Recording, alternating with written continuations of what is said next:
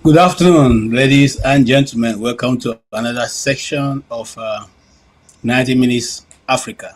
We are only going to be reacting to what already have been talked about earlier on this same broadcast. We earlier had Professor Chidi Odinkalu, whom almost everybody in Nigeria loves, and his views are well known out there. You know, in fact, if you follow the Nigerian news, Chidi Odinkalu is not a new name. It's almost like a household name right now in the southeast, south, southwest, northeast, northwest, and the middle belt. So today we had a very interesting session with him, and we're going to be looking at part of what he talked about. We're also going to dive into one or two stories that is making the headlines in Nigeria. And, and yes, we will start from there. Of course, some of the topic that we discussed earlier was the topic of the governor of Anambra State, His Excellency, Professor Soludo. Somebody said, I don't know how to call Soludo.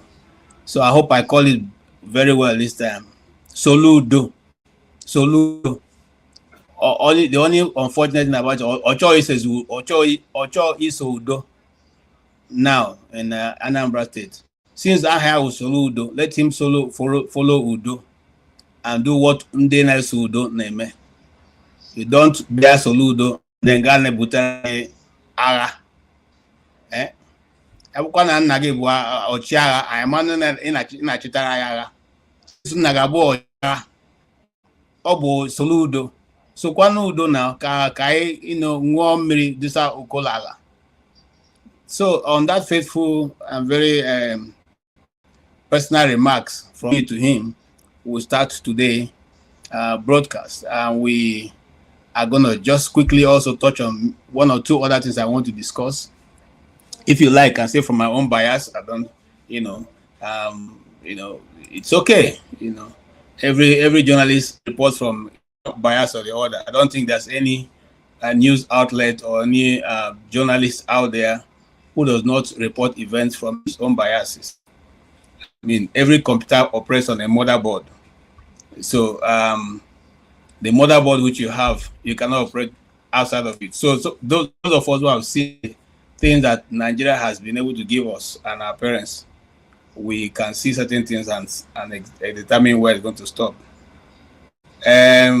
Oscar Black Bones, please give me $5 so I can I can follow your directives. If not, when I finish with him today, go. Okay, it's good to have all of you around, and let's go there, as they will say in the Nigerian palace. Today, I would like to, as you know, once in my life I was an actor, and I acted very well. If you know me, so I will start from that story, and then we'll gradually move into what Prof discussed this afternoon rather. Let us see this video, and then we can discuss that later. Major story has just broken that is shaking the Nigerian entertainment industry and the entire nation. Stanley Amadi, a well-known Nollywood actor and filmmaker, has been arrested facing serious allegations of involvement in a coup plot to overthrow President Bola Tinubu's government. This is not a movie script. This is real life, and the details emerging are absolutely shocking. Stanley Amadi is not just any random person in the film industry. he has built a solid reputation over the years as an actor, director, and production manager. He directed films like The Album and Tiger King, produced Cornerstone in 2019, and appeared in Once Upon a Dream in 2024. He was also the former chairman of the Actors Guild of Nigeria's Enugu State chapter. This makes his arrest even more surprising and dramatic. According to reports from January 2026, Stanley Amadi was arrested back in September 2025, but his involvement was only just made public now. He was picked up alongside several military officers accused of planning a violent overthrow of the federal government. The most disturbing part is what investigators are saying about his role. Security sources claim Amadi was recruited by the alleged coup plotters to serve as a propagandist. His job, according to these allegations, was to shape public messaging and help gain support for the planned takeover. Someone from the entertainment world who knows how to tell stories and influence audiences, allegedly being used to sell a coup to the Nigerian people. The plot goes even deeper.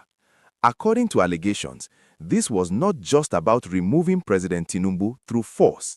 The suspected conspirators reportedly had an assassination list that included President Bola Tinubu himself, Vice President Kashim Shettima, Senate President Godswill Akpawpo, and Speaker Tajuddin Abbas.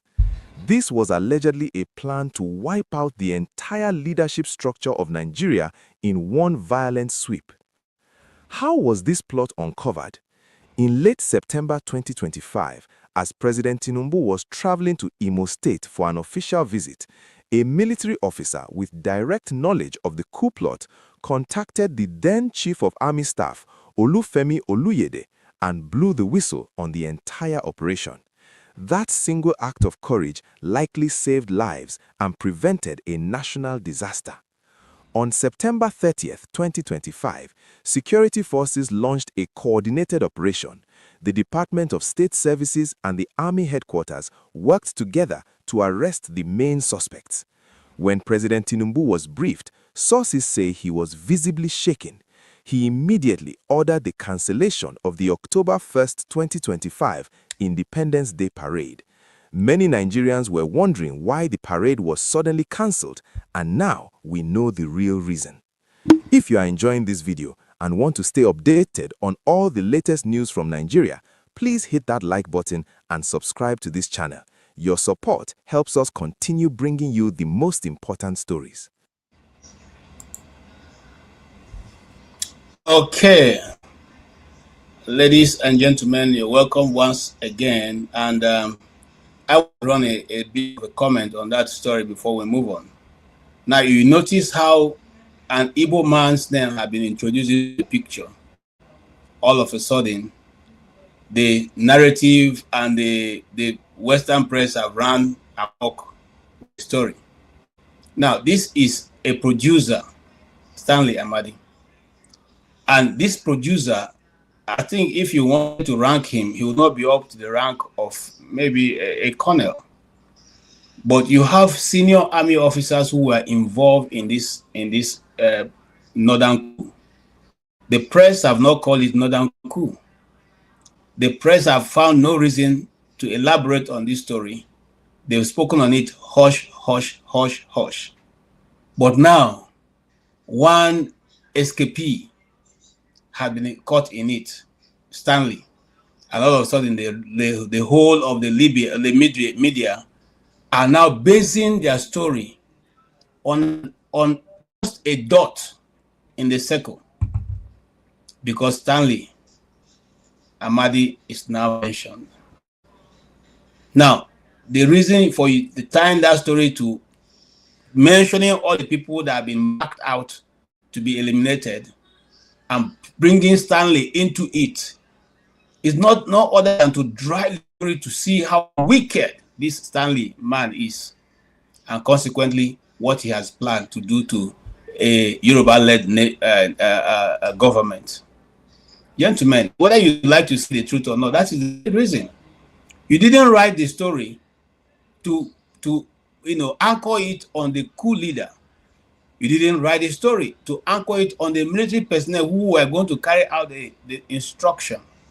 You anchored it, or he anchored it, or they anchored it on a simple script writer called Stanley, whom we don't even know of what his involvement was going to be, apart from what they have told us. You see how we say that, those of us who say the one Nigeria is but a hoax, what it is. You didn't say the main actors. You have not named it a northern coup, because almost everybody who is a participant is from the north. But we're still talking about the Igbo coup of 1966.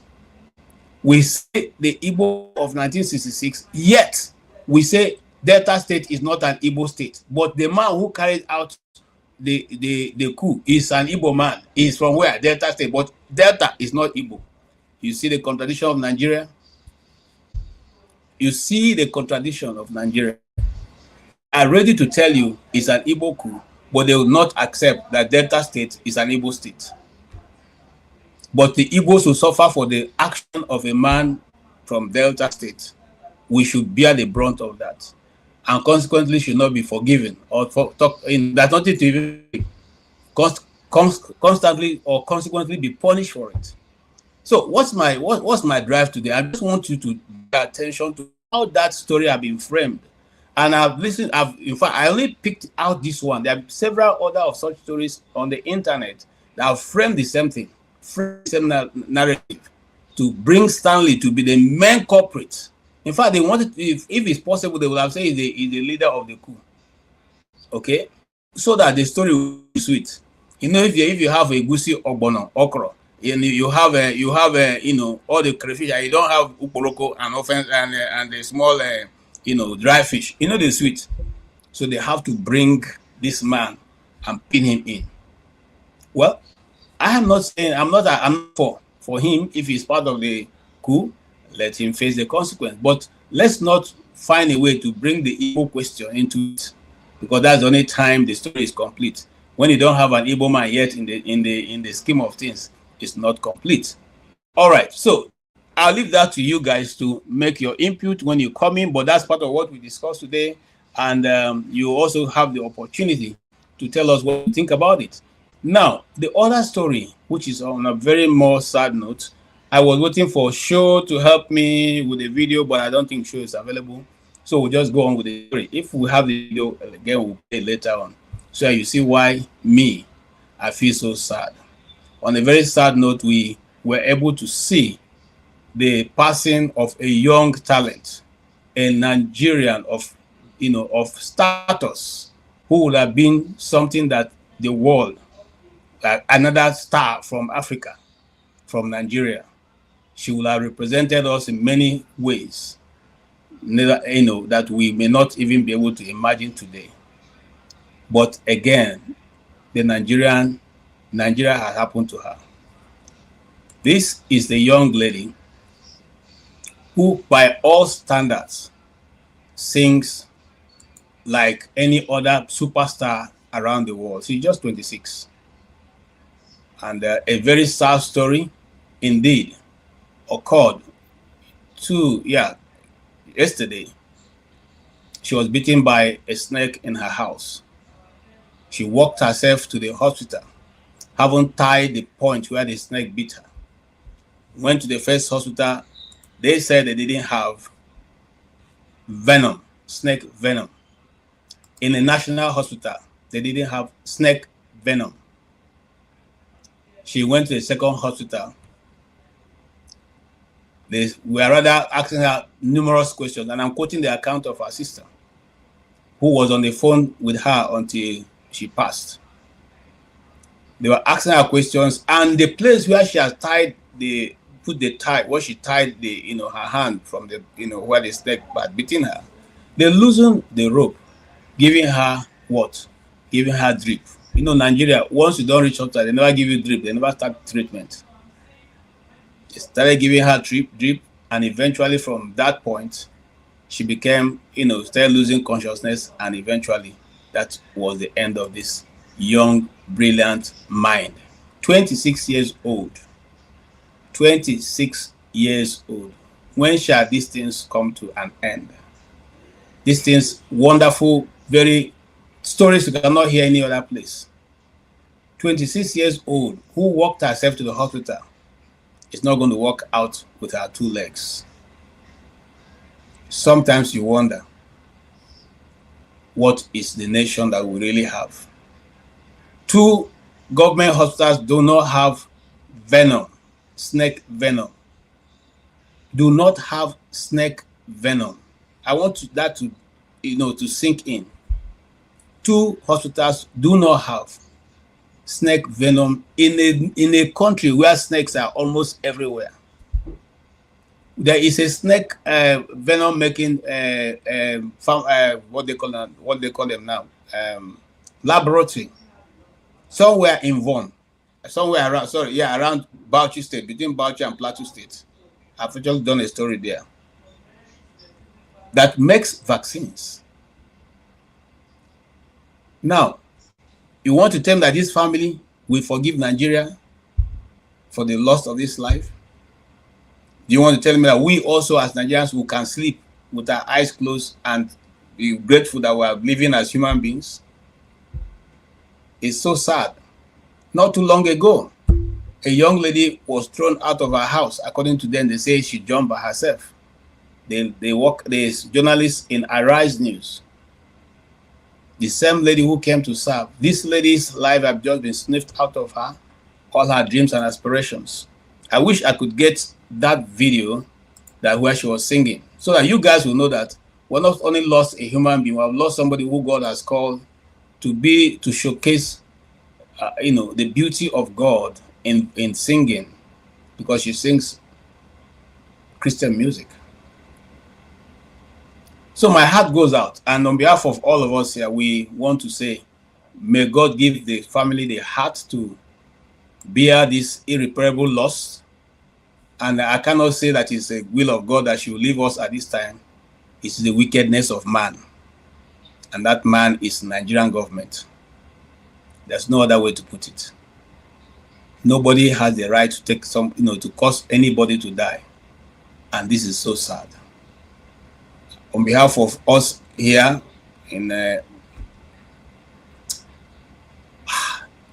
we say, may God give Nigeria the wisdom to overcome her challenges.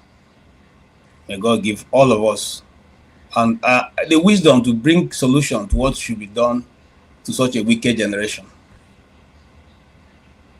It's not easy, but may her soul rest in peace. Amen.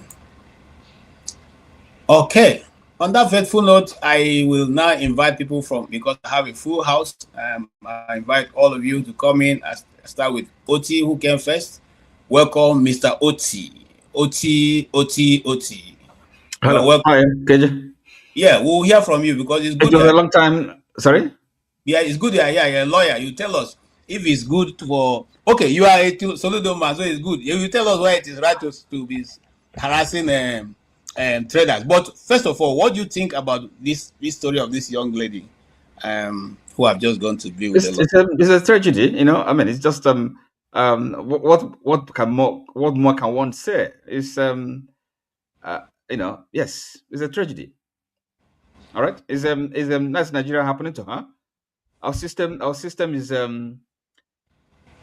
that is the problem. These things shouldn't be happening. In a normal place. Okay, so I mean, anybody can sentimentalize it, or nothing will bring her back to life. She's dead. It's a pity, a tragedy.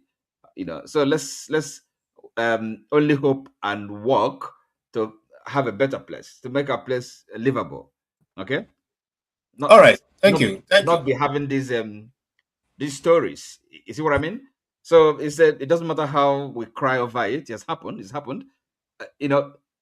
I can tell you there's one issue I want to, if you like, interrogate, right? Something from the previous section. Yes. I don't like people just talk. Sometimes we talk without. If you give me 1 minute, I'll mention it, and then I leave it with. Okay, well, anyway, just go ahead. Okay, so when I get them in and they initially, I'll come back to you. Good. Okay. All right. Chris, you're welcome. Yeah, thank you, KJ. So, my take on the previous session. No. Don't go there yet. I Okay. opened with a young lady who just lost her life in a very tragic and unfortunate Oh, way in a you nation. know, Two government hospitals, national hospitals, do not have snake, this. snake venom. Yes, yes, it's now a statistic. It's a statistic in Nigeria. So this has always been the case in Nigeria. I mean, you keep on counting, and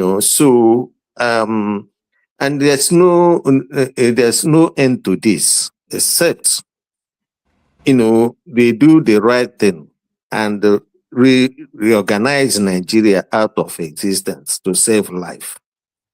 You know, um, it couldn't have happened if there is a system, because the whole thing about life in Nigeria doesn't matter.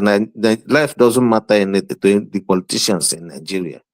What matters to them is being in power.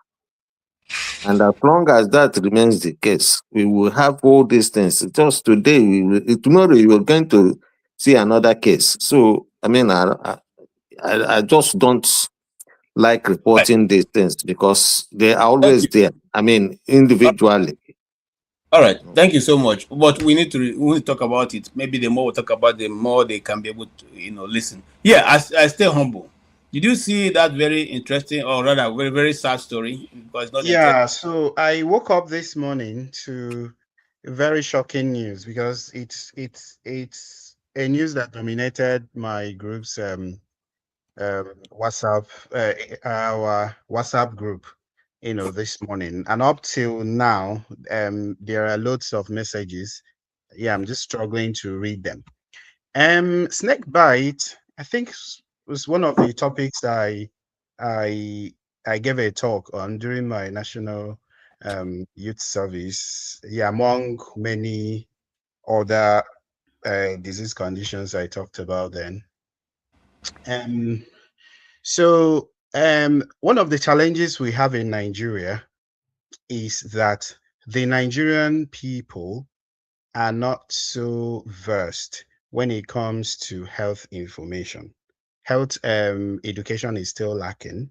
There is paucity of knowledge regarding health, and that's why there is still little advocacy. We talk about a lot of things in Nigeria, but little is talked about health. And that is because Nigerians don't know so much about health. When you talk about health in Nigeria, the only conversation that crops up is, oh, that doctors have left Nigeria. There are no doctors, there are no nurses. But that is not that is just a tip of the iceberg. That is just a scratch. There are very, very, very serious problems in health. We lack health infrastructure. We lack even the storage, because without infrastructure, without electricity, how can you store the vaccines? How can you store the antivenoms? So those are some of the problems. We lack critical health infrastructure, even the basic ones. So there are so many issues in the Nigerian system. And usually, when things happen, when tragic incidents like this happen, that's when you will see the outcry. And then after some days, the whole thing dies down. Nobody follows it up due to the fact that Nigerians have not um, bother to, know better about healthcare. So, because if they know, you see, even our journalists, when you read Sahara reporters, when they do an investigation about health and you read it, you see these basic errors that they make, and then you just pick up the article and read and be like, who wrote this? This is absolute nonsense. The pronunciations of things, the terminologies. See, it's not far-fetched. You must not be a doctor or a nurse to get these things right. These are basics that when you go to the streets of Birmingham or Norwich, Stay the humble. Is common this is all people. of this not just part of the third system? So Okay, stay on. Yeah, Thank you so much. what is there to discuss? I'm The sure third system. we'll come back to that. We'll come back to that. Yeah. My brother John Abbas. Yes, sir, John Abbas, go ahead. Yeah, I just forwarded a picture, a photo, funeral uh, arrangement of my um, cousin brother to you that died for uh, was buried yesterday. The family compound in our village for just appendix operation.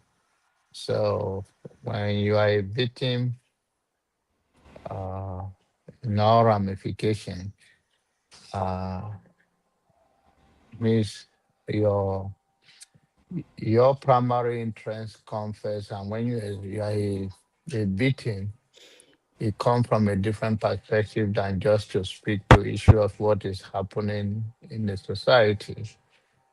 How can appendix that they can just operate uh, um, young man that is doing well for himself in Nigerian standard, less than 30 years, have a wife, 3 kids.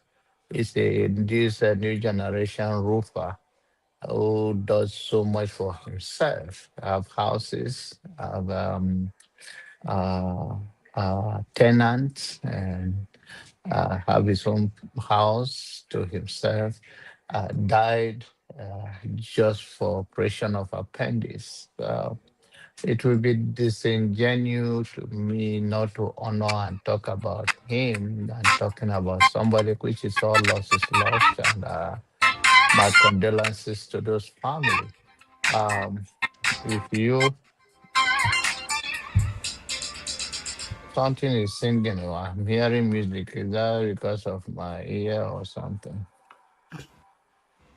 No, Uh, go ahead, John Abbas. It's my phone. Somebody trying to call. okay. Go ahead. So if you are a victim of this Nigerian quack system from the bottom to the top, and from the top to the bottom. And it's all lack of system. It's lack of functioning government. Because when people know the consequences of their actions, they will think twice before they take it. But in a country where somebody called auxiliary nurse or nurse assistants can claim to be a doctor and carry out any operation and build a place and uh, I mean, it's the people themselves. But what the check and balance is the system is that every human being want to play smart, but you will think twice because if you are arrested, you will face some time in jail. So the fact that we have a quack system, if you summon the Minister of Health today and then go to that place and say, why is this practice going on? He will tell you he don't know.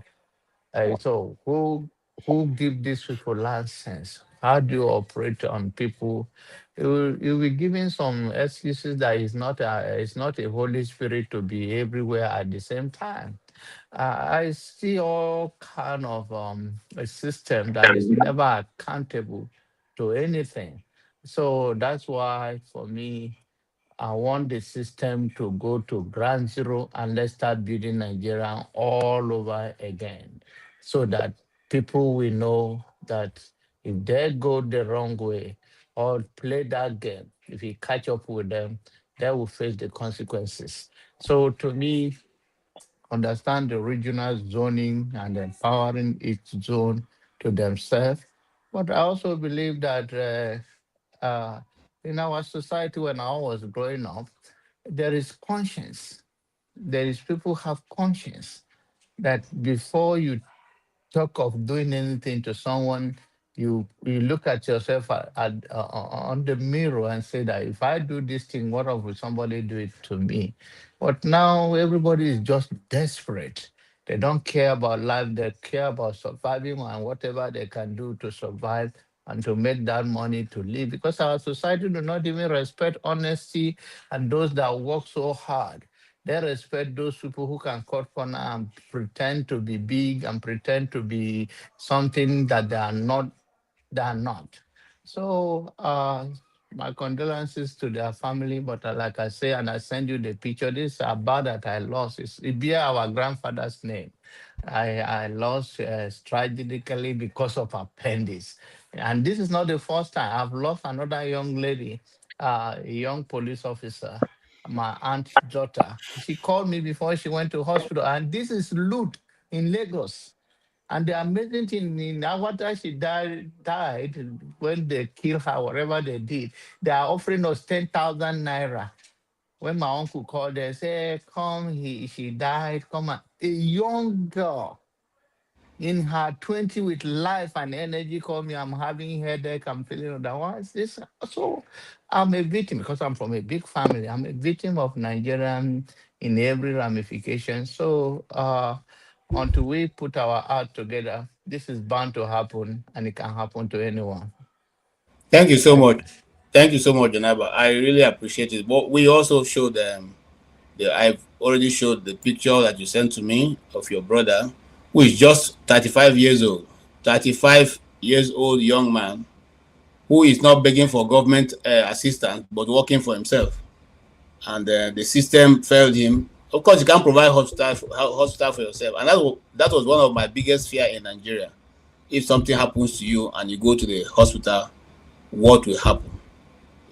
And look at these are young people, just useless stories. Even mere appendicitis that they don't even put people to sleep in other nations.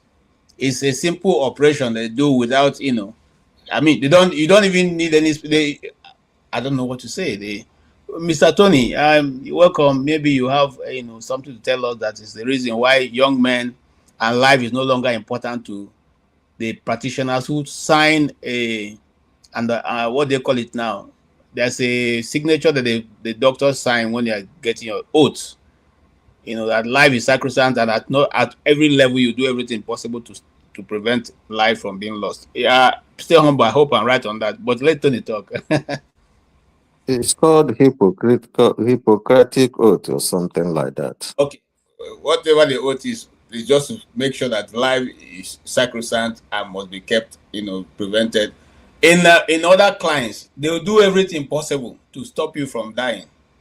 You know, there are even some people whose lives are being part to the point that they have their hearts are their majority parts of their hearts are even in machines that are keeping them going, and the people fight to keep them going. So, talk more of young men. A young man, 35, who is already doing well for himself. A young lady, 26, who is already doing well for herself. And this is the story we are told. A snake venom, anti-snake venom they didn't have in a nation full of snakes. Tony, what do you say to that? Greetings, KJ. Greetings, my brothers, OT, Chris, Stay Humble, John Abba, Recolonization. I greet all of you and everybody listening. Yeah, it's waiting they go, waiting they know they see for Nigeria these days. It's one of the greatest challenges that we have is the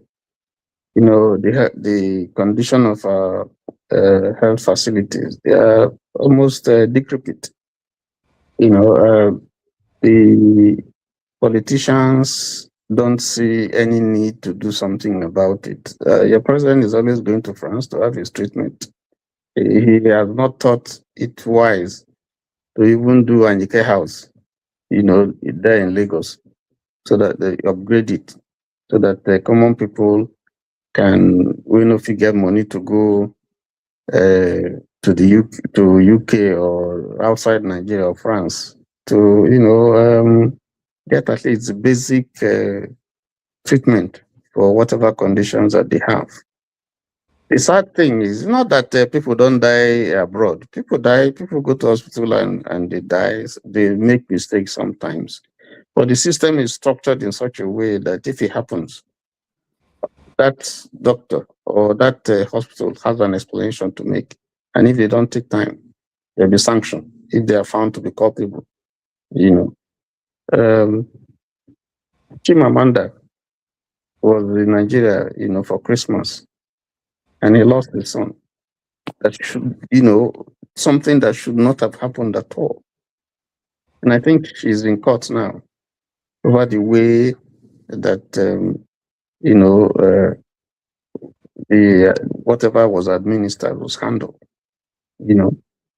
So the case of Nigeria is serious. I last year or last 2 years, I lost some very, very great friends. Some of them you would know. One of them used to be in Patito gang.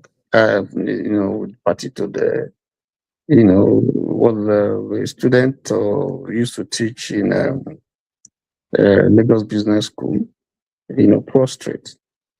I lost another friend to a consultant, a young man. Prostrate. If you, and there's so many cases, when people, if you tell people that to begin to enumerate their experiences, those of us who stay abroad, every time we go to Nigeria, our greatest prayer, one of my prayer is, please make a no sick, whether not headache, whether not this thing, even common malaria. If you go to hospital one, they will diagnose and say it is typhoid. You go another place, they will tell you it's this one. You go another place to tell you. All of them will give you all different diagnoses they could give you, and they'll be treating the wrong things. I had an uncle who came on holiday from the UK, came home, just to stay. Then he took ill. They took him to hospital. They don't get bed, first of all, where they go put him. Before they could contact his children to make arrangements so that they go, stabilize them and then, send him, fly him abroad to the UK. He died. So it mirrors the kind of society that we have. Life doesn't mean anything to anybody. And then even when it happens, you would find people trying to cover it up. I have somebody in relation, I don't know to mention them. Yeah, now only one child now if you get, because in UCH, the doctor that performed the operation when she wanted to deliver left the scissors inside her womb and stitched it. And they didn't know there was pain, she was going all around, they didn't know the thing don't begin decay. Eventually that woman, only one child where he get, now he get. And this is the professor. He was drunk when he was doing the operation. So I mean, if you listen to certain things that happen in Nigeria, you just wonder, how did we get this bad? How did we? And yet we have experts. Why is it that the administration, at every level has just gone? It's like I don't care. Nobody wants to supervise anybody. Nobody wants to do any. And even when they're busy fighting themselves, I've been to Lut. I was in Lut. I had a case, a case where I lost my sister, my immediate elder sister. You see the things that happen. You see Nigerians there. We had to even donate money for some people. You weep. You weep. People are coming from Enugu to Lut to treat the cancer and all those things. You go here, the facilities are falling down. I mean, they are not working and so on. I mean, it's so sad. Obasanjo equipped Lut. Less than 1 month after he equipped that thing, all the equipment gone. This country is sick. It's sick. And the point is that nobody's penalized. Nothing happens. Everybody just goes on business as usual. Moderator, can I ask you something? I'm sorry to interrupt. Can I ask you? Can I just now? So we know these stories are familiar. I mean, the situation. I'm just wondering what indulging in them, kind of this moaning and bemoaning, and what does it profit us? So shouldn't we rather perhaps have serious discussion, challenge ourselves, think about how do we move forward? How do we solve some of these problems, these systemic problems? I mean, talking about all this, what's the point? Okay. I mean, we spend hours and hours here, but nothing really, nothing concrete. It's just okay. I thought you understand. asked me a question. God, You asked me a question, right? go on, please help me. Okay. Yeah, what's the point of all this? I mean, the discussion we're having. Okay, I will tell you. Go on. Just calm down, Mr. Oti. The point is that these are normal human beings like us. And these strategies that are happening are continuously happening. We will sympathize or empathize with those who have lost loved ones. We will bring it to the fore of the media that these things are talked about. That's the only way to get to the ears of those who are responsible, who will call them to question. You and I, even if we come here now and provide solution, that solution will remain on this channel. It's not going to go beyond this channel, except those who are in position of authority. We take it and act on it. So we are saying that we do not condone or will not support the loss of innocent people. If they are 80 years old, 90 years old, and they're using Nigerian money to maintain themselves, and then you are telling me there's nothing to discuss when 35 years old men are being lost, 26 years old women are being lost. This is not the first, not the second, not the 10th, not the fourth, not the fifth. This last year alone, we know how many of such incidents happened. You don't think it warrants being discussed? Well, to me, it's just the amount of time we devote to it. Okay, and people are making their contribution. Let them speak now. After that, we'll go into this thing. I don't think there's much time. You see, this is the thing. It's like we don't. This thing you said was not a reason why I had problem with my. It does seem that we don't have any kind of value for time. We just hours and hours talking banality. The only reason why time is important to us is because we are alive. If yes, we're alive, and we have to make the best use of the time available that is to us. We don't have all the time in the world. We are using is, for me, it's very profitable to talk about these young people and this, because if you are a member of that family, you will not be saying what you're saying. Well, it's a pity. Because people will actually say, it doesn't matter how much we discuss them. It doesn't matter, because that's the Igbos have a proverb that when they are carrying another man's corpse, it look as if you are carrying firewood.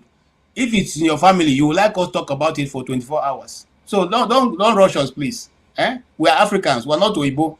Oyibo people may not be mourning their dead. We mourn our own dead, and the Bible said you should mourn let the dead. There's a time to mourn the dead. You mourn the dead. That's what we are doing, okay. Oti. All right. Having said that, KJ, let me just end by saying that the only way to solve a problem or to find solutions to a problem is to discuss it. Simple. That's all that way now. I want to each other. I yield. Thank you. All right. Thank you. Yeah. Stay. Recolonization. Go ahead. Thank you again. Good evening, everybody, and I greet everybody. You see, KJ.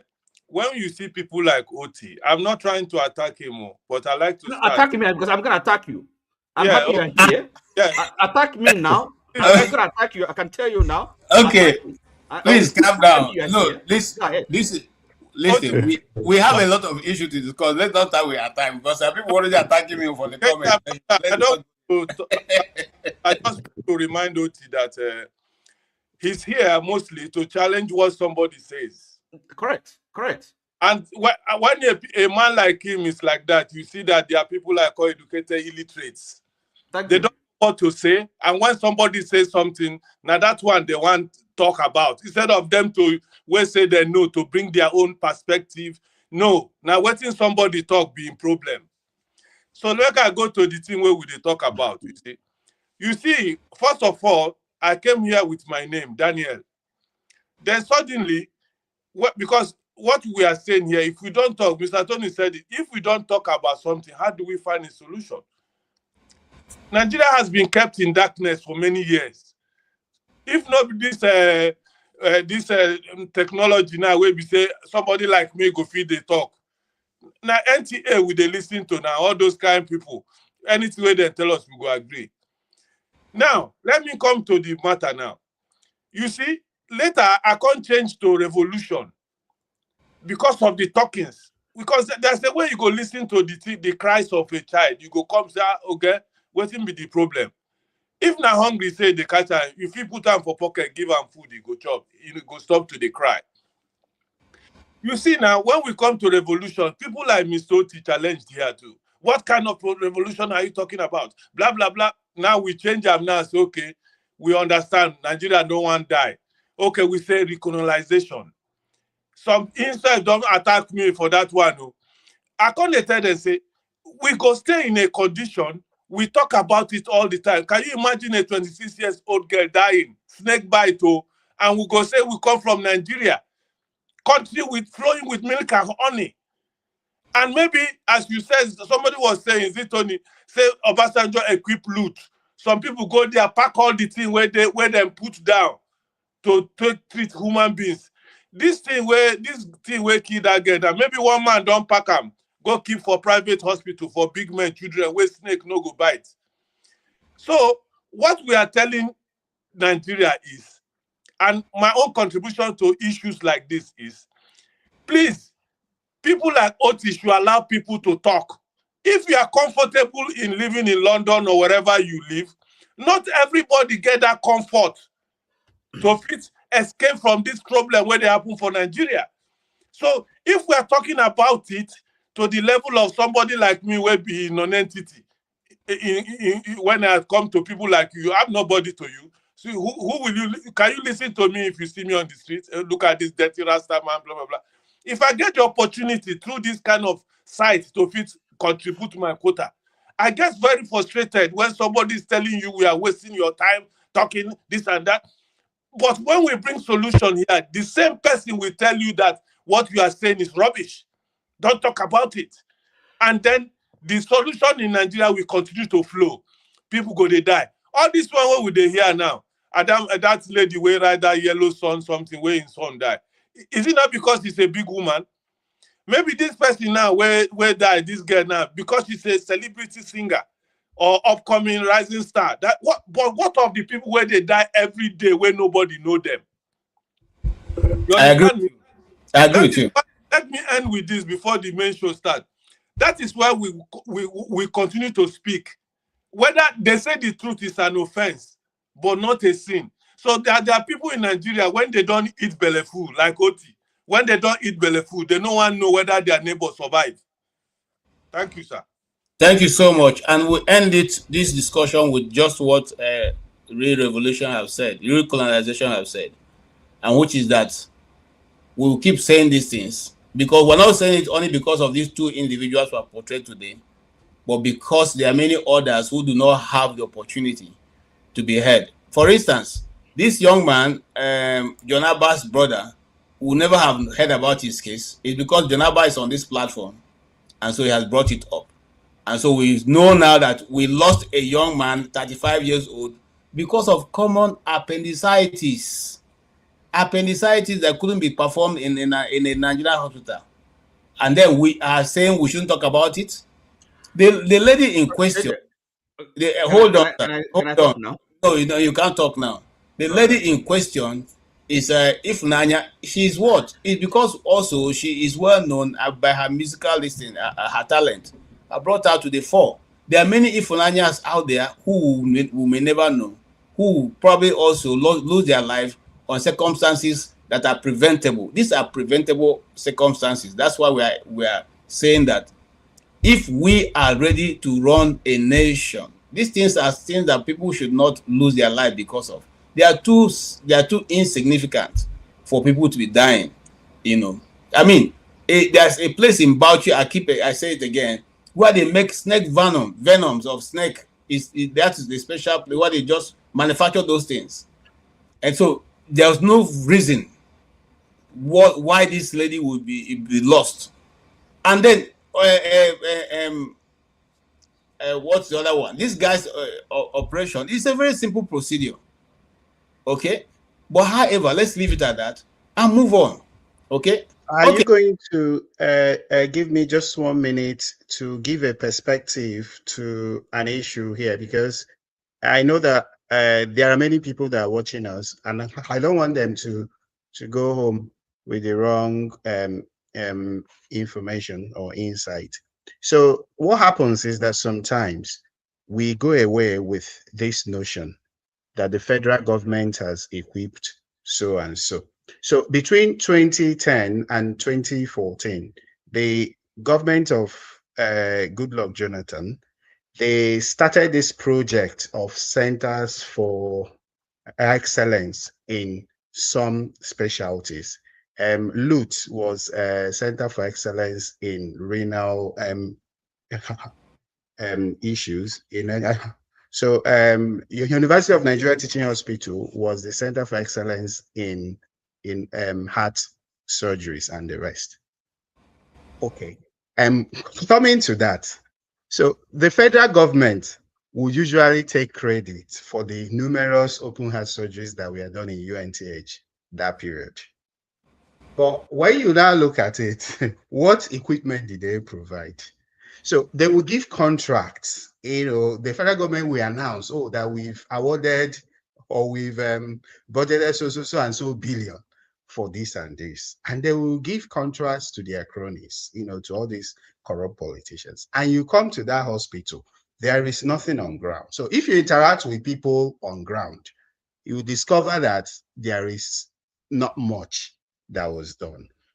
And people that came in from the UK, from then Ireland, that came to do those open heart surgeries, most of them brought in their own equipment. And there were people that trained in the University of Nigeria who were giving back to their school. They brought in personnel, they brought in equipment from their hospitals, and they performed those surgeries. But federal government will take credit for those open heart surgeries that we had done, because so many patients were recruited from across the country, because it was the only center doing open heart surgeries then. So sometimes when we claim that federal government has done this or that, that people not go with the impression that federal government is providing those facilities. Even people that are training in this UK, even people that are practicing here, I used to say, if you remove all the doctors that are practicing in LUT, for example, overnight, and replace them with doctors from Germany, UK, United States, most of the patients will not make it the next morning, because even the personnel that we criticize in Nigeria, they give more than their best, given the facilities that they are provided to practice with. So if we have time, again, next time, we'll go in detail into what the problems are in the health sector. All right. And the solutions to them. Okay. Thank you so much for that background. I say once more, yes, I know that we may not have all that we need, but there are certain things that must be avoided, these kind of things. And someone was saying that the best way to stop circulation when there's a snake bite is to reduce movement. But in a nation where you don't have 911, you don't have those, you cannot reduce movement, but you have to find a way. But you see, many years ago when I was in the Boy Scout at Mano Bay, and because we do a lot of hiking and all that, you are told the first aid to do when you have a snake bite is to band the place up until you get to the nearest hospital, which is what she did. She was able to band the place, or whether that's the right practice or not. At least for us at that time, it was that it will reduce the constant flow of or rather the circulation of the venom until you can now be able to get to a hospital that people have an understanding of what to do.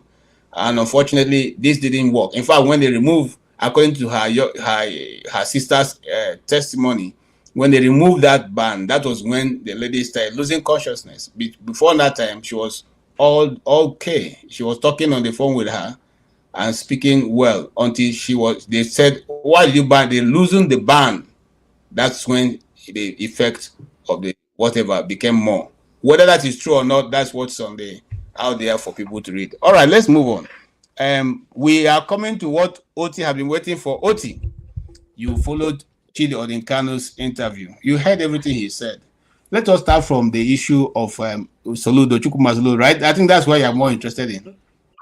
No, I'm not. I'm not. I don't want to discuss it. At least not for now. There's something else I want to discuss. Okay. Okay. What do you want to discuss? Okay, let's discuss there. Let's go Okay. there. Now, so first of all, as a kind of, if like, prefatory remark, I'm not against discussion, okay, of any sort, but it depends on what we're discussing and how we're discussing the subject matter. Okay. Now, for example, Stay Humble, his last account, it was informative, educative. Somebody can learn something from that. Okay, that is quite. So it's not just a discussion for the sake of discussion. It has to be reasonable. It has to be constructive. It has to be like, solution oriented. I'm not just interested in kind of accounts. And by the way, these things that are no news to people in Nigeria. Okay, the deplorable state of medical care, the infrastructure, it's not news. I don't, no average Nigerian, doesn't know that our hospitals are kind of a death trap. Okay, so really, it's that people die when they go to hospital. That nothing, no medicine. It's commonplace, common knowledge, right? So there's something there now. Kind of we're having the discussion. Is to me, right? We can have them, but how profitable? I don't know. But anyway, so what I want to talk about is this. Okay, let me answer you before you continue. In yesterday's news, and there are people who live in America here. John, what's his name now? Don Lemon went to a school, a church, and interrupted the church by trying to, they went there to demonstrate in the church. Demonstration is carried out every day in America, the streets of America. Every day, if you go to the White House, and there are people demonstrating outside. But okay, now listen. The national news. Should they have? No, excuse me. See, listen. So why did they carry that news? Since every day Americans are in the street. Listen. Okay, let me tell you the difference. Let me tell you the difference. You see? Okay, tell me the difference. That is action. Are you with me? You see? I don't understand. What do you mean? No.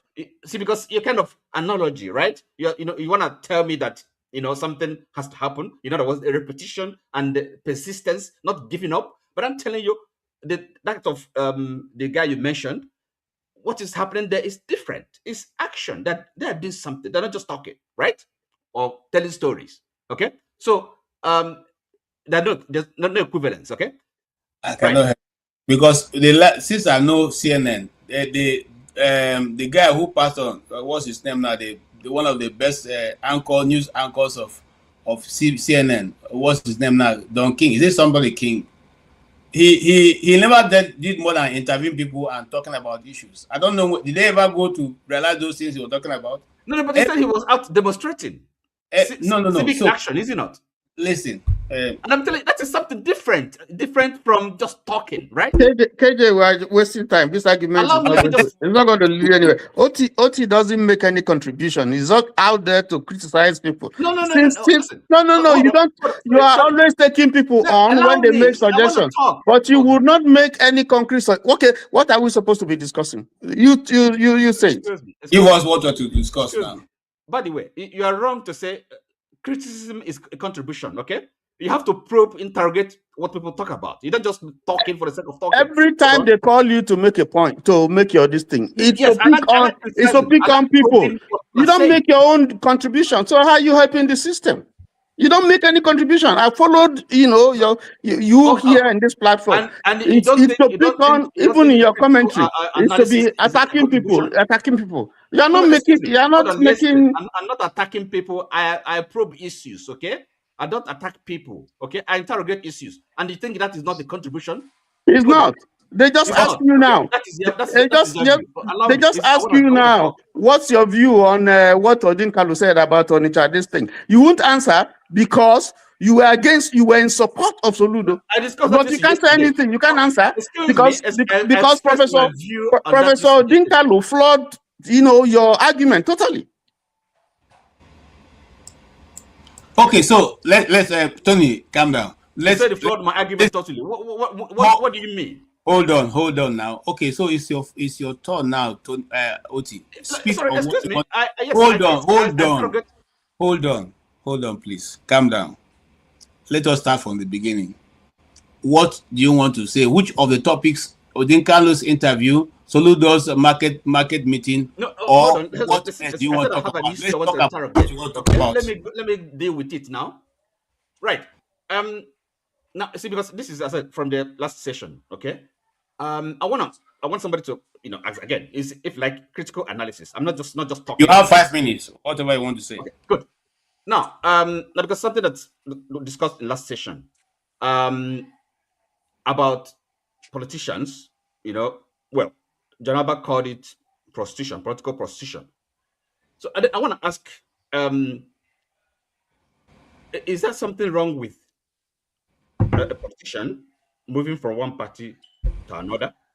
Now, we're not talking about where somebody won an election under a particular platform, and then why the person is still in service, in office, under the mandate, and the person leave that party, join another one.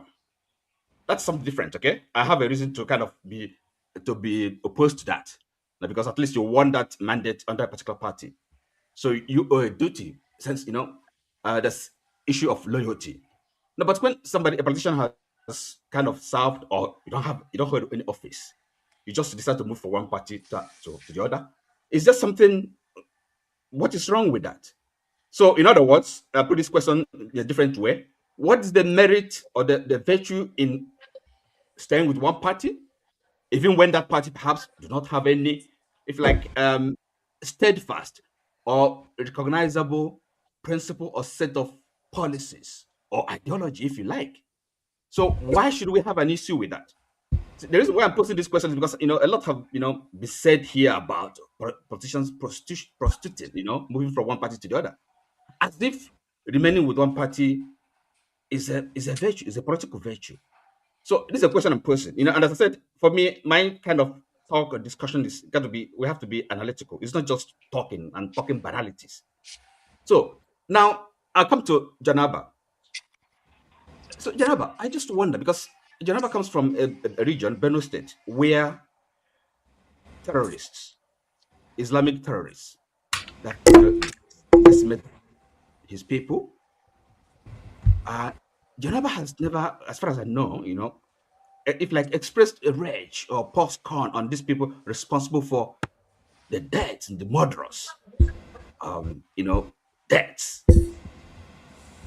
as well as not even condemning the government that is responsible for this, the government that has the responsibility, duty to protect his people.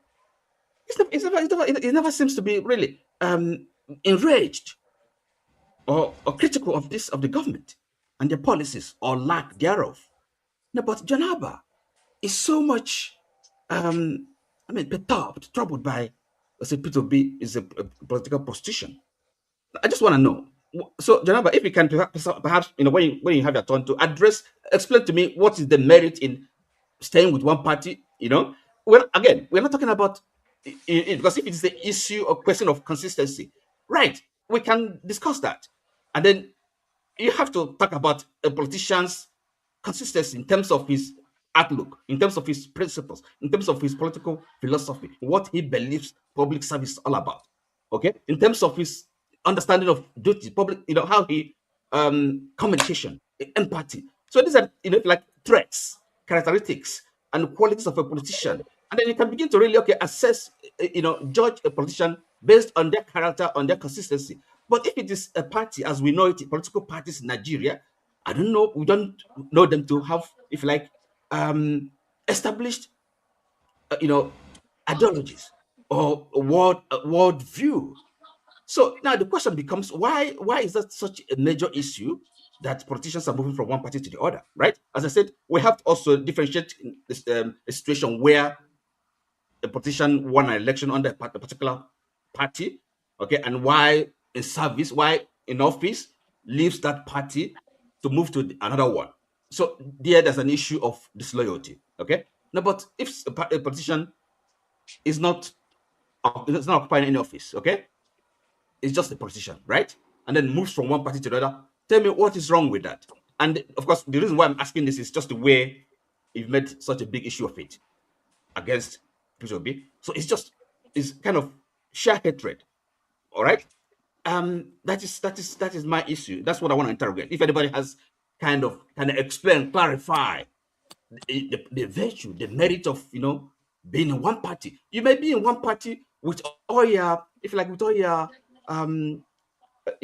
immorality, with all your deficiencies, with all your lack of care, with all your wickedness, and then you're a good politician because you stayed in one party. Is that how we judge? Is that how we evaluate things? Is that how we think? Is that how we analyze things? So this is my issue. I would like KJ to give me permission before I say something. I know I know you are directing at me, but KJ, can I say something? Okay. Can I respond? Yes, you can respond, Jonaba. You can respond. Thank you, OT. Trying to clarify, and in your statement, you have made it clear. It's consistency. If you apply for a job in a certain organizations, they want to look at how long you stay in one job before you go to another job, before you get to another job. There is a credit and a reward for your consistency and for long service in that organization. When it comes to uh, the contents on what I made that comment, is also someone claimed that he's not desperate. If you are not desperate, then you will have all it takes to build a grassroots. And I can tell you for a fact, and I can give you names of many people that I know that are obedient, who believe that Peter Obi will not leave Labour Party.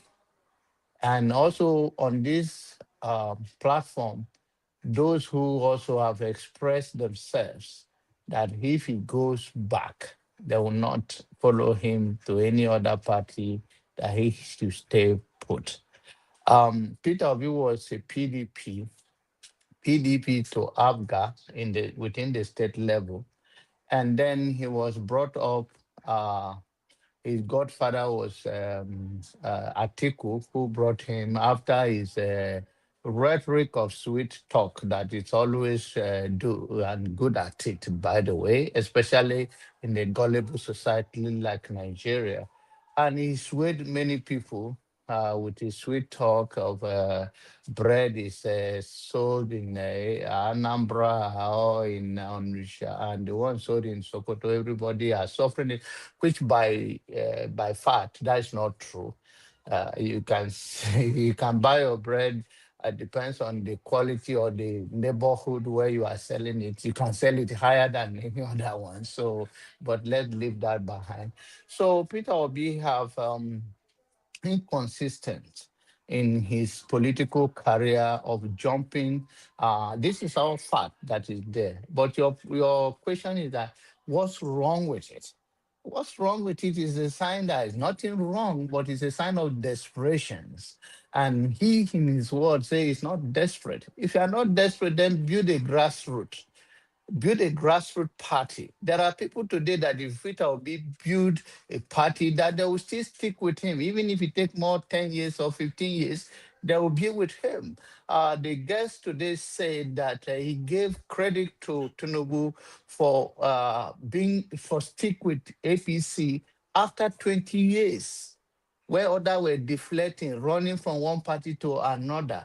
That is the measure of a man that is articulating and position himself, not a man that desperate rather do or die today. And I believe, in my opinion, there was a movement by the media,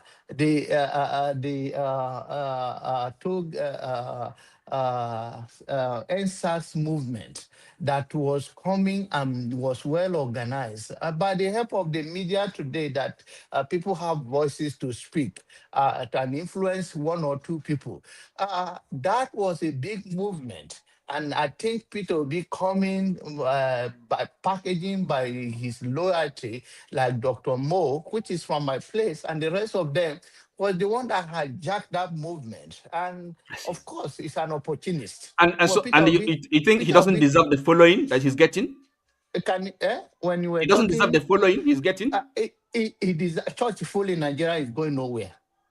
Sorry? Mosques full, churches full in Oti, Nigeria by allow him street. to speak. You are taking it out of his Churches time. full in Nigeria, millions. He does I didn't not say deserve churches it. as full.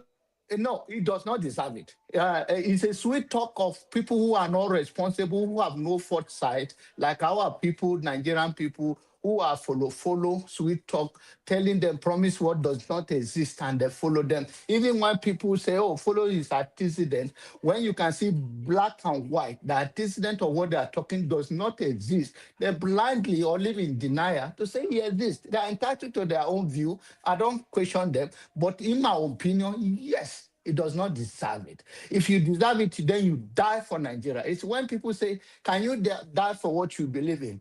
He said no before, and now he come back to know that people hear him. Because some people in Nigeria today, is how many people can afford to have data to follow up? It's very few. All those teenagers, yes, they're from here to and there. But the middle class people who care about how to treat their children when they are hungry and how to feed them, are they the people that waste so much money? Except people who also are a beneficiary of the corrupt system in Nigeria who are taking money home. But by merit in Nigeria, nobody can Okay. afford to be following. So the notion that Peter Obi, I'm rounding up my brother, following changing party and should not be called a party prostitute. I don't know what you are coming here to defend him for. He's entitled to do that, but that is what I call him. You may not call him that, and you may not see anything wrong with it. Thank you. Thank you so much. Thank you so much, Jonaba. The trail horn is actually to let you know that your 5 minutes is up. And so the second horn is for you to stop. So I don't have bell, so I'm using train horn. I think I find it interesting. Okay, so the truth of the matter is, and I'm not trying to, say, I'm just trying to moderate so we cannot move on, is that you are saying P2B, it doesn't matter if he decides to move from party to party. After all, Nigerian politicians are moving from party to party.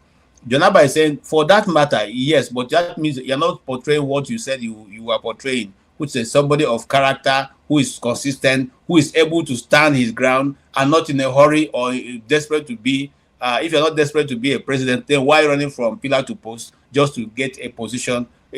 That is valuable. Both your side and his side is valuable. Let's talk as mature people. Look, I love Professor Chidi, okay, but not every view that he canvas that I accept, okay. Not every view, but I love him. I mean, like I said, I can listen to him all day without having any problem. But it's not everything that he puts. If I have to take everything he said, that means I'm not my own person now. So he has certain things I don't agree with, and then I agree with majority of what he says, and that's how we can be friends. None of your friends you accept how they behave, but you can be friends based on the other parts of things that you agree with. Okay, having said that, can we hear from Stay Humble? And yes, let's hear from you. You can start to continue that discussion, or you can also talk about any other part of Professor's interview that you want to take on. I'm particularly interested in the Onitsha Yeah. market So people. the thing is that sometimes when things happen in Nigeria, we don't get as much information as we need because we don't have the system in place.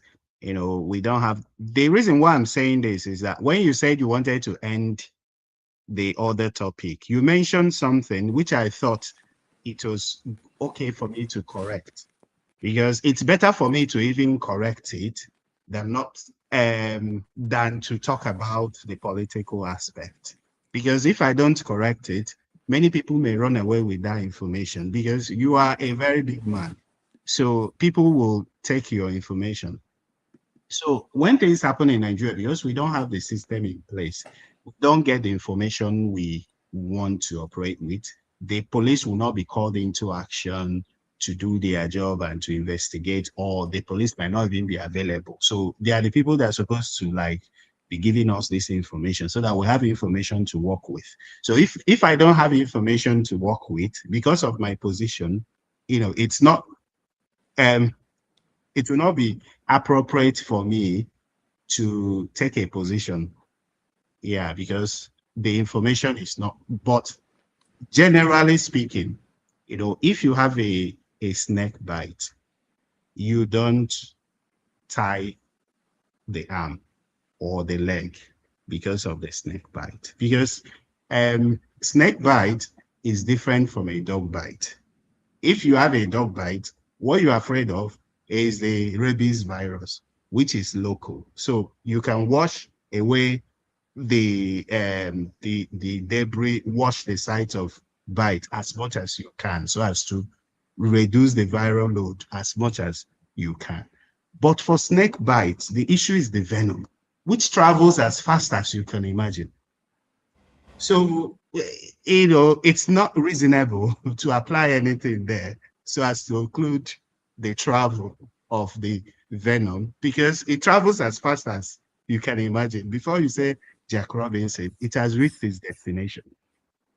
So, what you don't want to do is to apply anything there. So if I have a snake bite here and I apply something here, what I'm doing is occluding the arteries. So this part of the body will not receive blood and oxygen, and it stands the risk of dying within those hours. So you don't want to occlude here, because to untie whatever you want to tie a rope or cloth, because of the compromise of circulation.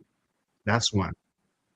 If you apply something here, you even stand the risk of infecting the site of bite again. It's not reasonable to apply anything. Sorry, please. So what is the first aid of snake bite? Because what you are telling us now is very wrong. Oh. Okay, see, hold on, stay humble. I will allow you to talk. Well, here is what I said. I said, many years ago when we were Boy Scouts, of course, I'm not a boy now, so I can't be a scout.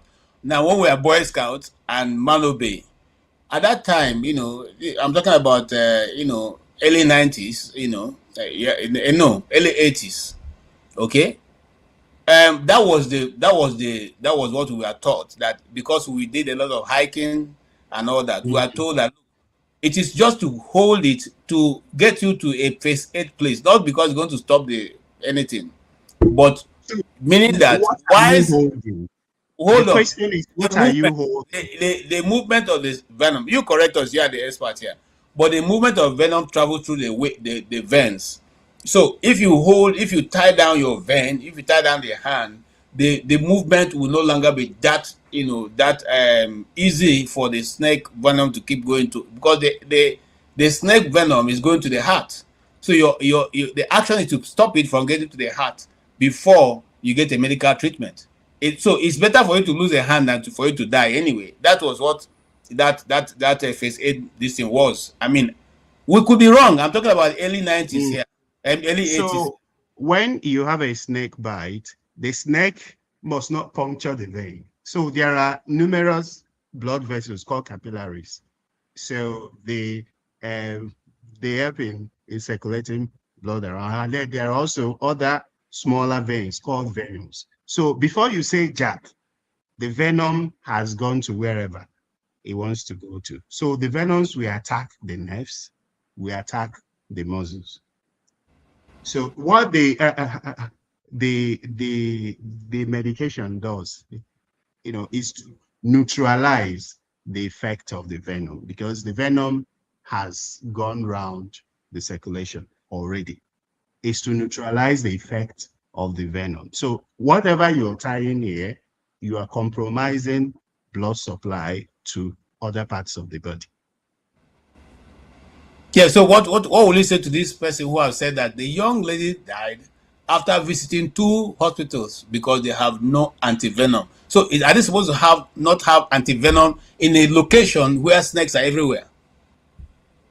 So the thing with the antivenoms is that it is not paracetamol.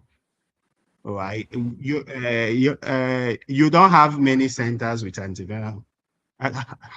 Far back in 2011 or so, I remember in Enugu then, the only hospital that had antivenom was University of Nigeria Teaching Hospital. University of Nigeria Teaching Hospital was the only hospital that had antivenom. So it's rare, not many hospitals have antivenoms. Most general hospitals don't have antivenoms. So where you're likely to find the antivenoms are the tertiary hospitals in Nigeria. Okay, so we sorry, don't produce those well, things. tertiary We don't produce hospitals. anything in Nigeria. This hospital that she was taken to was the medical center, Federal Medical Center. Don't have antivenom. Okay, so you seem to have a lot of knowledge. So let's explore that a bit. What is the function of that venom manufacturing company or industry or laboratory in Bauchi, between Bauchi and Jos? Yeah, between And Jos. yes. What do they do? Is it not for production of venom, snake antivenoms, this thing? So how come they don't have it in Nigeria? If you have an understanding, let us have it. Because these are things I think we have a high incidence of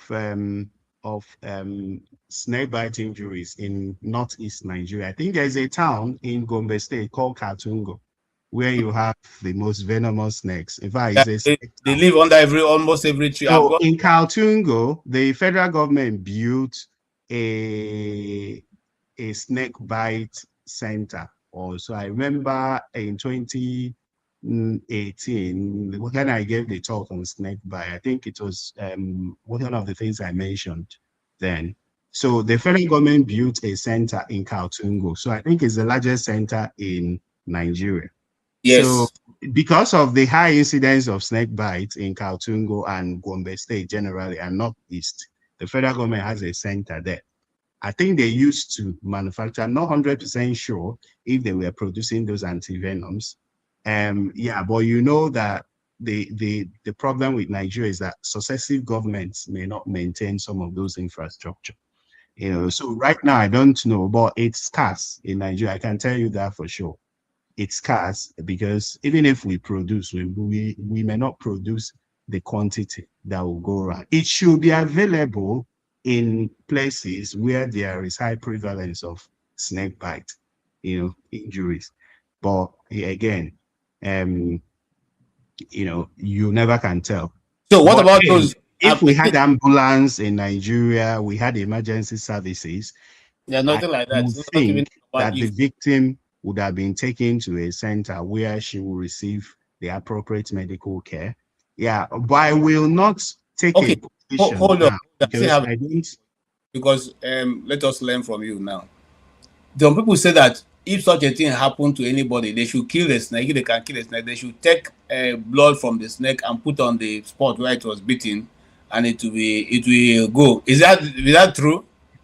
Yeah, well, there's no evidence. A situation where they say they should kill the snake, cook it, and make pepper soup and give the person to drink. It will kill the venom. Is that true?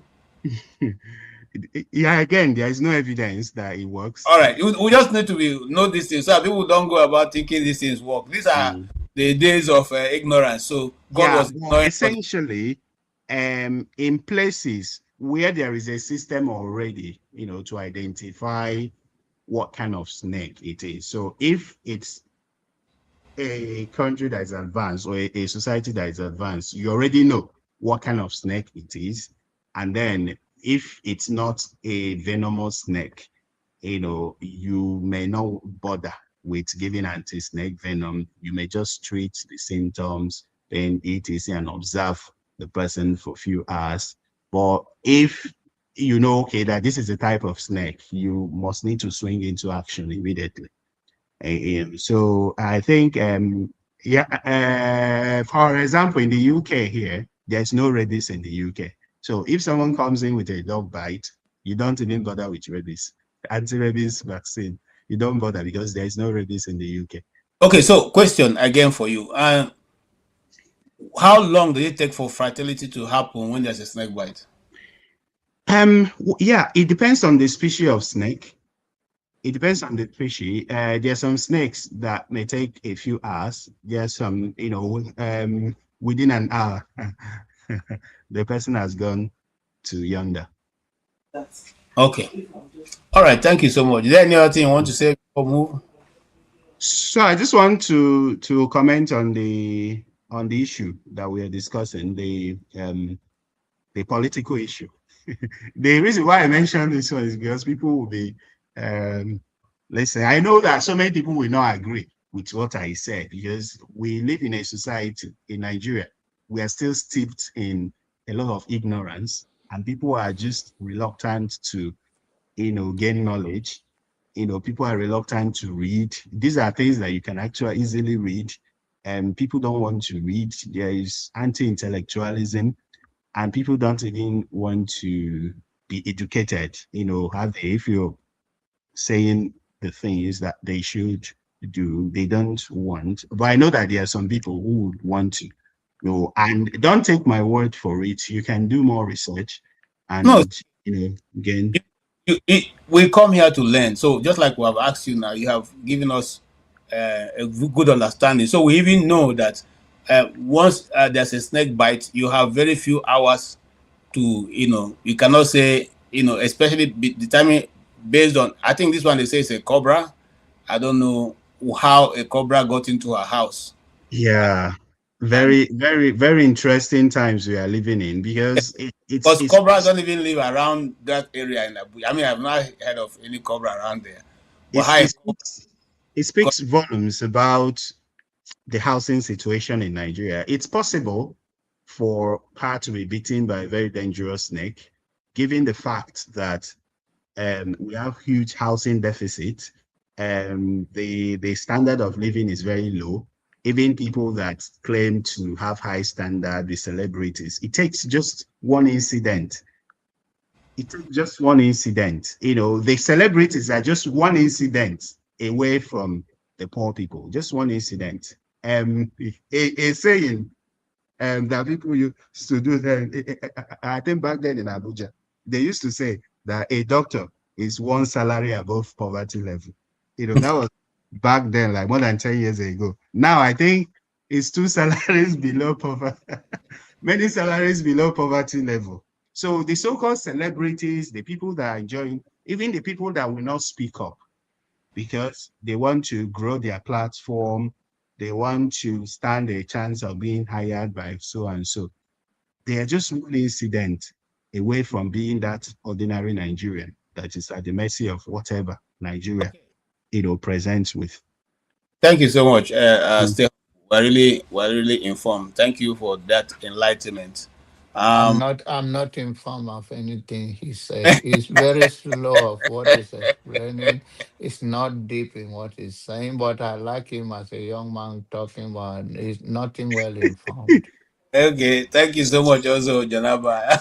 It's good. So back to the political issue, because I think John Abbas had some takes and opinions which I fundamentally disagree with. I usually do not agree with some of his opinions.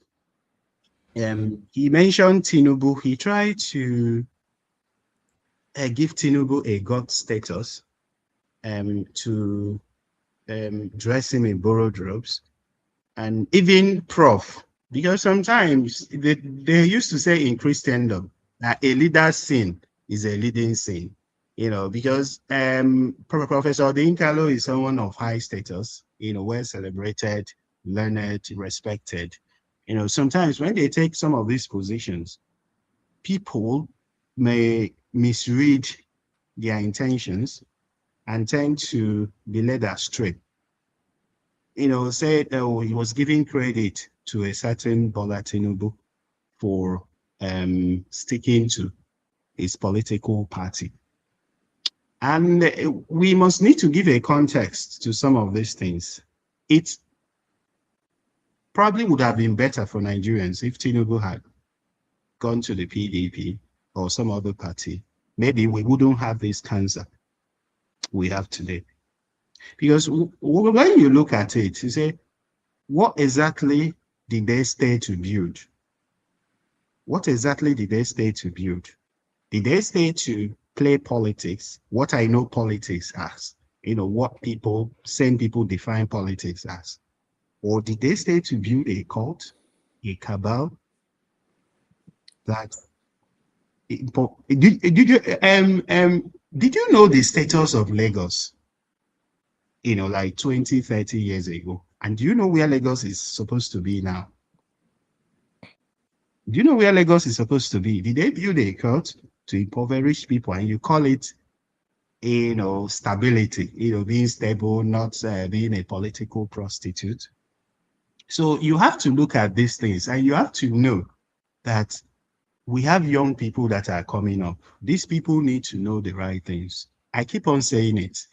What are we leaving for posterity?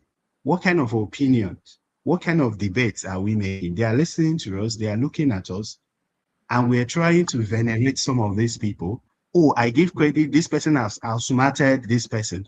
And we call it smartness. One blogger, that I've already blocked, he came up with this, how Tinubu outsmarted. And some of the things he listed as being smart are very, very criminal things. So we have to be very, very careful about what we say and what we pass on to the young people listening to us. So and then when you juxtapose Peter Obi's political history with Tinubu's political history, you look at Peter Obi was in APGA. What was he in APGA for? Was he in APGA to end himself? Was he in APGA to build a cult? Was he in APGA to use it as a bargaining chip for political whatever? He was in politics to contribute his quota to developing his state, to advancing the cause of his people, to providing his people with at least the basic amenities. All right. So when you are looking at this person, what has he done? He's remained in one party. What has he achieved with that one party? Has he elevated the socioeconomic status of his people, of Nigerians, by remaining that way? So why do you remain in one party? What are you building in that party? Okay. Now, wait a minute, just one more minute. Just one more minute. Okay. One more minute. Now, when you look at the political structure, the ecosystem in Nigeria, it takes a lot to sustain that party, to sustain your followers. You know the kind of politics we play in Nigeria. Where will you get the money? Are you going to use the money that we use to provide basic health care? Are you going to use the money that you use to provide water to the basic amenities for your people to maintain your political structure? I would rather that you move elsewhere and use the money for the good of the people. So till we have that system where people have the principles to stay and then build that party to advance the cause of their people. Let us stop talking about this and that. And Peter Obi is somebody that Nigerians know his history. Nigerians know that he has moved from PDP, as you say, to ABGA, to this or that. And they still say, this is the person that we want. Nigerians know those things. You are not Mongo Park that discovered River Niger. Okay. You're saying that he's a prostitute. Nigerians know. And they're still saying, this is the person, this is the character we want to build Nigeria. I'll just leave that for now. Okay. Because you have spoken very well, I didn't want you to go, further. Yes. Please. I beg you. I know that my brothers are waiting, and I'm going to be very short in response to this because some of the things on talk, and then they talk over me, and they keep dragging. Now, let me tell you clearly, Peter Obi is entitled to whatever he does. That is his life, and this is my opinion, and this is on public record. And to you, the obedient, assured you, Peter Obi is not going to be in 2027. It's not going to be your president. The earlier you settle with it and take a P is better for you. And another thing is that those people who many and I have spoken that they invited him to Dallas here.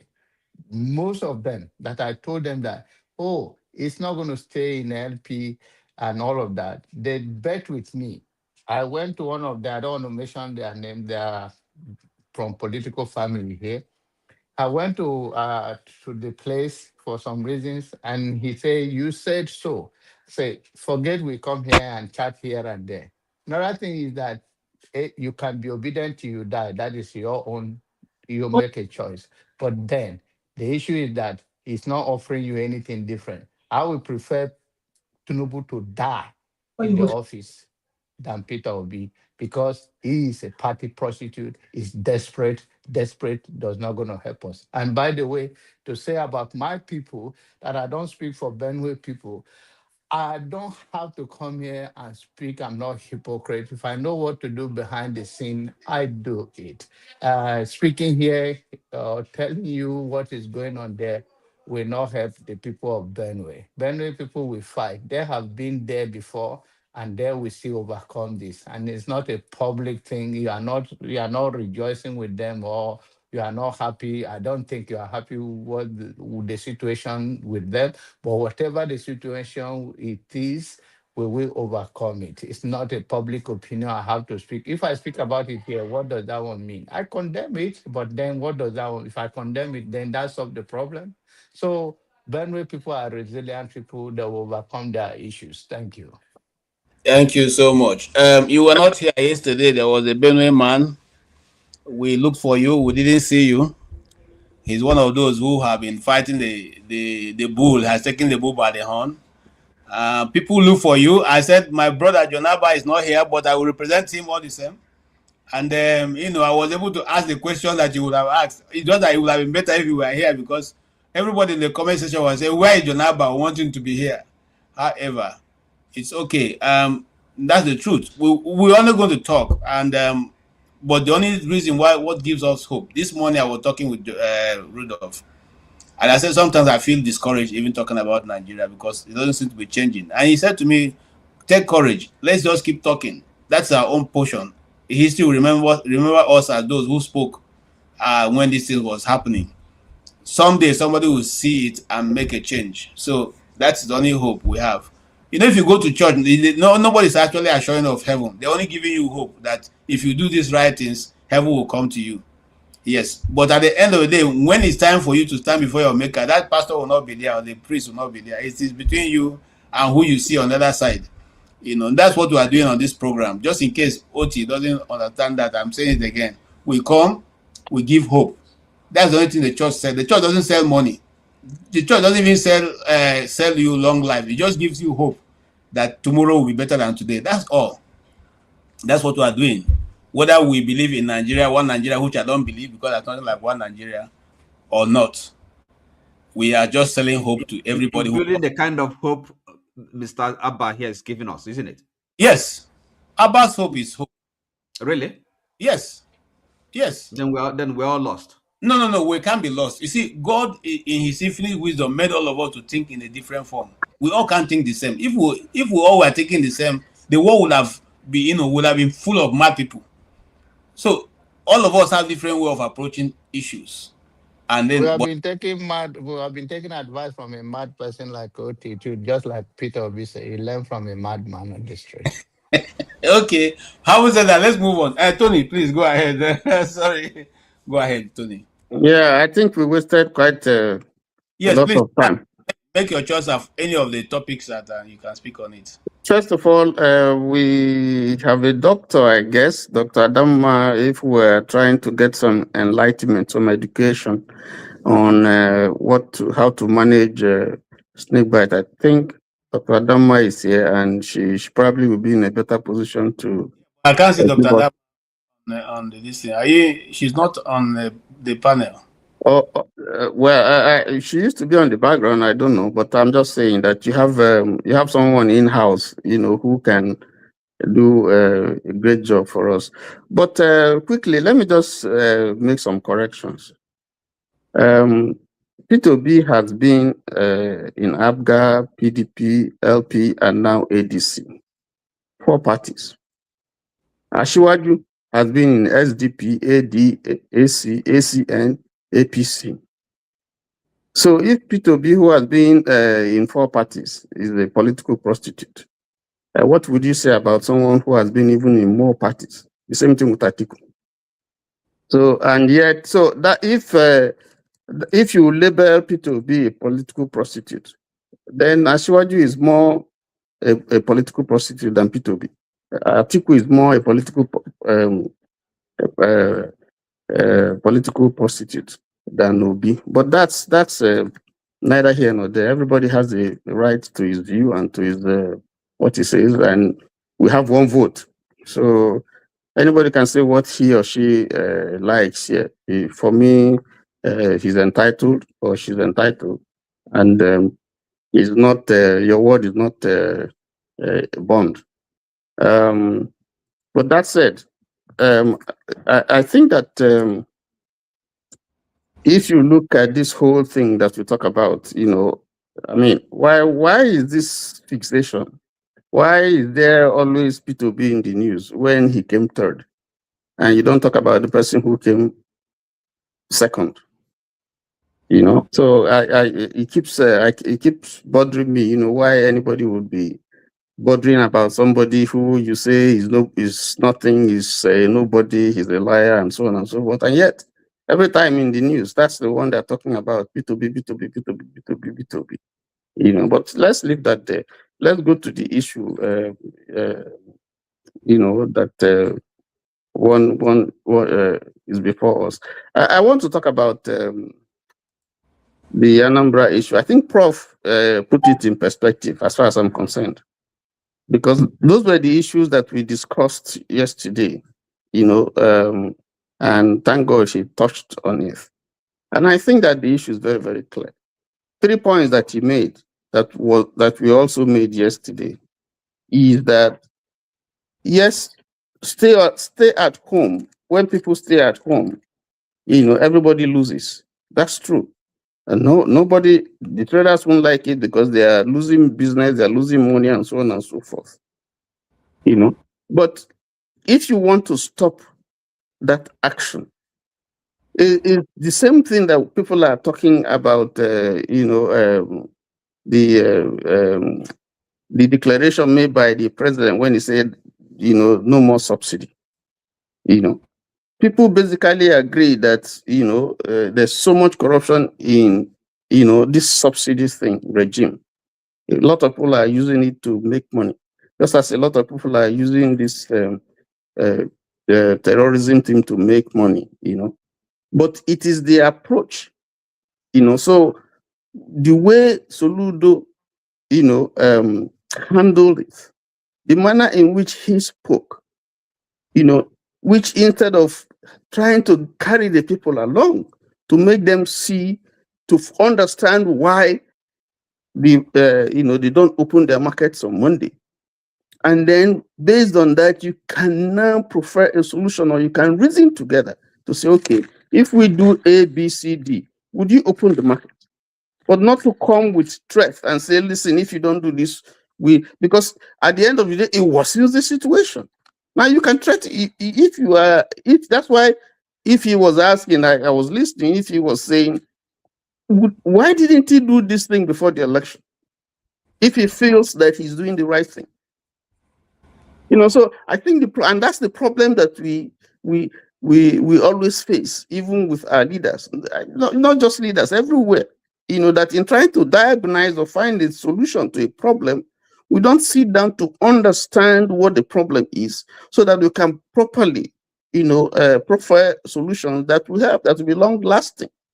Okay, so I think that's the place. Is not nobody. I'm not sure anybody is saying that staying at home is good, but I think that you have to find out, why are these people staying at home? What are the issues? What are the problems? And then if you understand their problems and their reasons, then you are better placed to address it, so you can get the result that you want.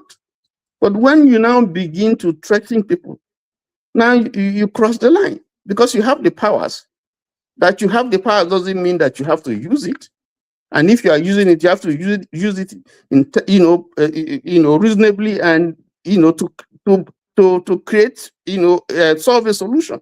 Because he's not sure that this thing he has done will solve the solution. He's not sure about that. He's not sure. Even if the people begin to open their shops, you don't know what is going to result from it.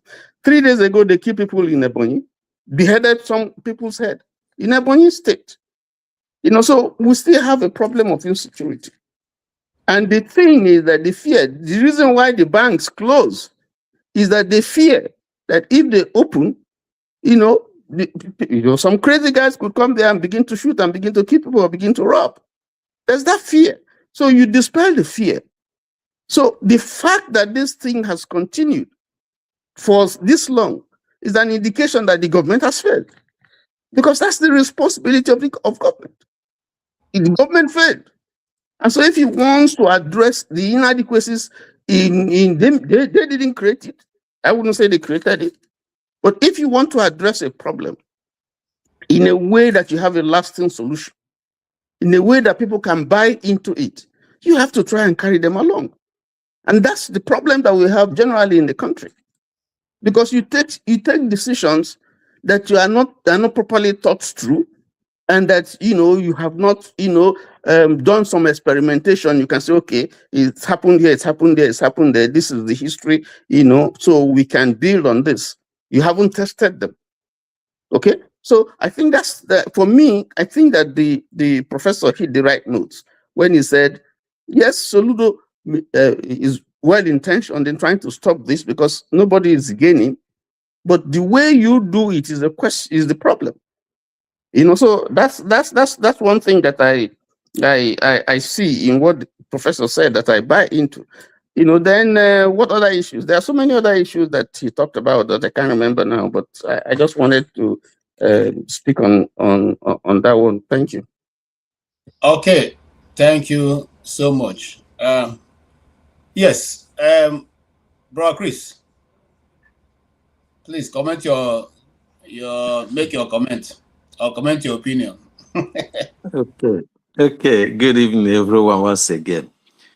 Actually, those of us who have been advocating that Nigeria, that Africa will only grow when they go back to their cultural heritage. Because every society grows with her culture. Now, this is the reason why. That is the reason, we say these things because there are a number of issues that when we come here to discuss, you can never be, you can only see them manifesting, as a symptoms of lack of our culture. When I was growing up, there were so many snake bites. There were no a hospital for what is it called, snake venom or whatever. There are ways that our traditions culturally, used to take care of those things. But we have abandoned those things, and now we are depending on the Western system of medication. Now we are unable to meet up with that level the Western world put it on. So that's led to the death of this lady. Now, again, I was asking the professor, about our culture, because the white man that colonized us came and saw that we are democratic, and saw the templates our forefathers left for us, which we could actually use to build a stable society, which they have abandoned. Now, in pursuit of this one Nigeria. And the problem with Nigeria is always incompatible cultural diversity.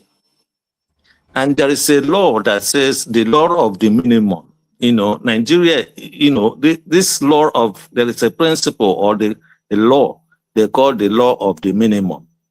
So if in any society that have all these things, it's always the minimum, reactant that always controls the reaction. in any chemical reaction. So this is what Nigeria has been suffering.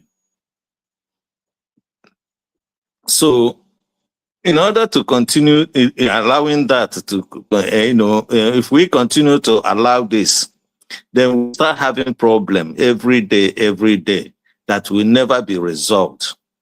Now, so I was asking him if Igbos will start discussing, how we could actually have self-determination that Nnamdi Azikiwe first canvassed in 1949. But in answering that, in some of the things he said, I found some contradictions. One is that he is saying that, the problem we have in Igbo land is the problem of leadership. But he also has not realized that the leadership was imposed by the system. So, and we, the Igbos, don't have control of the system. For instance, when he said to us that he knew everything that happened in the case of Imo State. So that shows that the system could actually decide who runs anything, irrespective of what we think. And any attempt by the people to hold account their leaders will always be resisted by the system. For instance, in the case of what is happening in Anambra today, the closing of the market, Soludo just got the second time, his second time tenure. So he's now looking at himself as the next Igbo president, that next Igbo president of Nigerian president of Igbo extraction. But what he failed to realize is that Wanza Wawanku or Dekogefekarinea, and that has been the problem of the Igbo elite. To me, this sit at home has a history, which most of us know very well. I personally know it very well. What Soludo did, it's unnecessary. But the reason why he's doing it is just to show those in at the corridors of power that he's a very strong Igbo leader. He's trying to become a strong Igbo leader. But he didn't realize that the Igbos don't choose leaders in that way. That's not the way the Igbos choose leaders. The Igbos choose their leaders based on the trust, on the reliability of that person. So Nnamdi Kanu, for instance, he didn't present himself as a leader.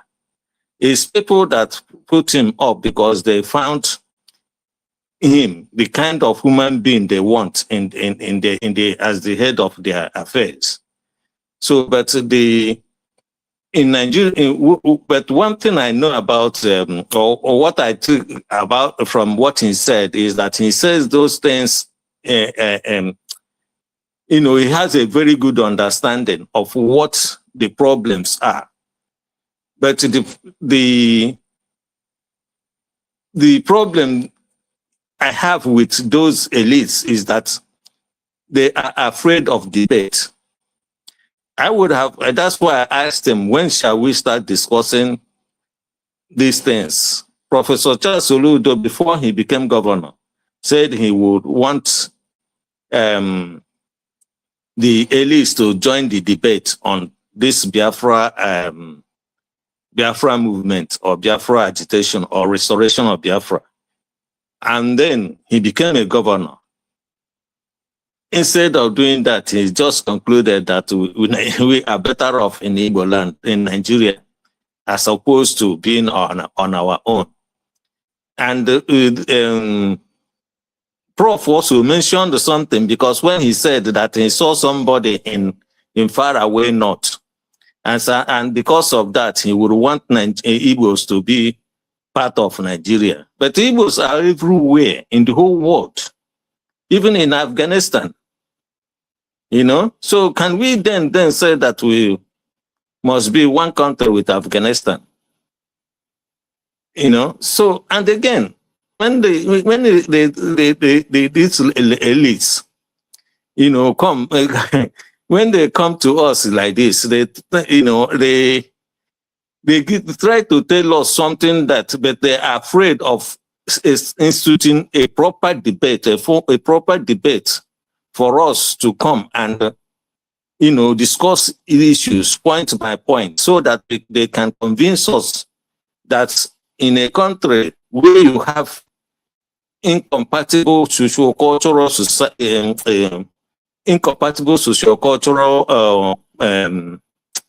problem, that the way to solve it is to try to match all of them together. Nnamdi Azikiwe, Awolowo, and Sardauna Sokoto, 3 people couldn't agree when they discussed these issues at the first time. Now, today, if you ask a Northerner, he will say every Northerner, 99% is Ahmadu Bello. Every Yoruba man, or 98% of Yoruba man is Awolowo. So the only problem you have now is that the Igbos now are no longer interested in the Azikiwe's vision of building Nigeria. And that is why Nigeria is rocking. So we must tell ourselves the truth, you know, most of the time. I want to say something on the issue of P2B, you know, jumping from party to party. If there is a system, then there would have no need for P2B to be jumping from one party to party. But he's trying, I guess what he's trying to do is to go into the into government to create a system. Okay, so that is why he wants to go into government. As for whether he will get it or not, it's not irrelevant to me, because actually I would rather not him have it, because that will be kicking the can down the line. But if he does, then probably he will get, you know, he will kick Nigeria down the line. But Nigeria, whether anybody wants it or not, will never survive. Never. From what? From the trajectory. Is this a country, if you go back, you say 2005 or 2004 was better than 2005. And this 2025 or 2005 was better than 2006. So there's always the trajectory of Nigeria is going down the drain, you know, going down disintegration. The only 2 things I keep saying is there are 3 things that are holding Nigeria together. 1, the hydrocarbon in the eastern axis. 2, the international, interests, and finally, the Igbo elites that feel that they can fix Nigeria. These are 3 people that are still holding Nigeria. Thank you. Thank you so much. Ify.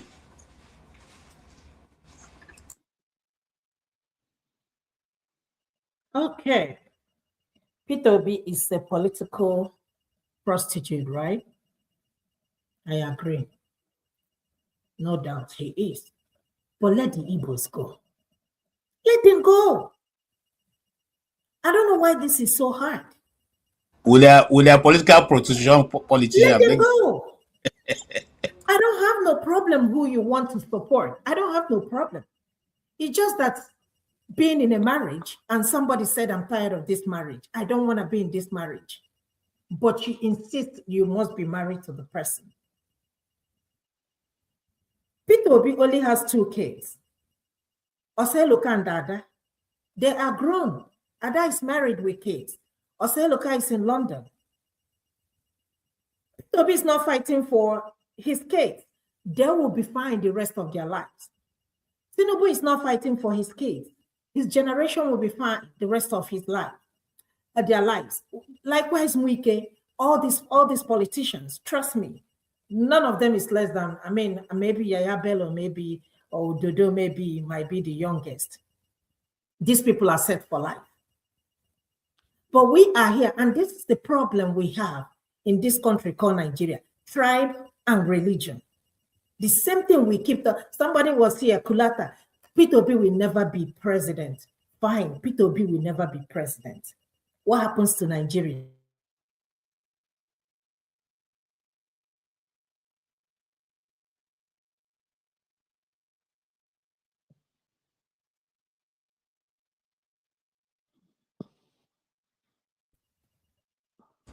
Okay.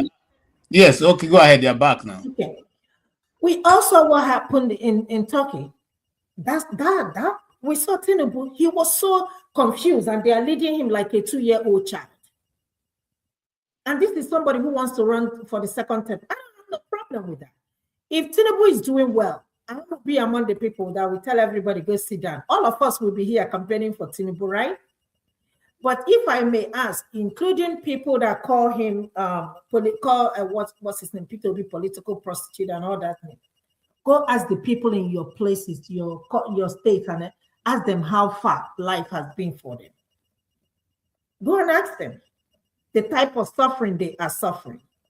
You see, the problem that we have this hatred in our hearts that we can't even hide it. And you ask yourself, of what good has it done for us as citizens of Nigeria? And that's why I keep saying, let my people go, so that you can have your country called Nigeria.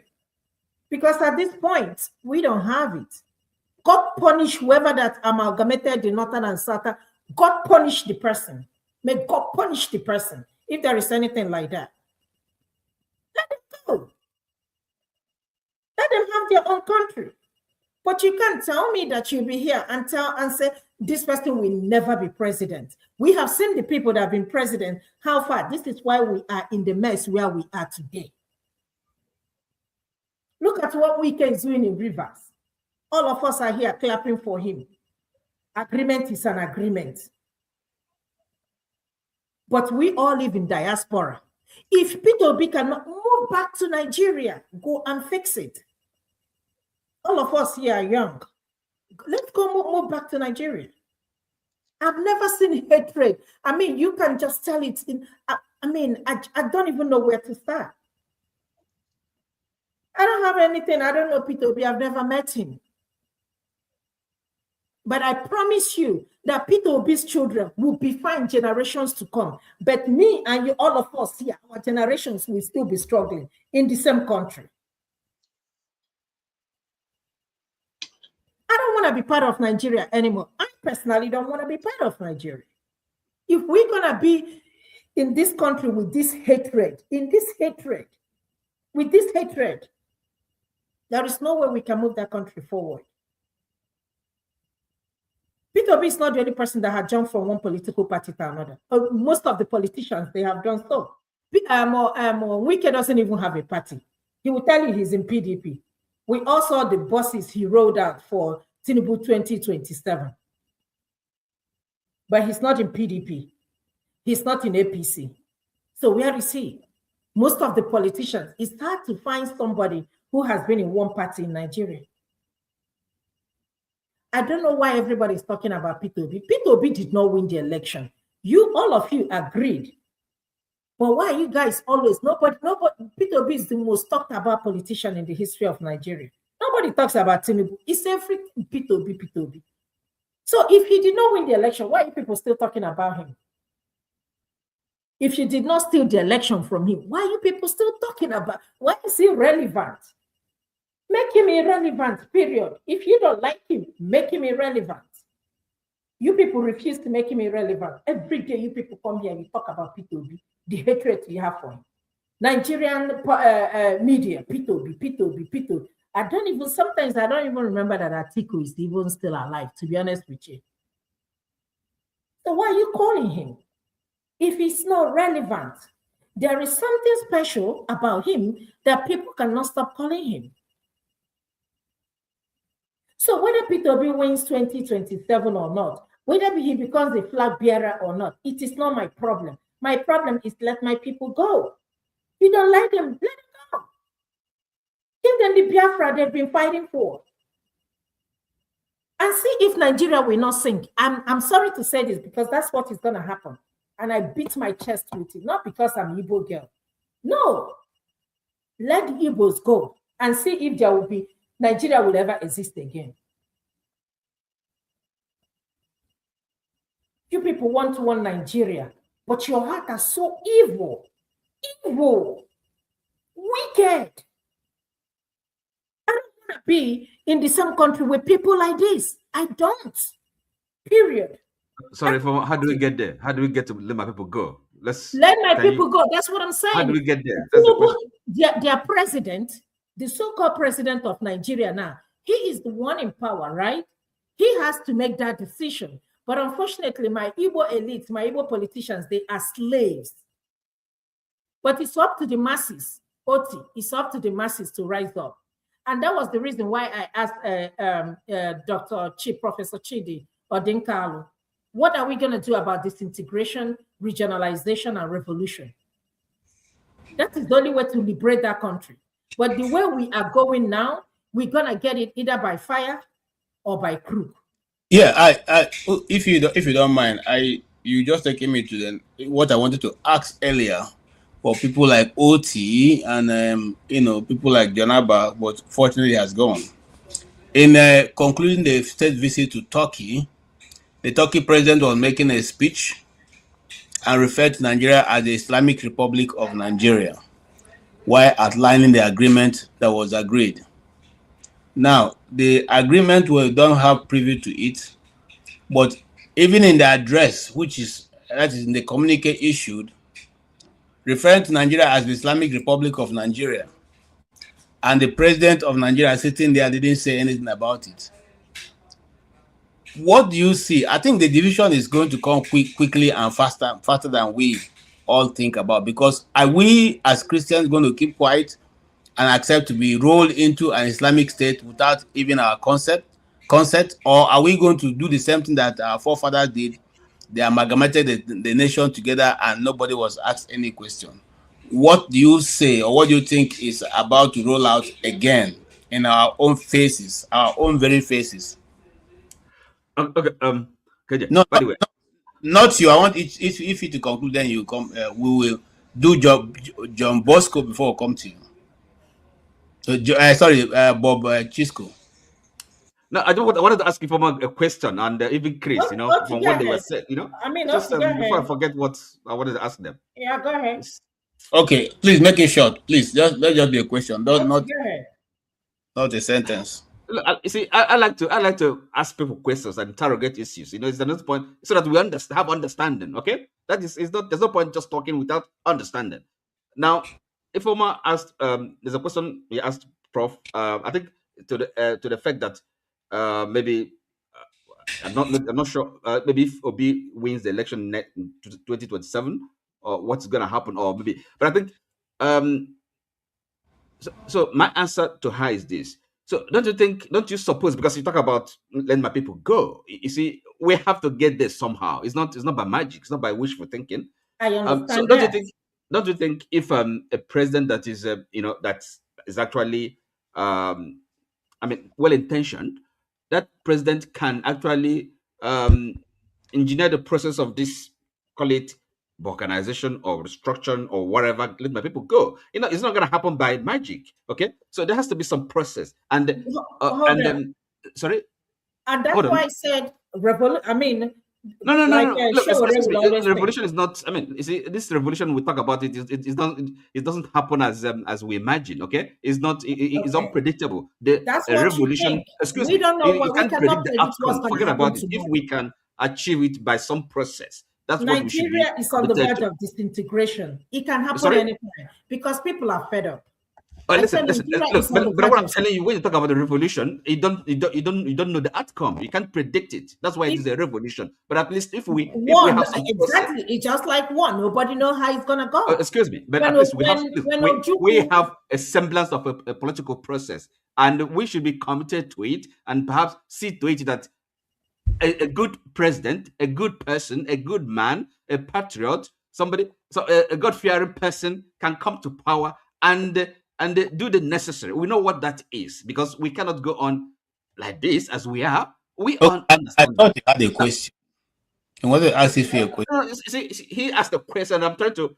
He asked the prof this question. I mean, I can't remember the way she formulated it, and I'm trying to. This is my answer to her question. And now, Chris, on your part, I think you enumerated three items, or if you like three impediments to Igbo, whatever. Is it Igbo self-determination? I think one of them I remember is he talked about the elite. So let me ask you: don't you think the people you call the Igbo leaders or Igbo elite, they may know something that perhaps non-elites, you and I, are not privy to? So we can give them benefit of a doubt that perhaps they know what they're talking about, and should a bit listen more and understand and interrogate them. Don't you think so? Okay, that is the reason why I'm saying let's have a debate. Yes, no.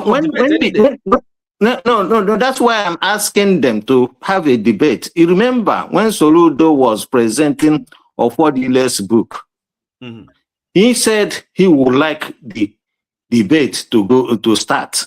Yes, he was the one who said it. Yes, unfortunately, he had become governor for 4 years and more.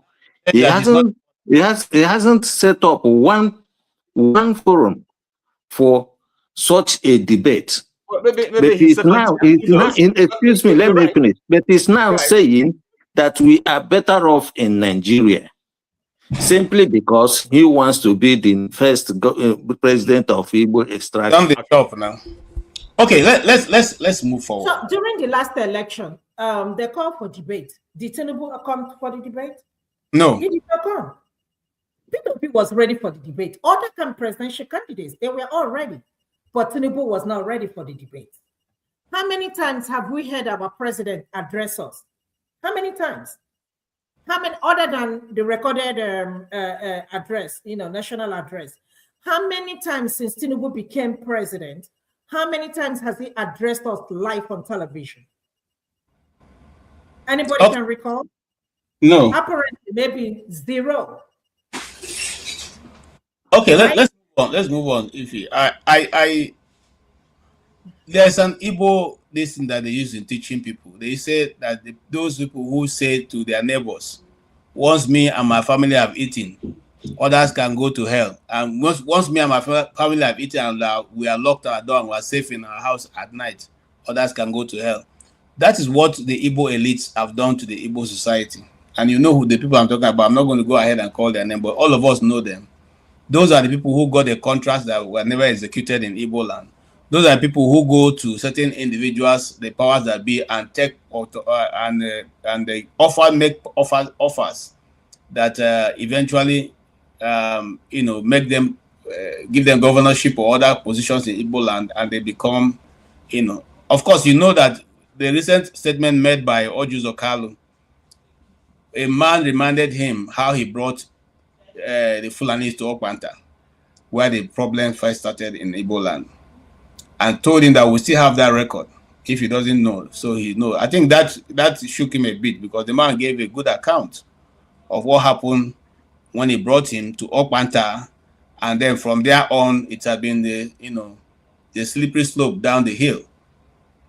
Okay, having said that, we are, like I said, there's something that happened during Tinubu's last visit, and the president of Turkey was addressing him and said he called Nigeria Islamic Republic of Nigeria, and everybody is keeping quiet except few online people like us and a few other not Western based media that picked that and talked about it. Everybody seems to keep quiet about it. So the question now be, is it right if the president of the United States was sitting in a meeting and where they're about to sign a communique, and the person going to sign the communique referred to America as Islamic State of America, do you think he will keep quiet, or he will not correct him immediately? Why I say that, because these things are slipped in gradually. Remember, when Nigeria became a member of OIC, Obitu Okiwe, I still remain proud of him any day, said straight to the Nigerian media there's no time we ever discussed that in the Armed Forces Ruling Council, that Nigeria would be a member of his OIC. And based on that, he was obviously muzzled out of his position, but he never cared. So what I'm trying to say is now that, is it not time for us to begin to bring these things to the fore so that we can discuss it openly and know exactly whether certain people have again taken us to become Islamic states, or do we keep quiet and be again rolled into another thing we don't know about? Yeah, and Bob Chisco, Bob Chisco, you are here, and so let's start from you. I don't know why you came in, but this is where we are now. You can make reference to other topics and then go ahead and talk about this. All right. You have 5 minutes, sir. Okay, can you hear me? Loud and clear. Yeah, I've been on since the commencement of this program by Dr. Damages. You know, when you're busy doing something, you better listen at the background, and that's what I had done all through the day. It's a very, very nice topic you guys have dealt on today. Thank you, sir. I want to briefly talk about the lady that died yesterday. In fact, I was weeping in my heart when I read the situation through how this lady passed on, you know, and the worst case scenario being that she rushed to the hospital, and from the stories out there, no hospital was able to give her a treatment because of unavailability of venom, snake anti-venom, you know. And unfortunately, this girl, innocent girl, 25 years of age. I don't know if any of you were able to watch this lady when she was singing. This girl, do you know her talent? She is a talented singer. I was watching her sing the clips released on Facebook. Oh my! If you watch this girl singing, you cannot but cry for her departure. Honestly speaking, Nigeria unfortunately has happened to her that a hospital in Abuja could have anti-venom to save the life of this innocent girl. And so many Nigerians have died, just died untimely, you know, over situations that they shouldn't have died. This girl has just, within 24 hours, this girl is now in the mortuary. It's very, very unfortunate. May her beautiful soul rest in peace. Amen. If you was talking about debates for Buhari, and I laugh in Nigeria, just like the Mr. James used to say, Nigeria is irredeemable. I'm one of those who continue to believe that at this stage, 2027 election, well, let us keep watching what will happen. People say they are hopeful if Obi comes in there, he could command some magic. I use the word magic, but I don't see any miracle happening. You know, insofar as we continue to ride on that dirty constitution. How can you tell me prior to 2015 election, the criteria for a president, a primary school certificate? Primary school certificate. Some northerners will even tell you, even if Buhari has NEPA Bay, that NEPA Bay could qualify him to serve as a certificate to become a president of a country. That goes to show you that Nigeria, as long as we continue to present our worst, people who feel they have money or they have people to front them, Nigeria can never make headway. Go to the social media. What is going on social media today? What you hear some certain parts of this country saying is, even if Obi does whatever, even if he has the best qualification, Obi, an Igbo man can never be the president. In fact, honestly, Nigeria, it will take God's own miracle to redeem that country. But I don't see that country being redeemed. Then look at our president. When I was watching him in Turkey a few days ago, I was the first day I saw that clip, I was looking for a place to hide my head because I was ashamed. Some group of guys, because I live in Wisconsin here in America, some people who are having some drinks, they say, oh, look at Nigeria. We saw your president. He fell down. I was ashamed of myself. I was ashamed of myself. How can our president, the man was completely disoriented. He didn't know where he was. Erdogan was moving right. He was tilting towards the left. and he lost his balance and fall. And some people will say, oh, why are you laughing at your president? Why wouldn't we laugh at our president? Is he the best qualified to be the president of Nigeria? When we have thousands of capable hands, and some people will tell you, even if Tinubu is bedridden, he must complete his 4 years. Yeah, making it 8 years. Can you imagine? Can you imagine? When APC by now should be shopping. If there are good people left in APC, the best thing for them now to be doing is to begin to shop for a replacement for Tinubu, because that man, from every indices we have seen, that man cannot lead Nigeria in the next 4 years. Otherwise, he is taking Nigeria to the abyss. He's taking that country to the abyss. You know, so let us keep watching. Let us keep watching. Any miracle that happens that to salvage that contraption, we wait to see. Yeah. Thank you, my brother. Let me just leave it for now. Yeah. Thank you so much. We are over 130 people right now. Please, can you just press like? Just press like. We're not saying give us more. Just like it so that others can be invited. And we also want to grow our numbers. So if you're not subscribed before, please subscribe. That's the only way we can keep the channel running open. Go right away and like it now, so that those numbers can go up. Two things that it does: it allows them to post this to many more people, and then so that they can also join. Okay. Okay. Thank you so much. Every other person, please, you have not if you are whether you're on the guy who said that my tie is like a Fulani cutlass. Please go and like it. Not only to tell me my tie is like Fulani cutlass. Go and like the program, and so that your friends can equally get it. So that I can come and look at the guy who has the Fulani cutlass tie. Okay. KJ, Yes. Sorry. Bob, and again, like I said, I don't have anybody. I don't care who the president is.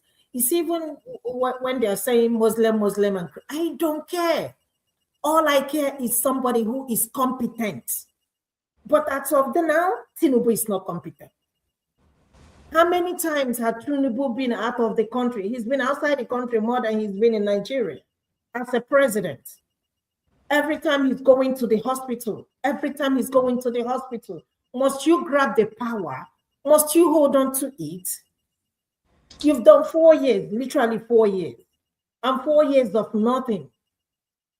I listened to Aisha Yusuf. Aisha said that she never in her lifetime believed that somebody would be Buhari would be better than Tinubu.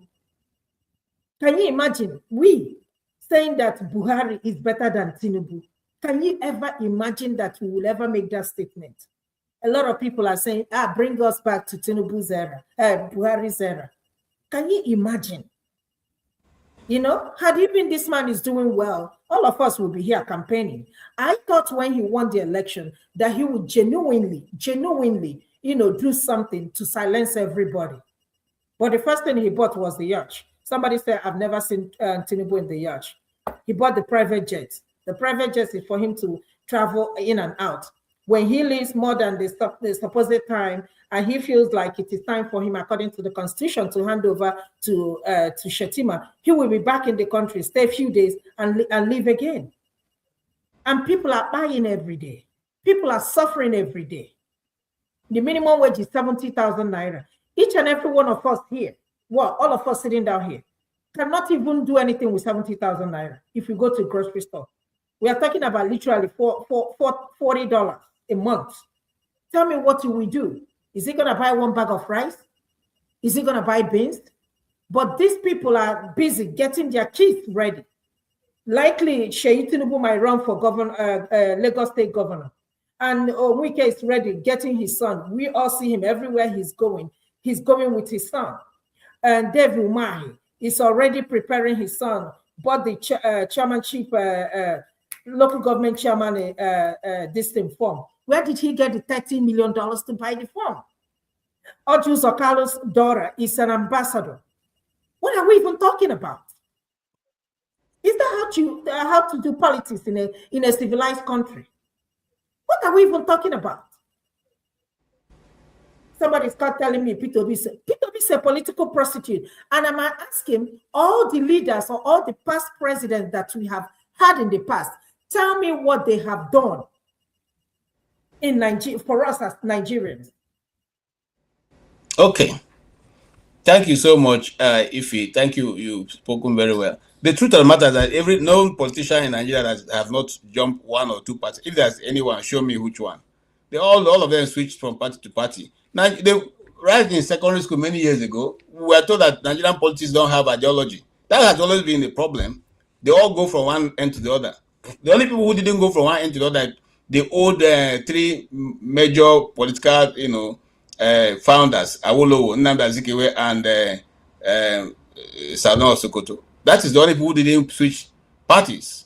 After that, even the next generation of politicians, people like the GMPP and all the rest of them, the Remi them, the rest, the Jim Wobodo, all of them switched parties. They all went from one progressive party to democratic. I know that. So it's not a big deal that they are switching parties, because the political parties don't have ideology. That's the reason why people like Buhari said, Babangida said, there's no need for us to have plenty parties, because all of you are switching everywhere. So let us have two political parties. You're either a Democrat or a Republican.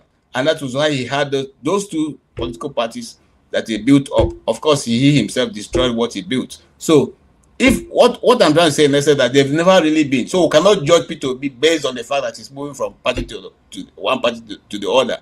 Do we not know why he's moving from one party to the other?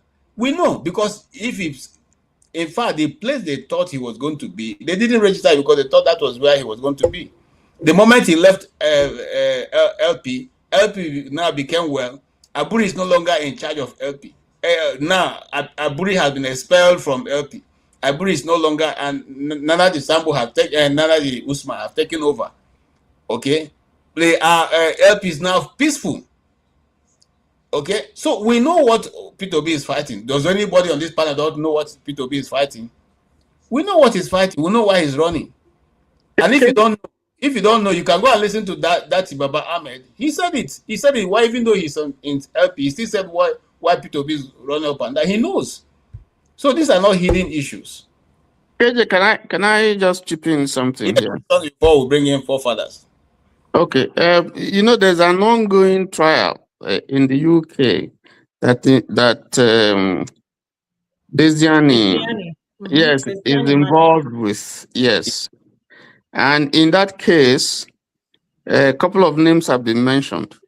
One, Ibe Kachuku, Ibe Kachuku, who was the minister. Is it a minister? I thought the one that ran as presidential candidate of ADC. This one was a minister under Buhari. Yeah, the two of them are mentioned. The two brothers are mentioned. Okay. And then you have Tinubu is mentioned there. You have Kola Aluko is mentioned there. You have another Misainde who is mentioned there. Okay. And this case that is going on, thank God that is not going on in Nigeria, because there's going to be an expose. Now, the link here is that we all know that Desiani was a former petroleum minister. Yes. And so she had fronts that she was using to, companies and individuals who were fronting for her, according to the report that we hear. And then they were laundering money. They were taking money out to various accounts in the UK and some other Caribbean countries. Now, Aluko, who is one of the main person, doing this stuff, had bought a property in the UK, which the federal government, with the laundered money, which the federal government at the time went to court over, and were trying to get the court to the forfeiture of that property to the Nigerian government. The case went on. The Nigerian government spent money. That was during Buhari's period. And then when Nigeria was almost winning the case, and I think they did win the case, suddenly the Attorney General, now decided that Nigeria was no longer interested in the court case. And before you knew it, that property was bought by an offshore company belonging to Chidi Tinubu. And that property now became the private property of the Tinubus. That's where the president stays when he goes to the UK. Now, and the thing is that even when the property was sold, it was sold less than the amount. Almost a penny. Yeah, that it was bought. Yeah, I This know. is over a couple of years. So this case that is going on is going to, expose a lot of things and a lot of personalities who have been involved in laundering Nigeria's money, and how the APC government of Buhari colluded, because Buhari had also stayed in that property. How,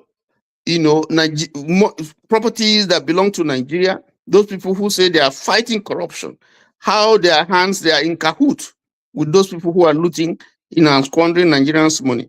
I'm praying that this case will, come to an end, and all these names will be revealed, and that Desiani, would make sure, not just herself alone that is involved in this stuff, but you will make a clean breast of all those who are involved in this whole stuff, so that Nigerians will see the kind of people that we have as our leaders, our politicians, and the party that is ruling. I think it's important. I think we should focus on that. Focus on this case that is going on, because if it's Nigeria, forget about it. It will just end up like the Buri case in Nigeria. But when it got to the UK, justice was dispensed. So that's what I'm hoping. That this is another big scandal of how our monies have been used, and how the federal government, at some point, is in cahoots with those who are making Nigeria and the economy dry. Let me stop there. Thank you so much. I agree with you totally, and I'm looking forward to that case. The Igbos have a problem that when you chase a small chicken, you go chase them till you chase and go reach where the owner go catch you. So now it's left to Desian and Alice Madeke, who I've always liked. She's very brilliant. To bring out everybody's leg. Though everybody, even if she's inside, let her also suffer the consequence. But then everybody who chop the money, because she has been accused of buying all kinds of things, even though the former EFCC chairman said there was nothing like a golden bra and golden undies, that he never saw anything like that. That was so they use the social media to just mess her up. But now, at the end, as they say, breeze go blow, and I know the rest. All right, Forefather, you're welcome to today. I'm sure that you'll be able to bring us up to speed in what is happening in England, and especially with the case of Desiani Alice in Madeke, and also the fact that we hear that London will soon be going to the Islamists. How true is that?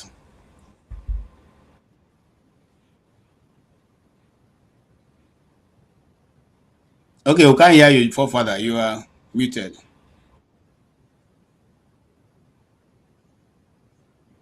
You are muted, Forefather. I can't hear you. Can you hear me? Oh, yes, hear me now. We can hear you now. Yeah, greetings, KJ. Greetings to the panelists. Greetings to the chat and to the viewers. I must say, listening to the panelists, I'm beginning to think that P2B, Kenneth Okonkwo, Soludo, Umahi, I know those people are even better than some of the panelists we have. The reason why I say that is because at least they are not talking out of just downright hatred. They are trying to find solutions, and there are solutions. And the way we talk as if like there is no way out of this. Who do you think built all the other nations? Human beings like you built them. They come up with ideas and they push it forward. Not every time you get upset, you say, oh, let's pack the country up. And if you did that for every marriage, nobody will be married anymore. Because people always upset people. If your partner don't upset you, the family members to make sure they do that. And we really have to start thinking a little bit more mature. Because as I sit here, I'm actually sitting in Nigeria. That's why I wasn't able to come in to the panel yesterday. And what I see on the ground is a decay. It's not just the leaders. The people are decayed. They don't understand what it takes to even run a society. Everybody is doing the same thing. If you think Tinubu is the problem, elect another person, you see the same thing show up again. You have to have somebody that truly understands this. In the closest to good leadership that Nigeria came to was the first Buhari government. I don't know about Gowon or Murtala Mohammed. I wasn't around then, so I cannot tell. But the closest we came to actually cleaning our street, taking care of our belongings, making sure we get to work on time, do some of things, it was the first Buhari government. Because if you look at Nigeria today, it looks like a dump. Everywhere rubbish. Nobody wants to do. I don't know what they say that the work that they are doing in Abuja with all the connecting roads that Wike is working on. But materially, I don't see much of a difference. I was here a year and a half ago, and I'm here now. I don't see much of a difference on the ground. The place is still as rubbish as it is. Even the best roads I would like to say that is great in Abuja, it's not that good. It's really not that good. You see the drainage system and all. It's like, who built these things? Why do we live like this? And there's one Nigerian that is based in the UK that makes a video about Nigerians and highlights some of all this. And he's right in many cases. The last one he made was Nigerians parasites. He literally cost Nigerians, and most of the cost is actually accurate. He talked about how we fill the prisons overseas, we wreck our countries, we play tribalism, and it is true. That's all we do. Ghana is running circles around us. African countries are running circles around us because we keep playing this silly game. Instead of finding solutions to make things better, we keep thinking that let's tear the whole place up as if that's going to solve your problem. It won't. It won't. That's the truth. Was it not Kenneth Okonkwo that said that was it not the Southeast that they have the reach in all the states in Nigeria to be able to pull off a win? But if you are not united enough to use it, don't blame the people. It's like you are blaming the player instead of the game. You are not playing the game very well. The game is right there for you to take. How many groups can actually say they have a spread as the Southeastern Zoo in Nigeria? None, zero. And if you look at the development in Nigeria, I think there was a video I saw on TikTok the other day. They were comparing states in Southwest versus states in the Southeast. The Southeast one looks more developed, which is quite astounding. I know Kulata is not going to like to hear that.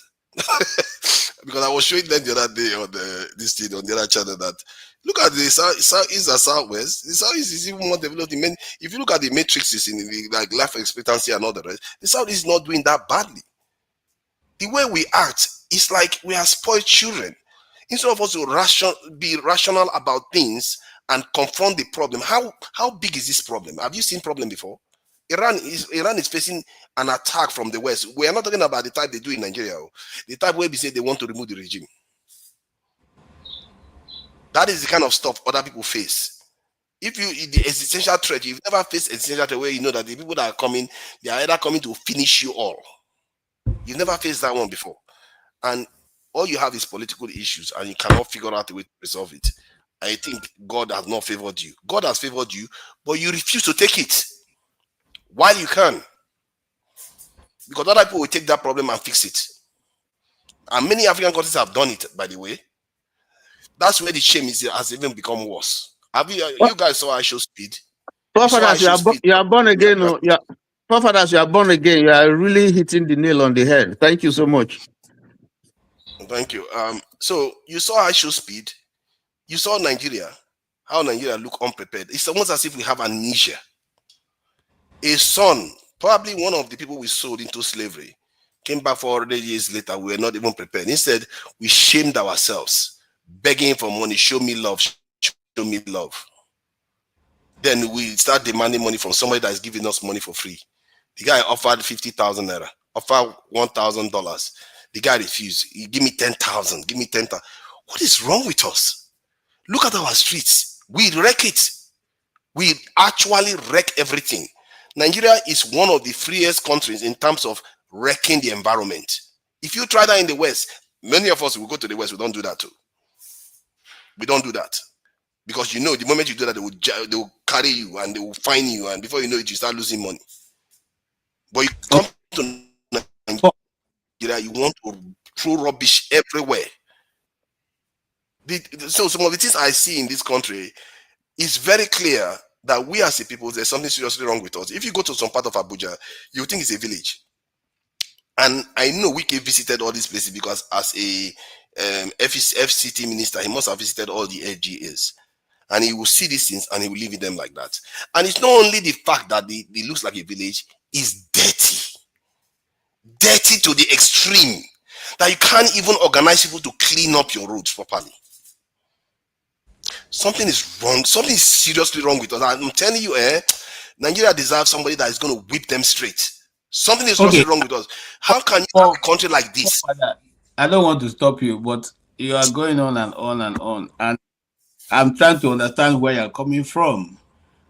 You have touched on many issues. I would just like to, and a lot of people touch on those issues, especially when it has to do with the Southeast. And by the time I speak now, they say I'm being tribalistic. But you see, majority of what happened in the Southeast, they are through community and personal efforts of the people of the Southeast. Should we not be entitled to the national cake that is going around? That is the monies of the federal government. Should the Southeast not be part of it, or is it because we are self-help people, so the national budget shouldn't include us? So we just have to do everything by ourselves. Is that what you're saying? The goods that you are selling, you think you are giving them away for free? Where do you think the money they are using to pay for those goods come from? You are getting it back if we are going through that channel alone. I don't understand you. Hold on. No, hold on. Let me mention state allocations. No, you see, that's this thing when you just said now is what some people say that really it sets me up. The same way that the guy who developed the new tax system in Nigeria went to take South Africa as an example of the economy of South Africa and how much tax they pay, and vis-a-vis what Nigeria is paying. It is not the same thing. It is not the same social network that is in South Africa as in Nigeria. The same way, if we are selling goods and people are paying us, should that money be what we use now to develop our region? Is that what when they sell cows in the north, do they take the money to do their roads and do their community? One thing I know for sure is that if Nigeria has $5 billion and a Southeasterner sells and takes $2.5 billion and ends up in the Southeast, I say, who cares what comes from the national cake? You're already getting the money. Money is ending up in your pocket. So let me finish what I'm saying. Let me finish what I'm saying. Because that's the point. That money you can use it for anything. Hold on, you will speak. Osi, hold on. Just please jot down what you want to let me express it because because that money you can use it for anything. Like we are seeing on the ground. The Southeast is not a desolate area. Compared to other regions, the Southeast is quite developed in Nigeria. Was it not a Rothschild that said, "Don't worry, give me anything about a country, just give me their money. I will not worry about the rest if you can control their money." Because if you have access to the resources one way or the other, somebody allowed that to happen too. They could have decided they will never buy from a Southeasterner. Kenneth Okonkwo would not have been the top actor in the world in Nigeria. When I was in Nigeria, he was a leading actor in Nigeria. So Nigeria, and besides, if you look at the construction, the way Nigeria is structured, I'm not surprised. I don't know why many Southeasterners are surprised that a Southeasterner has not emerged as a leader. Why are you surprised? If you look at the way Nigeria is structured, it's not advantageous to Southeasterners to become leaders. It's not advantageous for them. They have to have a time somebody emerges as a Southeastern leader. Federal presence. That's what we're talking about. You have presence everywhere. Sorry? Southeasterners have presence everywhere. Was it not any good that they made the first Southeastern capital? Was it the South? As a matter of fact, was it not is that not what triggered at yeah, in the First Republic. So my point is that since after the war, power. You are worrying about things. You are worrying about. You see, this is why I said the leaders that you have on the ground now, they are ahead of you. You are worried about things that you shouldn't be worrying about. If you truly want to rule, Kenneth Okonkwo has already given you the solution. Can I ask you a question? I'm going to sleep now. Can I ask you a question? So now, okay, go ahead. Do you believe? Okay, you believe we have problems in Nigeria, right? major problems, right? Big ones. Some people even believe that Nigeria is already a failed state. So how would you go about fixing it? What concretely, what shall we do? It's Don't very beat about the simple. bush. Yes, what shall we do? It's very simple. It's very simple. You Go have ahead. like-minded people, and you secure the country and make sure we stop losing money up to $50 billion every year due to insecurity. That's the first economic and security investment I will make. Secondly, you enforce law and order, build your prisons, and this thing incentivize the judiciary to do their job and actually discipline them. If they screw around, they should pay for it because the judiciary has to do their job. Can In I ask that you a country, question? they are not Hold doing on. their job. Okay. It's okay. Don't go on. So this country has been ravaged by insecurity or terrorist or insurgency for how many years now? Okay. So can you tell us why the government, right, hasn't been able to solve that problem? It's insecurity you talked about. The first thing you mentioned, insecurity, and this country for over 10 years, over a decade, has been, dealing with, bedeviled by insurgency, insecurity. Okay, with all the resources, with its military and resources, it cannot deal with that. So how do you explain that? They are What not more can you doing do? it because they don't feel they have the permission from Okay. foreigners to do it. They say it all the time. Sorry, something I like to listen to you, but you don't sound to be. You don't appear to be You serious. ask me a I mean, I don't question, I'm know. Are answering we like? Are directly. we stupid? I mean, there are sorts of things you listen to. You just wonder what is going on. Come on. Let's look. With everything that is going on, with all the commentary, with what people are expressing and feeling and happening in our presence, and then you're saying these things are just, oh God. You The think solution is staring at you right there. If you ask me for a solution, I just reeled out two, and you wouldn't let me go forward. If you want the solution, if you are ready to listen to the solution, fine. But if you are not ready, you can carry on complaining and let's do the gnashing of teeth till the kingdom come. Then other people will actually go ahead and transform the country or perish us one way or the other. Because there will be judgment eventually. You can't escape it. You hide, you dodge, judgment will come nonetheless. Okay, Fofala, can you go ahead and round up so that we can move on to? Gentlemen, Okay. I gotta go now. I think. All right, thank you so much, Oti. We really enjoyed your contribution. Thank you so much. Have a good night. Okay, Fofala, round up. So, I'm just trying to describe what I see on the ground in Nigeria. So, what I see on the ground are people that are used to not following rules, are used to leaving things all over the place. As a matter of fact, individually, I've seen it like question people for you, Forefather. Question for you, because I like what you are bringing in. So, if the people are not following rules, is it their fault? Because you have a president that don't follow rules, government that don't follow rules. You have ministers that don't follow court judgments. You have government that don't follow court judgments. So if the people now are not following the rules, is it their fault, Forefather? Question is chicken and egg. Where does it start and where does it end? Because the people, that question, let me finish now. Let me finish. No, hold on. Let me ask you a question. Because people like to ask that question. If there's no chicken, there will be no egg. So if the chicken comes first, is the chicken It's that relative. Very relative. Look at that. He's now judging the chicken and egg, which one comes first. You were not there. You don't know which one came first. You're just making it up. See, the point I'm saying is that when you elect leaders, you elect leaders based on your sensibilities and everything, and some of them they will give you bribe and you elect them like we do in Nigeria.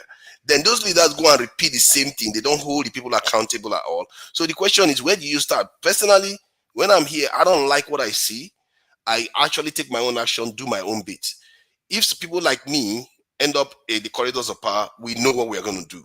And I really think that that's where we should be putting our mind, so that maybe you will get there, some other person will get there. If more and more people think like that, you are more likely to get there. As a matter of fact, you are going to change minds that are actually going to get, after all, Buhari existed, Idiagmo existed. They wanted to do something. There must have been people that believed in them. That's why they had the gall to go there and do what they did. But they didn't last a year and a half. They didn't last long enough. I remember in Port Harcourt, during that time, they were painting houses, planting flowers, cleaning the streets, sanitation. The places were clean. But we've completely lost that. Like, it's like Nigeria doesn't have leadership at all. They just keep building random infrastructures left and right. Even BGC, Asokoro area. If you go to Asokoro areas, you still see rubbish everywhere. It's like, why are we like this? We have to figure out a way to stop it, because when I look at it, it's from top to bottom. There is no difference. Everywhere you go, rubbish. And they are comfortable with it. They think it's normal behavior now. And I don't think that's how we used to live before. Something has changed in us, something has broken in us, and we don't even have memory of who we used to be anymore. We don't have anything, because all we keep doing is arguing about tribe, arguing about religion, arguing about things that don't truly matter, while our lives are busy being impoverished. Some people are doing better than others, but what I see on the ground, it really, really bothers me. If you look at even power supply, zero improvement from where I went from. Since I came to Abuja 8 years ago, it hasn't improved a single jot. And this in broadband hasn't improved a single jot. Now I'm trying to find a way to get proper broadband. I don't even know how this thing is working now. I really don't know. I couldn't get on yesterday at all. Zero. It's a throw of the die. Papa, you just got back.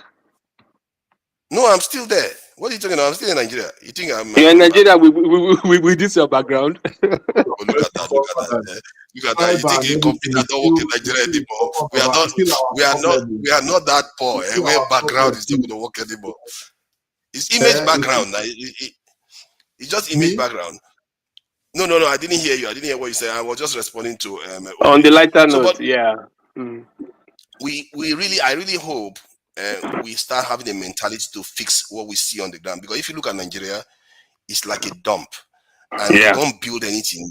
We just seem like anyhow people, and I really feel sorry. If you look at our women, you look at their children, I really feel sorry for our people. It's like there is no true leadership to channel them.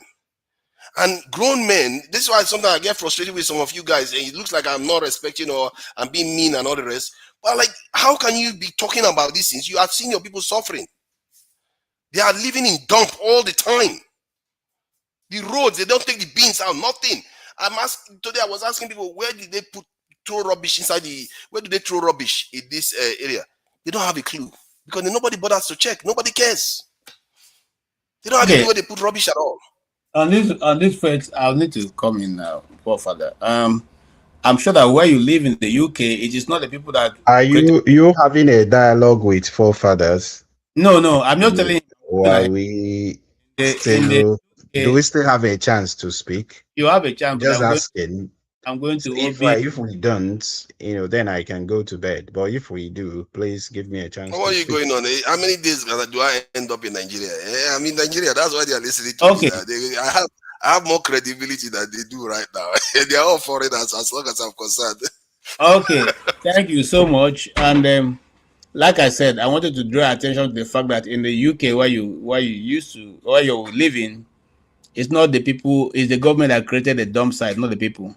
And that social service is provided by the county or the area in which you live. It's not, again, the people that provide it for themselves. So the lack of planning on the part of the government should not now become a problem that the people are being insulted on, based on the fact that did they tell people to drop rubbish on the ground? They don't did they teach them that? Grown men dropping rubbish on the ground left and right. You are visiting Abuja. I lived in Abuja for more than 20 years. They don't have anybody who comes to clear the site. They used to have dump trucks earlier on when Nigeria was too good. They're no longer available. Now it is Answer me this. How about marketplaces? So government is supposed to take care of marketplaces to help them clean their marketplaces and organize their generators, where everybody will pack generator and blow up the whole area. They can't even organize a marketplace. The marketplaces who do the best they can. Forefather, you can tell me about in Abuja that I don't know about. The people do their business because there's nobody helping to coordinate it. Everything you see in that market is the people that pay for the services. But they can be more organized. They can be more organized. Well, I don't know what you mean by more organized. You want me to say, okay, next time I will take pictures so that you see what I'm talking about. You are still there. Things market people can organize and clean up. Let's move on to Obe because we are running out of time. Thank you so much for giving us updates. the truth of the matter is that I agree with you in most of the things. We are not acting like people who go somewhere. That's the truth. And there's nothing anybody can do about that, because, again, I say the purpose of someone not speaking.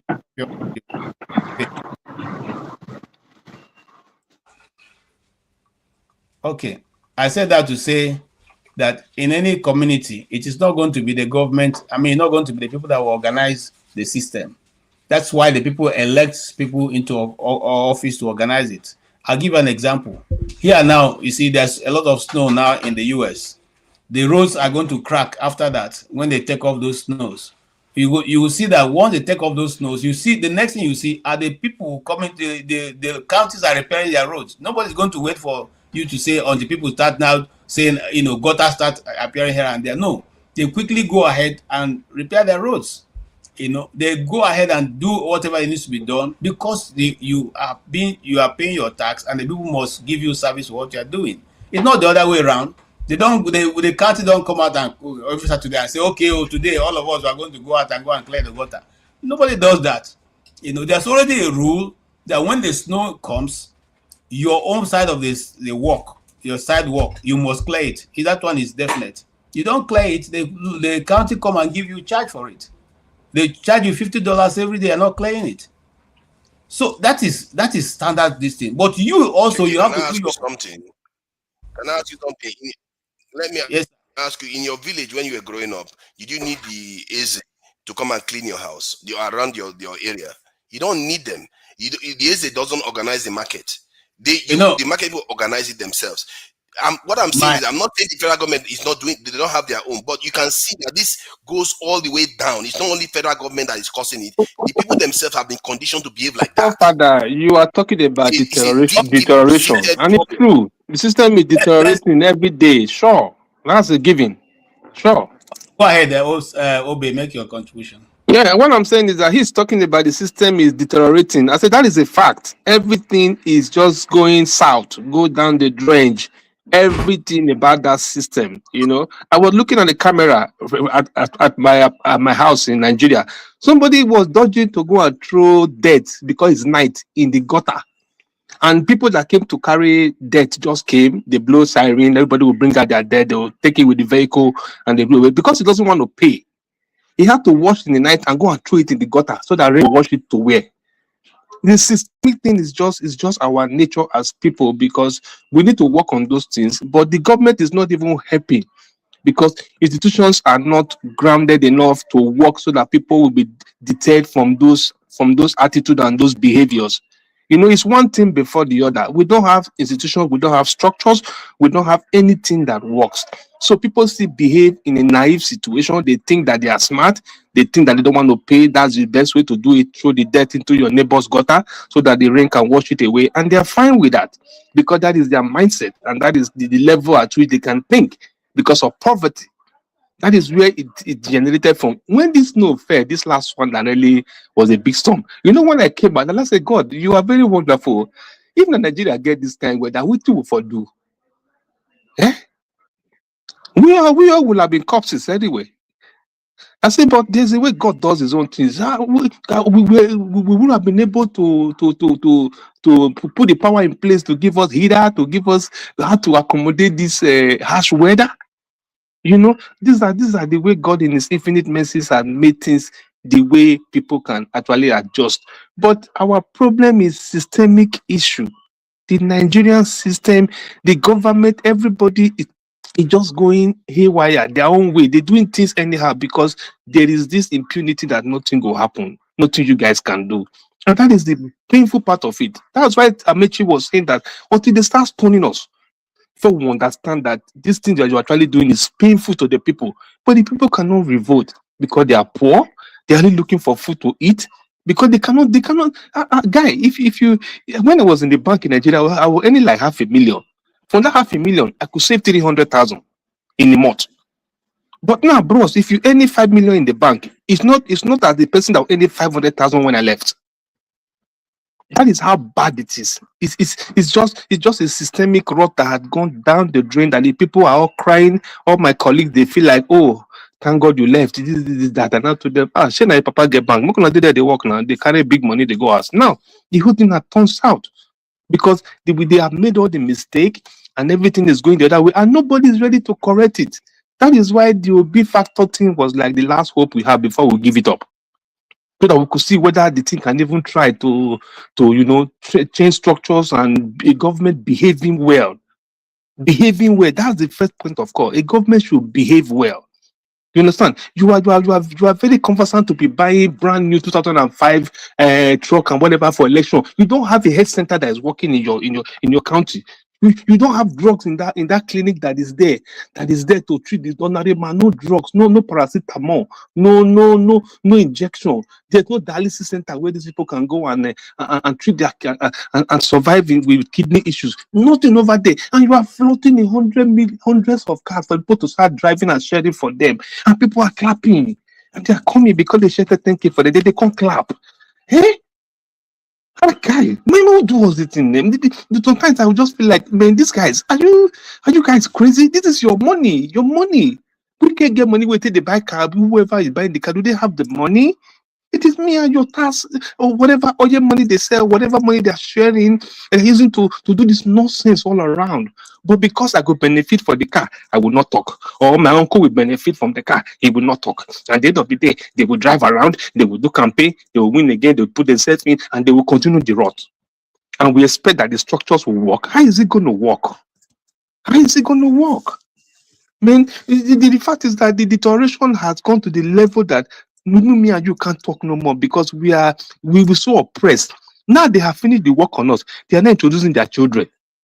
They're introducing their children. That part of it, I can't just swallow it. Introducing their children. Look at the idiot that call himself Oshomole. His son is a commissioner in Edo State. He doesn't even know what is called a general. He's a doctor. He doesn't even know how to run a clinic, talk less of running a ministry of health. Because his father is whoever APC, if you come, your sin is forgiven. He have put him as a commissioner there. He cannot even make a statement. He cannot even talk. There's no vision. There's nothing he's doing there. He just there. People are using him because they say make him put in name. He must put in name for that. And as you expect that kind of person to bring a structure that will make the health system work, where is he going to get it from? Where is he going to get it from? You know, we have made the mistake. Our children are gone because they have already placed their children. They have swayed them. When I was looking at Wike son in that podium, innocent boy, I look at him and I say, God, why is this man taking this boy through this kind of agony, this kind of pain? He looks so innocent, and the boy need to go and pursue a career. You are pulling him out to come and start saying how you are dancing and manifesting on the stage. People are clapping for you. Chineke. What is all this? Small boy, innocent son. They're supposed to pursue a career in whatever field that he has read and begin to grow as a young boy. You want to come and make life easy for him and give him a slot as a rep to go and say what in the House of Rep? To say what? But to represent him. OBE, that's where we are, and as long as that will be allowed by the people, it will continue. Thank you so much for making your contribution. Let's run to Jeff. Jefferson, you have 3 minutes because we are trying to round up. Just take everybody. Are you just going to give me 1 minute to just say something? Because someone mentioned something about me, and I have not had time to. 1 minute because we are running out of time. 1 minute. Your time starts. Just go to bed after that, really, because I'm not going to watch television. Probably you're coming in. You also have 1 minute. That's all.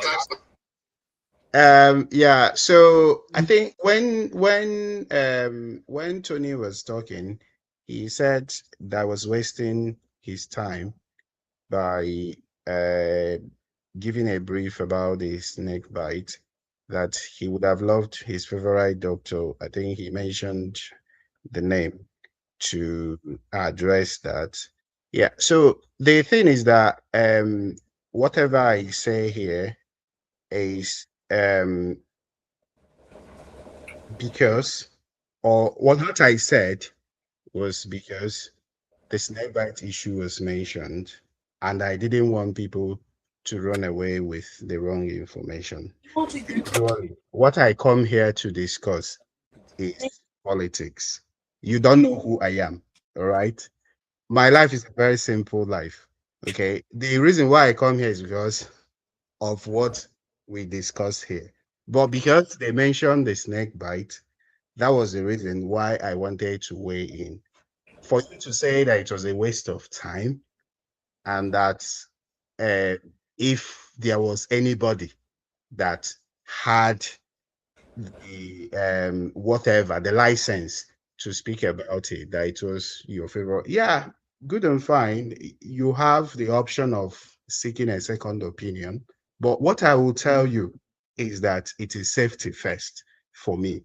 Whatever I will tell you is what I know that is a fact. What I will not tell you is a lie. You know, the fact is what I will give you. The ones that I don't know, I will say that I don't know. Okay. So you are free to seek a second opinion on whatever health topic you want, but you don't also have the right to stop me from giving my opinion here. Thank you very much. Okay, thank you so much. Stay humble, and that was a very humble explanation. I know that from your speaking, either you're a medical doctor or you have a lot of experience in that field. I'm sure you are quite connected in that direction.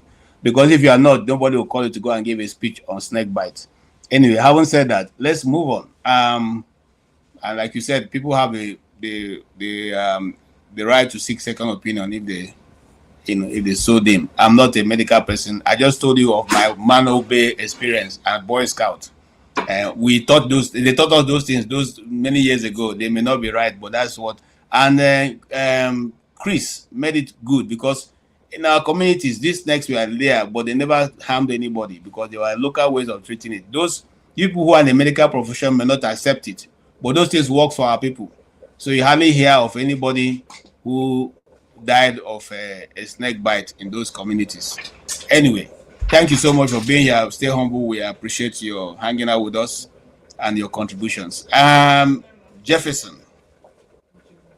All right, thanks for having me. Good everyone. Okay, so though I wasn't in the Carlos presentation, but I know it was highly, packed with a lot of views. So, but basically, let me just move to the crux of the matter. I think I joined in when forefathers everybody's concerned about the state of the nation. This is basic common sense, right? Nation building is a collective, and then there was a mention that we should focus on how to build the nation. That why we talking about tribalism and religious differences, and I'm like, are we kidding ourselves?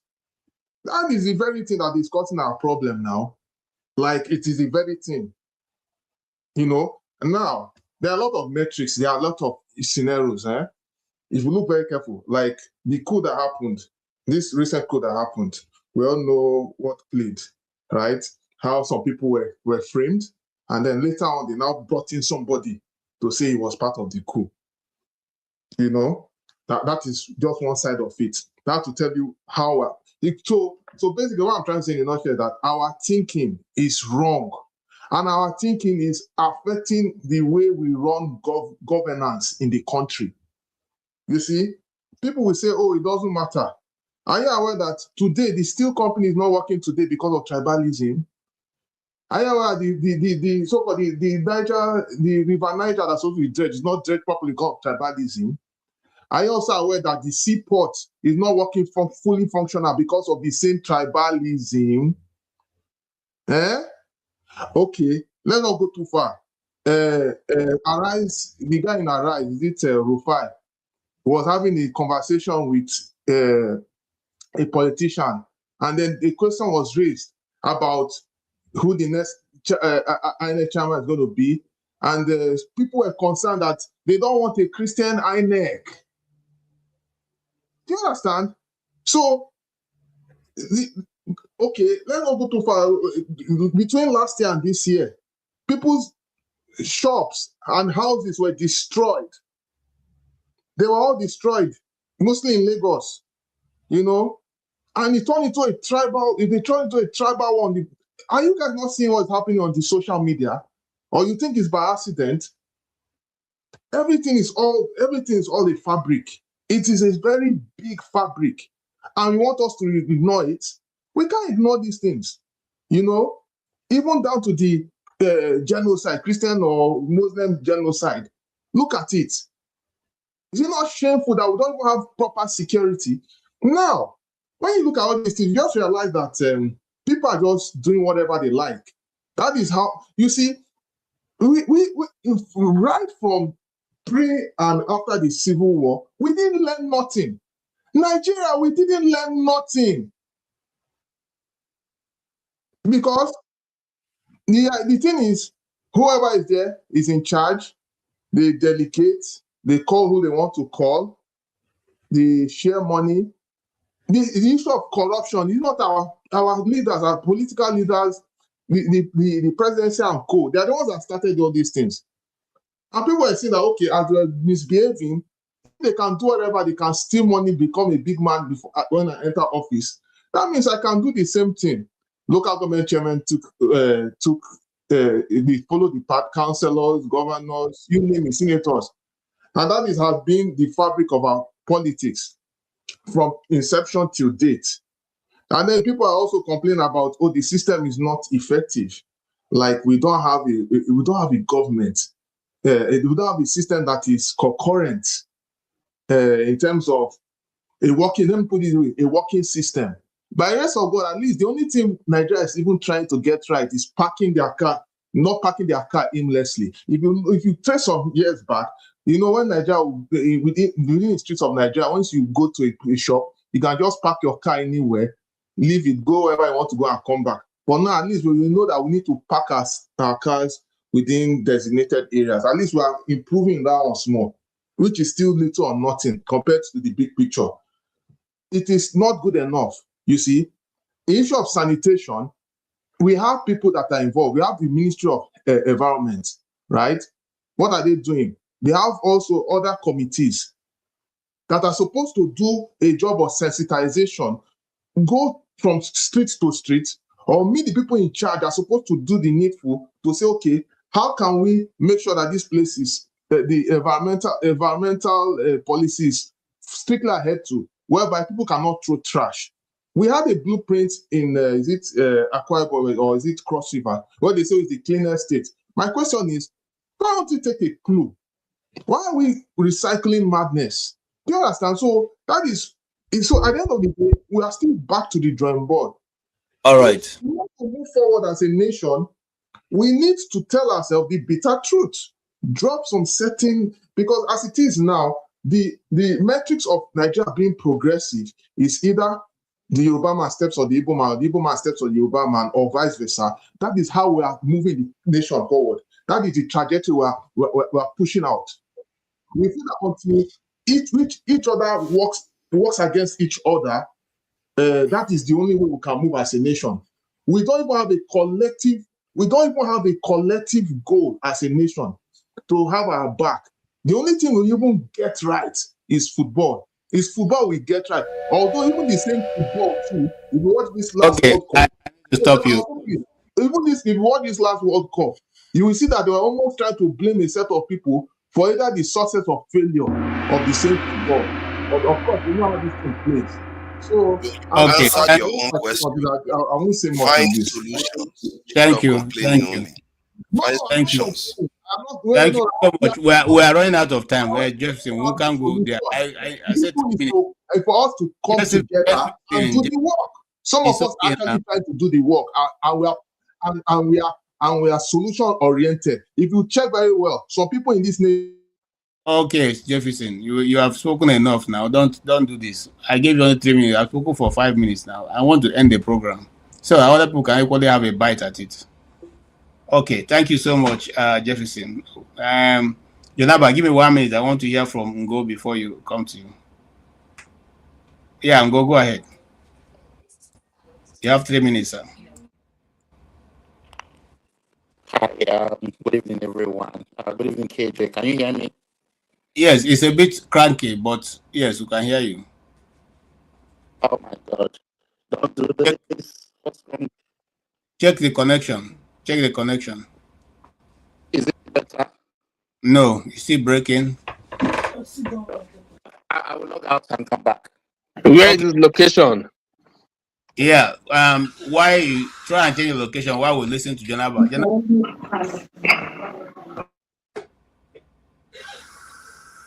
Hello. No. Is it continue or? Oh no, just your final It's better. 1 minute. Oh, okay.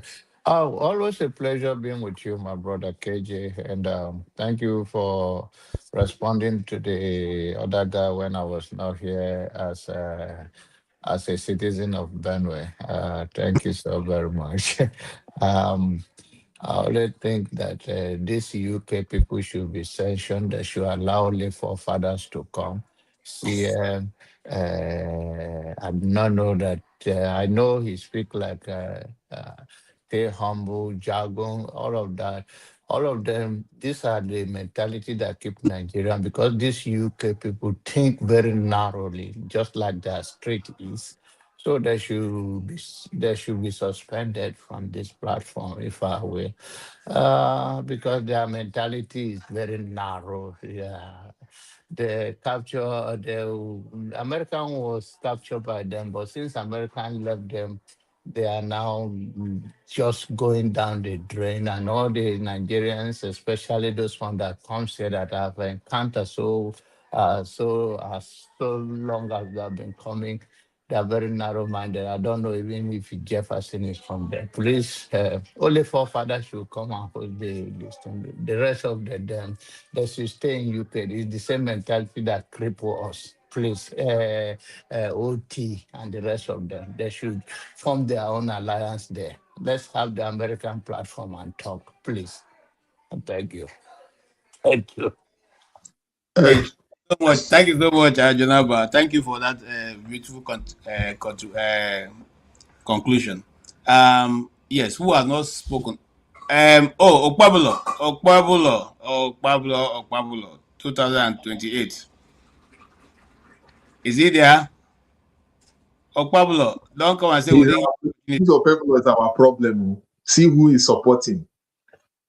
Okay, Ngo, you are here now. Can you try your audio again? Oh, Ngo is gone. Okpabulo is not available. If he final thoughts. I don't have anything to say. Okay, thank you so much, Ify, for being here also. Tony, your final thoughts. Okay, my final thoughts. I don't agree with what Jonathan has said. Just making me laugh. But I think that yeah, I think in this platform, we should I think we should, and I think we're all searching for a solution to make our country better. So in the view that we express, I think we'll have to be modest about our views, and then we have to watch our language because it doesn't augur well, for this platform provides us an opportunity to interact and fellowship. Some of us have made friends here. So in trying to grapple with the problems that our country is facing, I think we should be, we disagree. We don't have to all agree, but let us channel all the efforts towards finding a solution and towards moving our country forward. That's my last word. Thank you. Thank you so much, Tony. Thank you. And Obi, 1 minute. Yeah, KJ, thank you, Jare, and it's worth coming to vent about and see how we could reorient the people. I think the damage they have done to the system is that bad. The system is too monetized. That is why anybody that had left the Western world and said, I want to go back to Nigeria to probably participate, they ended up disappointing us. You could imagine that the systemic thing still was able to swallow them based on the monetization and the way they're structured. If you don't behave like them, you can never, get it to that level. So that part of it is a very difficult angle that we need to work on, how we could break it. That how can a common man actually be in the street and be able to canvass and be able to stand there and lead these people without any influence from these demonic giants that are all over? That's the basic problem. It's so monetized that if you don't join them, you won't be, they will just eliminate you. It's as bad as that. So I think to come back to the revolution thing, the kind of, a new situation that we need to actually pray for or work on or be able to see how we could navigate it to achieve it. Going through the same process to go and be able to change the system, I'm sure it's going to be after our generation. Believe you me. Thank you. Oh, thank you so much. Thank you so much, OBE. Appreciate it. Jefferson, 1 minute. ONE. 1 minute. Okay, I'll summarize real quick. John Abba, I don't know about anybody else, but I'm more Nigerian than most people here. I'm looking out for the best interest of Nigeria. But you see, the truth of the matter is that what we should be truth to we should say the truth at all cost, even if it costs us our very existence, which we don't do most times. If you look very carefully, we are not being objective. We cannot keep on pretending and say everything is okay when everything is not okay. So that is just what I feel. If you watch now, where we are right now is Nigerians, we are lying to ourselves. So we need to start telling ourselves the truth and also atone for the past. A nation that wants to move forward, we atone for their past mistakes, see where they got wrong, and move forward and see how they can do things different. So, because if we don't do that, I'm sorry, there's no way we can make any progress. That's my own submission. Anyway, thank you. Thank you so much. Forefather, you have 1 minute. Thank you. Obe said something that that I heard. He said, it appears nobody is doing anything about it. And that's the feeling you get on the ground. Like nobody's really doing anything to fix the nation properly. You don't get a feeling somebody's really doing anything. You see things happening, but it doesn't change what's on the ground. Everything seems messy, disjointed, and disorganized. And it's beginning to become a shame on all of us, to the point where African countries are laughing at us. What is the woman going to do anymore? When even African countries are beginning to laugh at Nigeria. And it pisses me off to no end, because Nigerians are actually good people. And that's the sad thing about it. Some of it, the records Nigeria have, I don't know how many nations that have them. The peacekeeping, the affording people cheap energy, helping people. The people that Nigerians have helped on this continent, you can't count. And yet, we within ourselves, we do everything to self-flagellate and glance at it constantly. Sooner or later, we have to start supporting people that are actually looking to do something about it. Because this political shenanigan that is going on in Nigeria right now, they are not serious people. I don't understand how ADC is doing what they are doing there. P2B is running around all over the place. The entire thing, they are just allowing Tinubu to run the whole place down. They just allow him to run everything. This guy shouldn't even have the right to be president. He got 37% of the vote and still managed to win because of this. Our people, I don't know, man. We are quite an unlucky bunch. We elect old people into office repeatedly that are sick. At least Trump at least he can talk and he's troublesome. We are not making trouble for anybody. All we just do is say yes sir to everybody. I'm getting fed up of this, and I really hope that many Nigerians are really getting to the top of their neck, because the reason why we don't do that is because every time we want to do something, it becomes about tribalism, it becomes about religion. Instead of us to actually hold these people accountable, all of them are in the north, east, west, south, all of them. All of them are part of it. We have to hold all of them accountable. Thank you. Okay, thank you so much, forefathers. Thank you for that conclusion. Ngo, you have 3 minutes. I'm giving you 3 minutes because you have been trying to get in and not getting in. So 3 minutes to make it. Yeah, thank you, KJ. I hope my it's not as bad as when I was using the phone. I didn't want to come in, but when I heard Four Fridays had just arrived in Nigeria and he was talking about his ordeal, I felt I needed to log on and just commiserate with him. Nigeria's situation is very sad. I don't know if we have hit rock bottom yet, but I think we are. If there is another pit to dig, I think then we're in big trouble.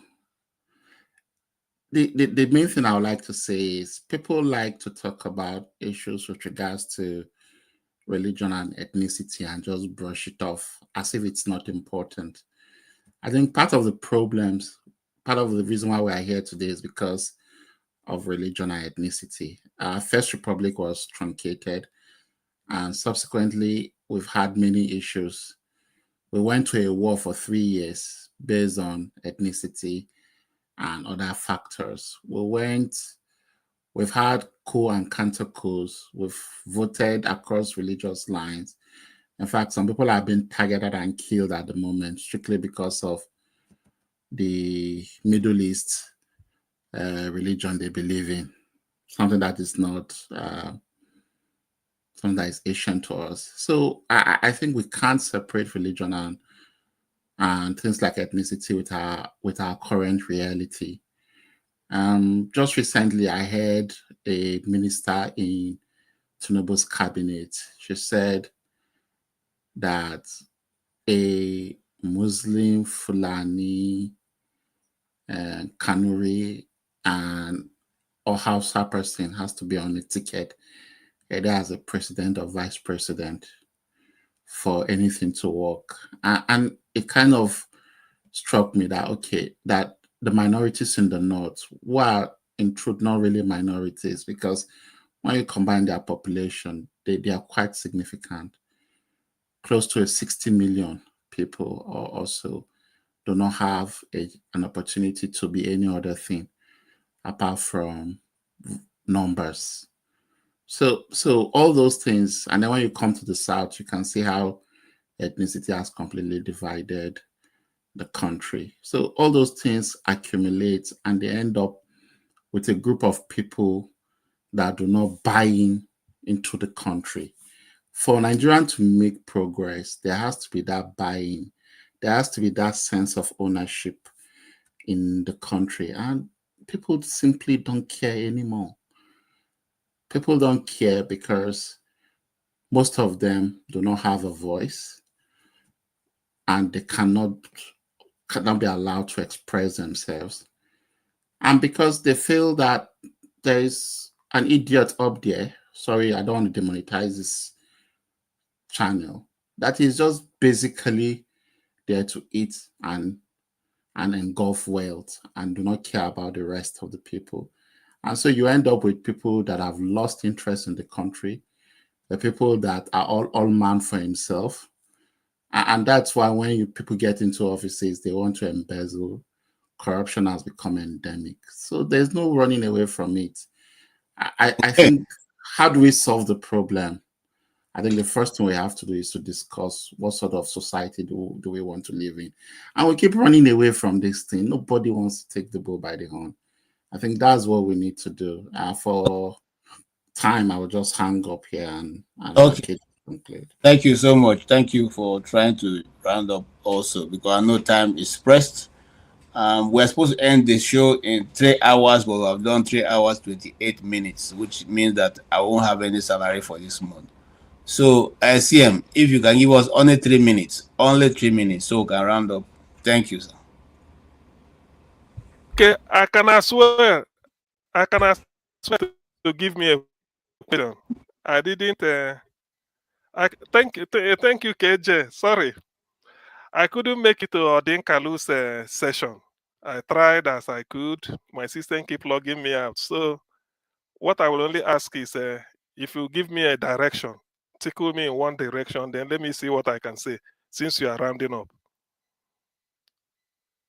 Okay, you can actually round up or talk about what Odinkalu spoke about, or the Soludo market brouhaha, or the last topic was the president of Turkey addressing Nigerian president as the president of Islamic Republic of Nigeria. Any of those topics you can take on. And we are saying, why didn't the Bola Tinubu say correct that on the spot, saying he didn't do that? To be fair, he didn't do that precisely. He just talked about the Islamic world. He didn't say Islamic Republic of Nigeria. He didn't do that. What are you saying, poor father? You want me to play the listing? You have the video. Show us the video now. Okay, I'm rounding up, but we'll make it a topic if you want. Go ahead, sir. Anyway, let me talk about. Hold on, just to add a bit. You see, sometimes when we come to this channel, the same things we say. You people push back, and when you push back, and later on it is published and it is brought to you see it yourself. Unfortunately, I'm now tired of pushing back because I just let you people meet the truth out there. Most of what was said. Because when you want to make such a claim, you want to present the evidence directly, because it's a very, very incendiary claim you are making. You are saying that the foreign leader is calling Nigeria an Islamic Republic. And that's an incendiary statement. So by making this statement now, that's facts. It was done. It's new to you, father. Not true. Wow. Okay, please go ahead, Sam. Okay, play it now. Just use this time to play. No, I can't go talk. Just you can. If you have it, play it. I think that is should be more educative than whatever we say. Hello, KJ. If the video is ready, play it. That's okay. Let's learn. It may make more sense than whatever we say. I wanted to lash Soludo further. I don't want to go on the way he handled Okay. So on this Soludo matter and the Onitsha, I think we've already most of us are in agreement that the way he handled it shouldn't have been. There's no need for all those threats. Nobody is at war. Inviting soldier against protest. No, all those things should be stopped. It should be stopped. You don't. As a governor, that's where I lost interest. Yes, you go and dialogue with them. After all, the Enugu or so, IPOB issued a letter that they never asked anybody to stay at home. It's as simple as that. The Directorate of State. So, who is cashing in on all those type of things and trying to cause mayhem? Soludo should not fall for that type of thing. He's better informed. Okay, people will lose sales for one day, which is Monday. Now you made them to lose 1 week. Is that not counterproductive? It is. So that is where people are saying no. You got it wrong. The way the approach is very bad. It's agberoic, like some people may say. It is. So yes, it's agberoic. Even when he's not wearing jeans and t-shirts. So why be and the trainers? And they wrapped one roll of Indian hemp. So that's your governor. That's your governor. Yeah. Now, of course, he's even next door. He's from my local government. Safe. Agwata, we all come from. So the thing is, the way he handled, that's what people are saying. There is pointless. It doesn't mean, because since IPOB has issued a letter telling him that, look, all these things, they're not doing it in our name, and all those things, that wins the case. So the case is clear. So why all this drama of you level the down, you start, or it's uncalled for. It's uncalled for. That's why people are still blaming him. Today is already Monday by UK time. Okay. Who knows what will happen today? And we don't want any bloodshed. That's what I don't want. Hold on. Please listen to this audio. See how this headline captured it. It says, breaking, Turkish President Erdogan calls Nigeria Islamic nation in tweet detailing pact signed with Tinubu government. So he tweeted about the deal that Turkey entered with Nigeria. And in that tweet, he said Nigeria is an Islamic nation. So some people actually went to Grok. Grok is the Twitter AI to translate his tweet because he actually tweeted it in his language. Now, this is what Grok said. Nigeria is a country of strategic importance with which we maintain close cooperation on many issues concerning the Islamic world, especially Palestine, within the framework of the Organization of Islamic Cooperation and the G8. So this man is actually saying that Nigeria is an Islamic nation. Now, somebody who understood his language also translated it in human form. This is the translation. This person said, this is the direct translation of what the Turkish president tweeted. The only reason for affiliation and cooperation with Nigeria is because they see Nigeria as an Islamic nation. And of course, Nigeria is a member of OIC, Organization of Islamic Cooperation. So don't swear it. So this is actually what he tweeted. You see, sometimes when these things are said, and this is not only media that reported this news, all the medias in Abuja and Lagos said about it. You are going too far. Check the link I posted. You will see it for yourself. There's no need to even go far. So sometimes when they say these things, they bring their brouhaha here and come and begin to argue with you, and they won't even check the facts. Go ahead. I'll see and conclusion I can close. Okay. Since and in that case, let me this studio. I mean, what Jefferson posted here. Please, KJ, take note of it. Maybe in subsequent this thing you are presenting, you can always refer to it and then you play it, because I know that those that may like to hear it, some of them may not be here because some of this hard evidence. You can keep it. So what I'm saying is that in effect, the way Soludo handled the Onitsha issue, everybody is condemning it. There is no point. I always say that it is better to hear that the people defeated their leader than the leader defeated his people. I mean, as in the Igbo, if you chop your brother for supper, you are still hungry. You haven't belly food now, so there's no need for that. Soludo cannot be flexing muscles, call them and talk down on people. These are millionaires. These are where he collects his tax. Thousands of people depend on main market to feed. When you now want to show braggadocio that you have power, you lock them even for 1 week. I mean, for what is uncalled for. If it's uncalled for, there's a way to handle this type of thing behind closed doors. You dialogue. These are your people. You dialogue with them. What do they need? You tell them. And to come and show people the world that you are in charge. How many more years then you get out? So is that why you should come and worry people? At any point, I always side with the people.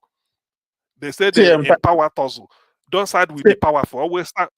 Huh? No, I want to thank you, for that position. Thank you so much. I think that was the position that the professor took, Professor Odinkalu, and I think you are spot on. I think you are spot on. Yeah. It's true. Even we said it yesterday. I said there's really no this. I prefer. I mean, all of us. You can always agree that what will be news is that the people defeated their leader in an argument. That's why the people, not the leader defeated the people. You say one person now. What is it? You have the power. You have the police. You can summon anything. But one thing he forgot to know is that as an economist, more than 1,000 people, that is individually, are doing business there, and then up to 10,000 dependents on those people again.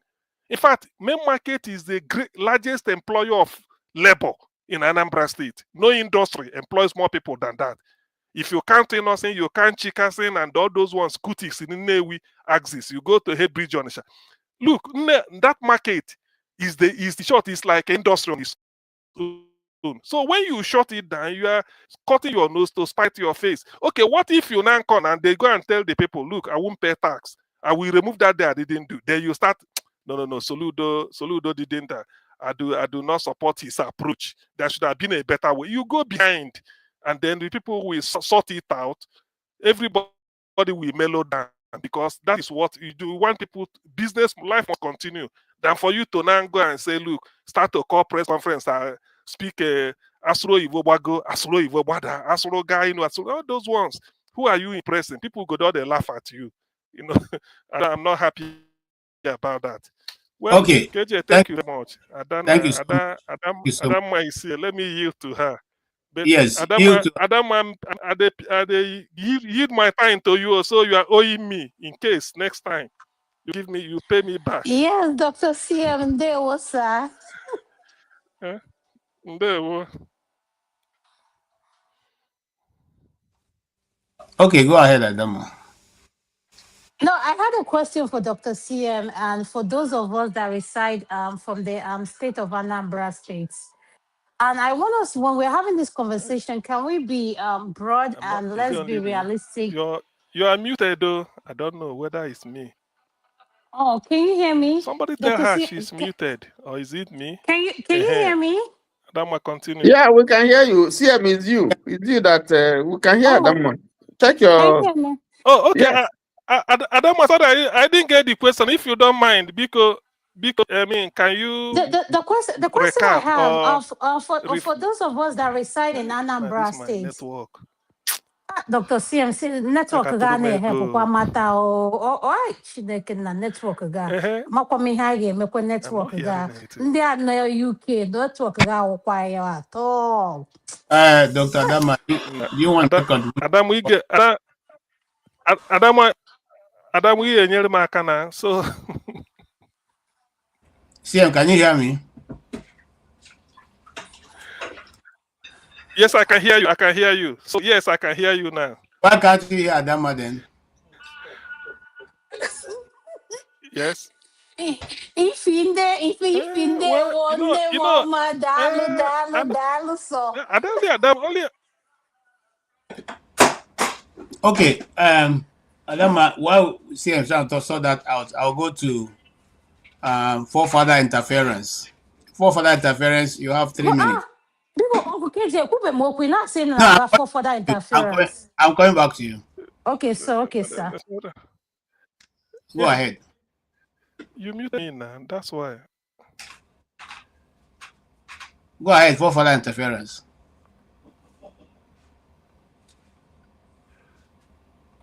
We can't hear you. Islamist, we can't hear him more. Speak. Jefferson's open. Jefferson's going. Jesus Christ.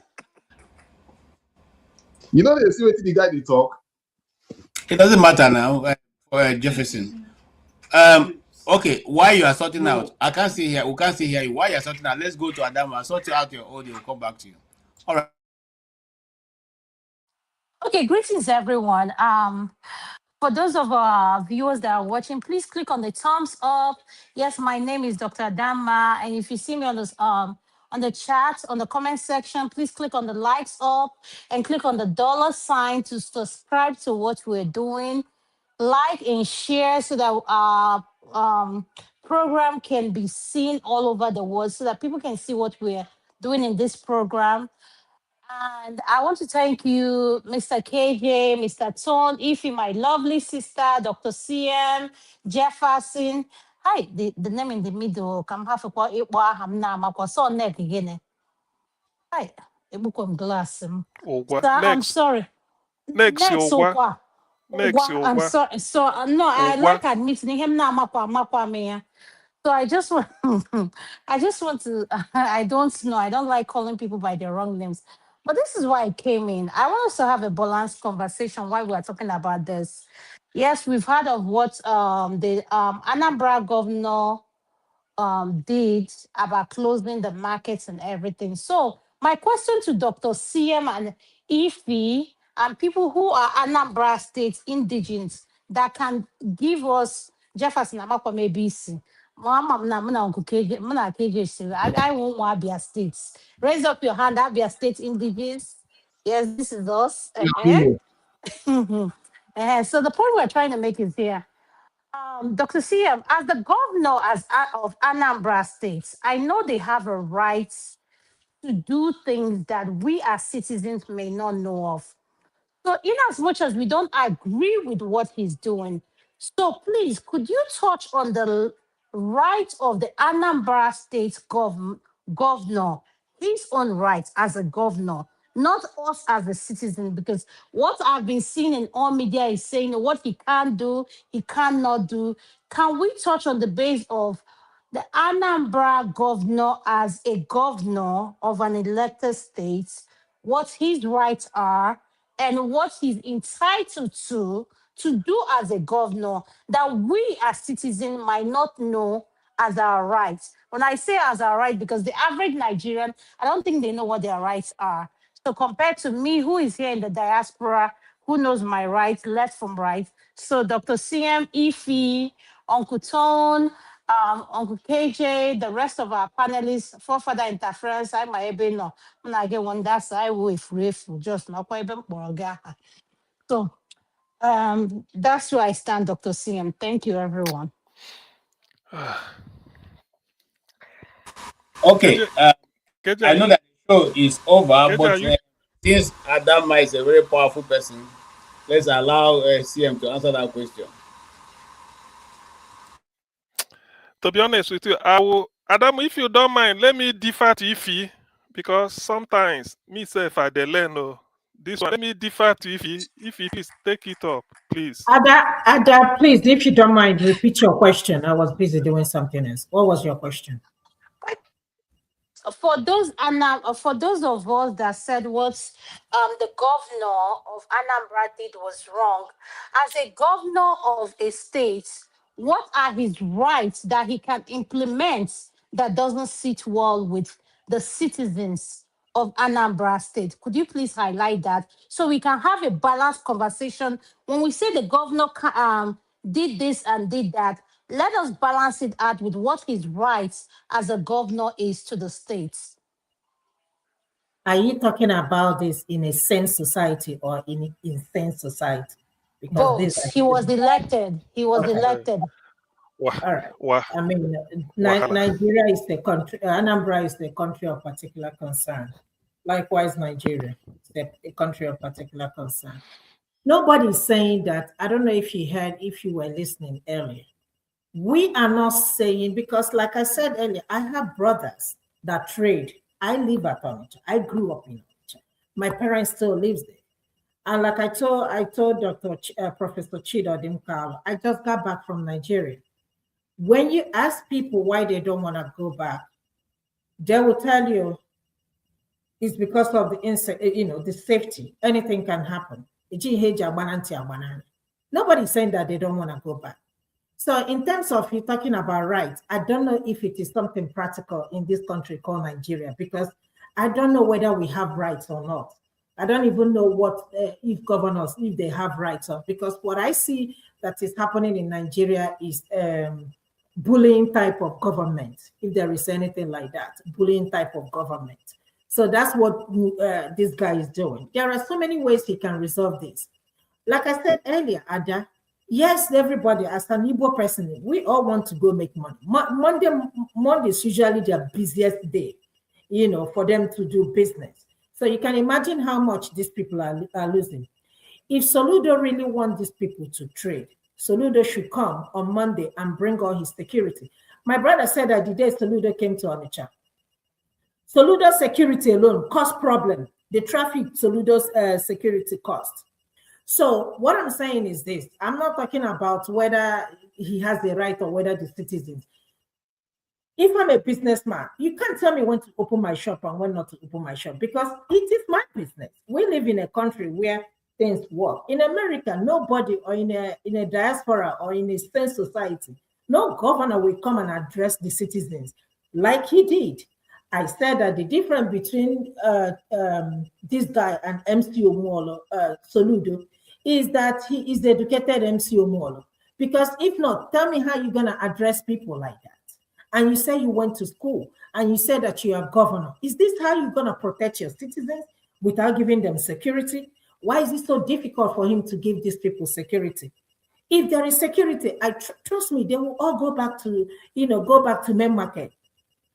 So that is all they're asking. They're not asking for too much. And this is not an issue of rights and citizens, the rights of the citizens or the rights of the government. No, provide security for these people. And you will see them, they will go back. And the reason why they're afraid, if anything happens, God forbid, we will come here and it will be a different conversation. So it's not going to do anything other than I condole with the family that lost their people or person, and case closed, and we're not going to do anything about it. So I disagree with you. If you, and I will just say this to you. What is going on in Anambra State is they are looking for an occasion to raise another insecurity in Anambra State, because since the outgone, hey, I'm having a conversation with the boy. Since the outgone of the government of Buhari, the Tinubu government stopped paying those machinery that was operating in the east. So there's nobody to cause confusion again. So they are looking for an occasion to say the people of Onitsha are no longer behaving well, and they will send in the army, just like he tried to do. And when the army go there, they're not going to look for who is right or who is wrong. They begin to just do whatever they want to do on the people. If you say as a governor you are losing 8.1 billion every Monday, and then the people are not coming to their shop, and the best idea is to shut it down for 1 week. So if in one day you are losing 8.1 billion, and then you shut it down for 1 week, how much will that be? As an economist, have you taken the best of actions? Why didn't you say to the people, why are you people not opening? And the people tell you there's a security problem. You came with 2 armor tanks. Those armor tanks you brought, why didn't you say, okay, every Monday, this armor tank, this is my security I brought today. One will be on this side, this will be, and the army will be everywhere, so that those who want to come to the market will come. Why didn't you do that? Since you EGC along, since you are OGC along, why didn't you do that? You see, Okay, these are the things we are saying. KJ, I understand what you're saying. This is what I want to say, why I came in. If the people of the South can sit on Monday sit at home for how long? I don't know how long. And I'm saying this to be transparent. What is wrong with the governor coming in and saying, okay, sit at home for as long as you want, based on his own terms and condition? The only difference is that his terms and condition doesn't suit the people. So let's have a balanced conversation here. As a governor, if you're elected in the state of Georgia, wherever you are, there is a right as a governor you have to take force out on people to work. hold on now, Uncle J. I said to you, the people of Abia State, the state me and you belong to, including Anambra, all of these states, Imo states, they sat at home for how long? I sit at home under the name of Nnamdi Kalu. So Dr. Soludo, or whatever his the governor is, came in and said, okay, what I want you guys to sit at home based on this thing or whatever he took. I want people to go back to Ingengen Media. Ingengen Media did a coverage on Wednesday or Thursday, if I'm not wrong. He brought in someone, and that man spoke so eloquently. It was a balanced conversation where you can see people who work for Anambra government and the people, where they broke it down and said he as a governor has the right to come in and say, oh, I want to shut down the state at a particular this thing. So all I'm here to say, as we are having this conversation, let's have a balanced conversation where we as the people can say, if the South people, the East, the South people are sat at home for whatever, for Nnamdi Kalu or whatever we're promoting. And Governor Soludo is saying, okay, Onobiaziwa Basit is there at home till whenever I want you guys to go back to market. No, it's not his right. I just want to stop you there. You see, okay. let's I think the governor is testing boundaries. It's not his right. Apart from that, the other people didn't Mba of Enugu State try it. How did it end with him? Did the people stop doing that? No. All you need to do, if you are an intelligent man like Oti did, is to offer the people security. So okay, we know that, because we know that the people operating in the east are not Igbos. That we know that they are hired mercenaries, as they are trying to do now. They are trying to do it again. I'm saying it here now. They are trying to do it again.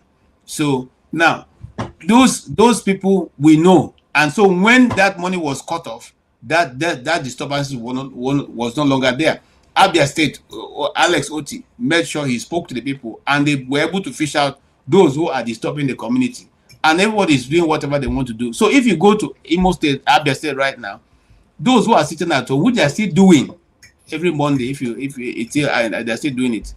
Not everybody opens, but they're not stopping anybody if you want to open. But people still sit at home. Adama, I want to let you know that there's nothing the Igbo people will see now that will be too much. All our parents lost everything they had. They are not giving 20 pounds. There's nothing we will see now that will be too much. So let nobody tell us what Soludo is doing is trying to please his puppet masters. Okay? He wants to show that he has muzzled the Anambra people into doing what he wants so that he can use that at his bait, at his chest when he's demanding that he should be given the opportunity to run for presidency. He's looking for a next job. That's what he's looking for. And he's going to be disappointed because you don't coerce Igbos. I say it again on this channel. You do not coerce the Igbos. You negotiate with them. You sit down and say, this is why we should do this. Nobody coerce anybody. I was telling Chim here, the richest man in my community couldn't coerce anybody to give him chief. The day he came to do his money, they told him that the person they're going to give chief was the guy who didn't even have apart from going to secondary school, he didn't even have any position. He wasn't even working. That's the person they put him to contest against, and they flooded the richest man. They didn't give him. They voted a young man to be chief to go and represent us. We are not here to celebrate money. So you don't coerce the people. You just tell them the reason and they will support you. Don't try to come and lie to us that you are doing that. Since when? You Soludo went to Nnamdi Kanu that now have become your enemy to seek to get elected. You are the one presenting paper when you are doing a book review of I've forgotten the book title you are reviewing, where you say that the elite of the Igbo land need to sit together to understand the cause of the agitation, which at that time before you became governor, you saw it as reasonable. Now you become governor, it's no longer reasonable, it's no longer something that we looked at. One Nigeria is best for all of us because you are now sitting on top of the honey pot. Abi? That is always the issue of the elite of Igbo land. It's not a new thing, so it's not even the first person. But can I just add one thing? Yes, I think his problem is communication. He didn't communicate. You know, he had a good intention, but he didn't properly communicate with the people in the way that makes sense. And two, he also speaks of relationship. I think he has a relationship problem with the people he's governing. Those two things, I think that's also part of the problem. And I want to put it on record. Adam, anytime you see anybody who is a non-Igbo praising an Igbo man, that's because the person is dancing to their own tune. They don't praise the people who are not. I'm telling you, I lived in majority of them. Are you sure? Are you sure? No. Tell me one. This one I asked my question. Dr. CM kept quiet and said, Adam, so I want to hear from him. Okay, no, I want to.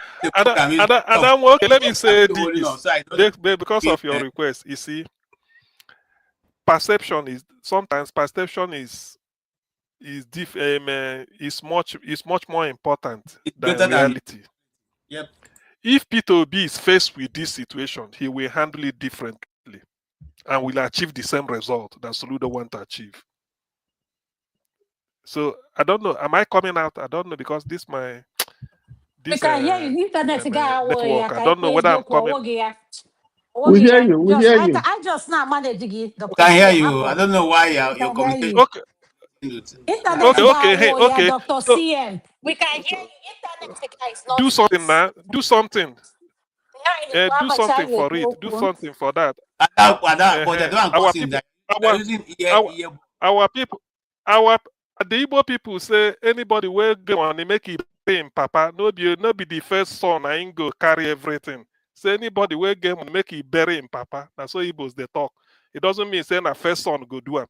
So what I'm saying is that if Peter Obi is faced with this problem, the way he will handle it will be different, but he will achieve the same result. That's what we are saying. So it has to do with Soludo's, that braggadocio. That's why people are now using opportunity to say anything. He shouldn't do that. The main thing is that IPOB has issued a letter that they did not. Nobody is doing it on their behalf. So that is apart from that. Now, Soludo now trying to ride the wave of popularity to show that you're a big man, they can flex muscle.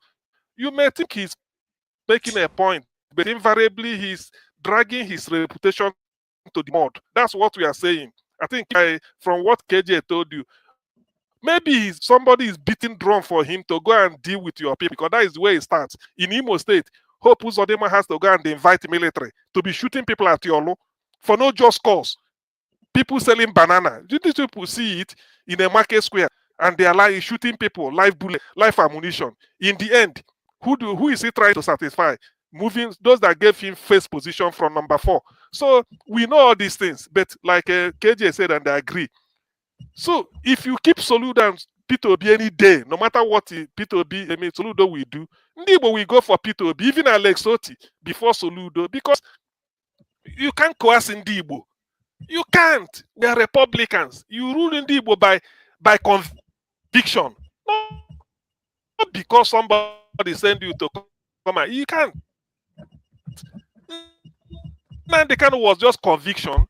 He never saw. That's why what he says, people saw it. People that are not in the are concerned with him.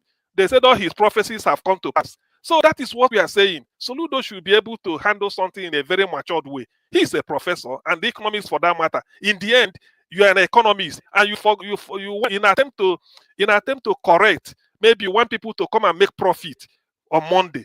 Yet you've denied them the opportunity of making profit for 4 days. Is that not counterproductive? How do you explain that? How as an economist? Because I lost my profit on Monday, you can't. You now mean that Tuesday, Wednesday, Thursday, Friday, Saturday, I shouldn't come and make profit. So, but you're an economist and you want me to pay tax to your government. No, Soludo messed up big time, to be honest. Okay, Messed up. gentlemen, I can't slice it any other way. He messed up big time. Adama, that is my take. Then later we'll talk about the other one. Thank you. Because Adama, you brought up this topic that have taken another 1 hour. So you are going to pay me money. I'll send my account. What did I do now? I just came in. No, what did I I'll do? send my account. Mr. Tony, let me exit easily, please. Let me exit. No, all right, let's hear from. I speak the truth. Can you guys hear me now? Yes. All yes. right, thank you. First of all, Jefferson, you don't get sense. So, but yeah, Adama, you're head on your own.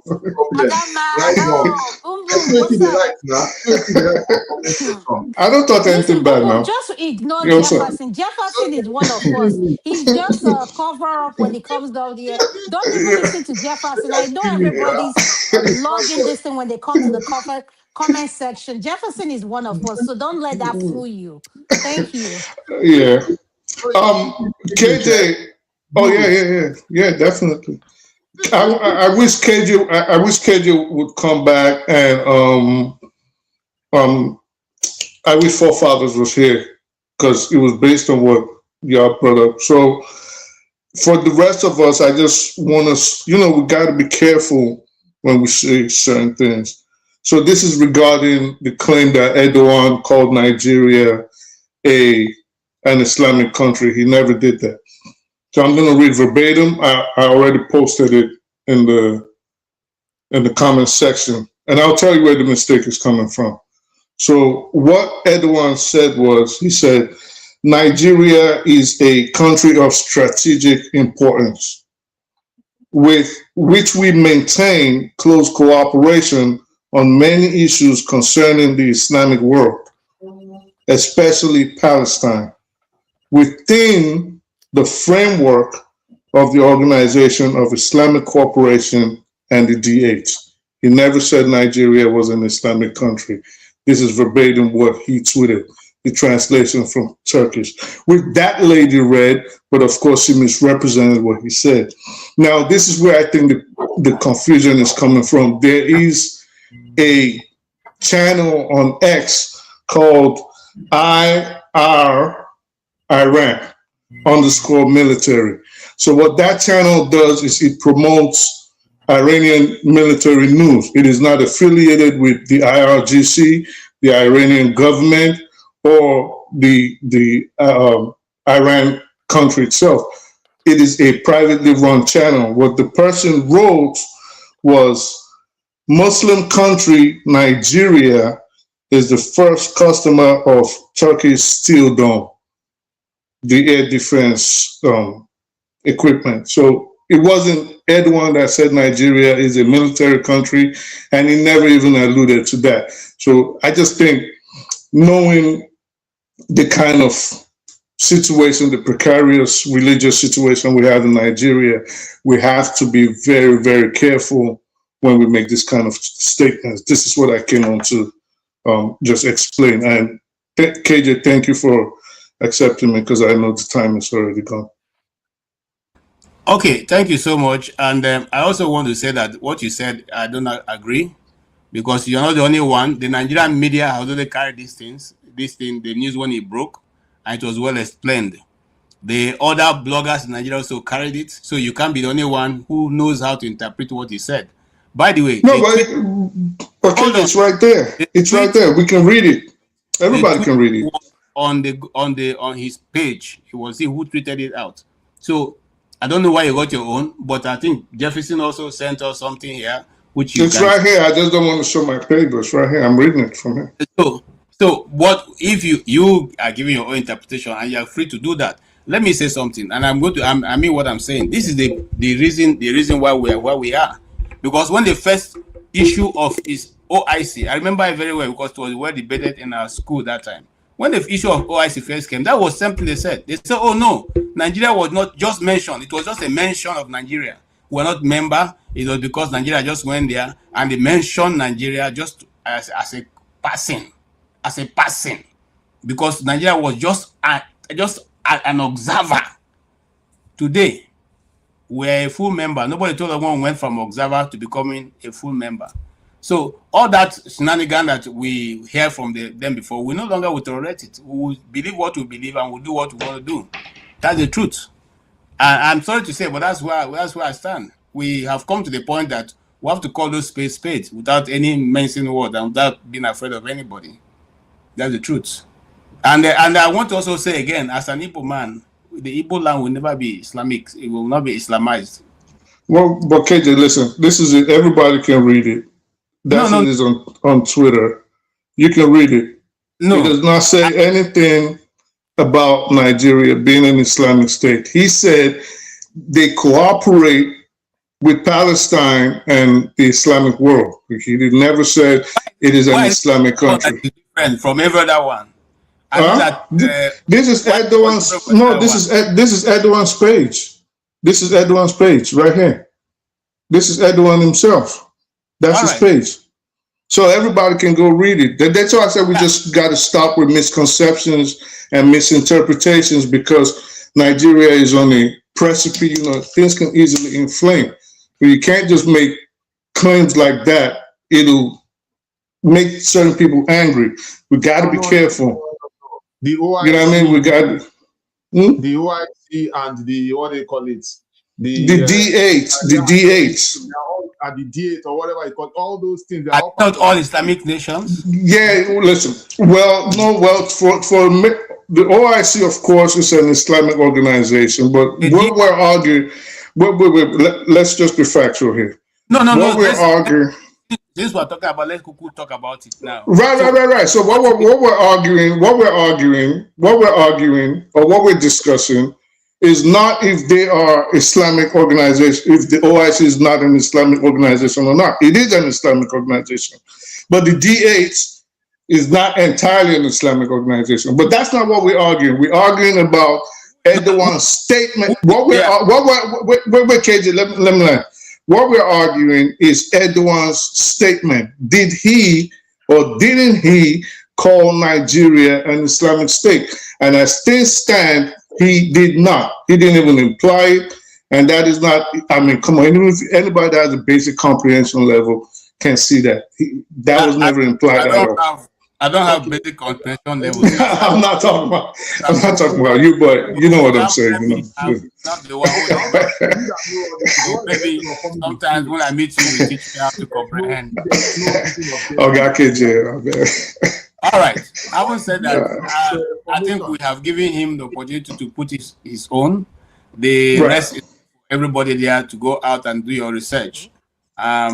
whether that's said or not. But I still stand by what the Nigerian media have talked about on it, because it affects your claim that Nigeria is moving towards to be an Islamic country. Well, whether it is or whether it's not, Jefferson, I'm not going to dispute whether it is or whether it's not. What I'm saying is the statement as it stands does not say that. That's just the bottom line.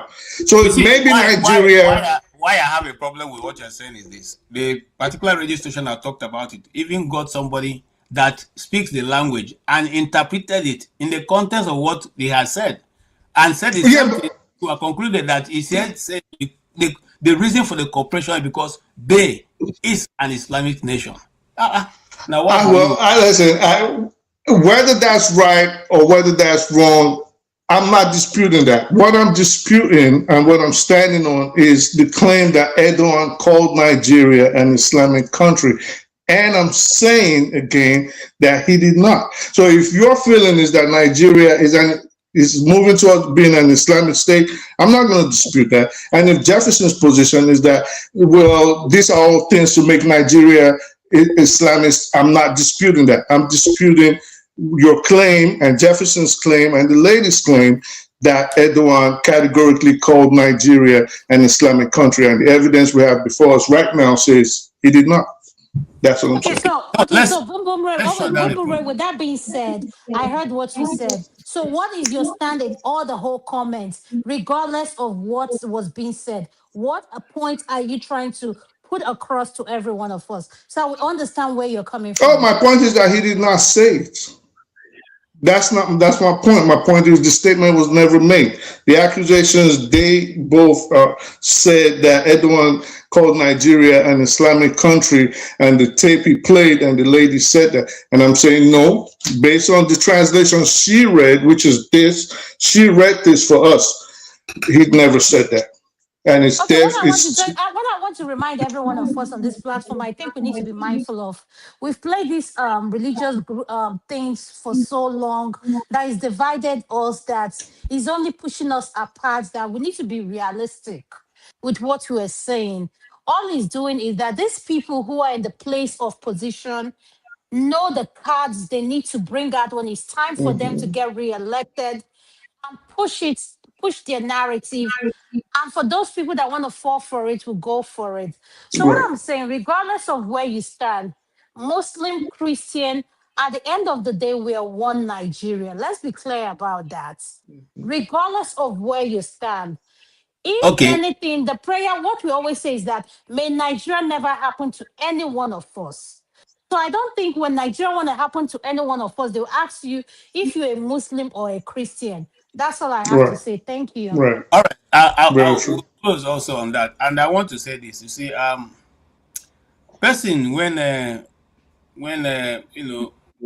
snake bite, if you see mother lizard in the wrong way far away. We have seen these things played over and over. Adama, listen to me.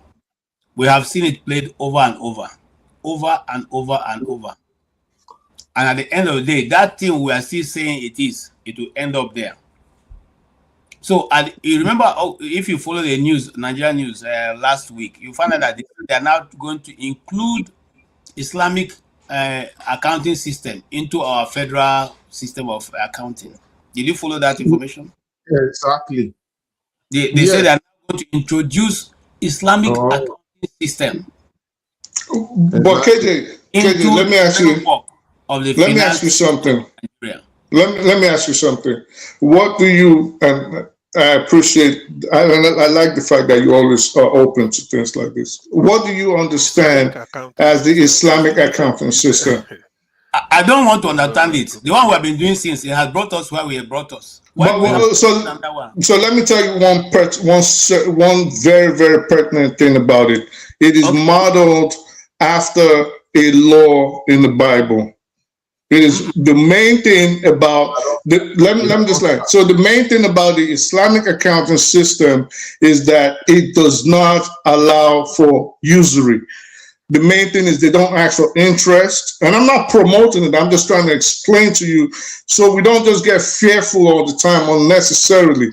Would you rather get a loan and the bank tells you pay back when you can? Or would you rather do it the Western Christian way, where you probably will go into debt, lose your house and all your belongings, file for bankruptcy, trying to pay the loan before you even trying to pay the interest on the loan before you even reach the original loan? And So can I these are answer a things. question? Boom, boom, Ray. This is what I would like to do. I would like to go watch the Grammy with a chill bottle of wine. Even my Have a wife good told me to come one. watch the Grammy. Yes. So that whatever is happening, at least I vision myself at the Grammy. Let's see who will Right. win. Good night, Yeah. everyone. Thank All right, you. good night. All right, let's leave it there.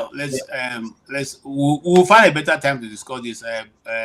Forefather, since Goodbye, you are Adam. forefather Adam, bye interference bye. now, we will talk about it because I've been Right. interference with forefather. We need to talk about it. Maybe you can explain to us why that's name. All right. Right. That is eventually going to be the end of this, this very useful, very insightful, very, heartwarming discussion. And here, these are our opinions. We're not here to attack anybody. For those of you who have been sent agents of government, we're not here to. We have to make it very clear. These are individual opinions. We're not speaking on behalf of anybody. We're speaking on behalf of ourselves. And so, if you have any question, please just remember that these are our personal views, and we have the right to own it. Having said that, we want to say good night. Thank you so much for everybody who supported us. Please, if you have not liked the broadcast, go ahead and like the broadcast. It will help us. It will help the channel also reach more people so that we can have more coming into view. The more, the merrier. I thank you, Joseph, for your support. We really appreciate it. Thank you, Tony, CM, KJ, thank you so Jefferson, much. good night. Thank you so much. And then also we thank Oscar Blackstone so much. You really, really, really support us. God bless you all. We really appreciate all your kindness. And then everybody who has been with us since we started since 12 noon till now. I seen NDBC behind, but on NDBC we're already too late. I'm sorry, but we see, acknowledge you, and we really appreciate your coming, your time, and your treasure. We already 1 hour 15 minutes, late for signing off. So I need to sign off so that Rudolph will allow me to host again. CM, thank you so much for being here. I know it's quite late in your time, but you still hang out. Thank you. Thank you, Jefferson, for being here and your all your comments and contributions.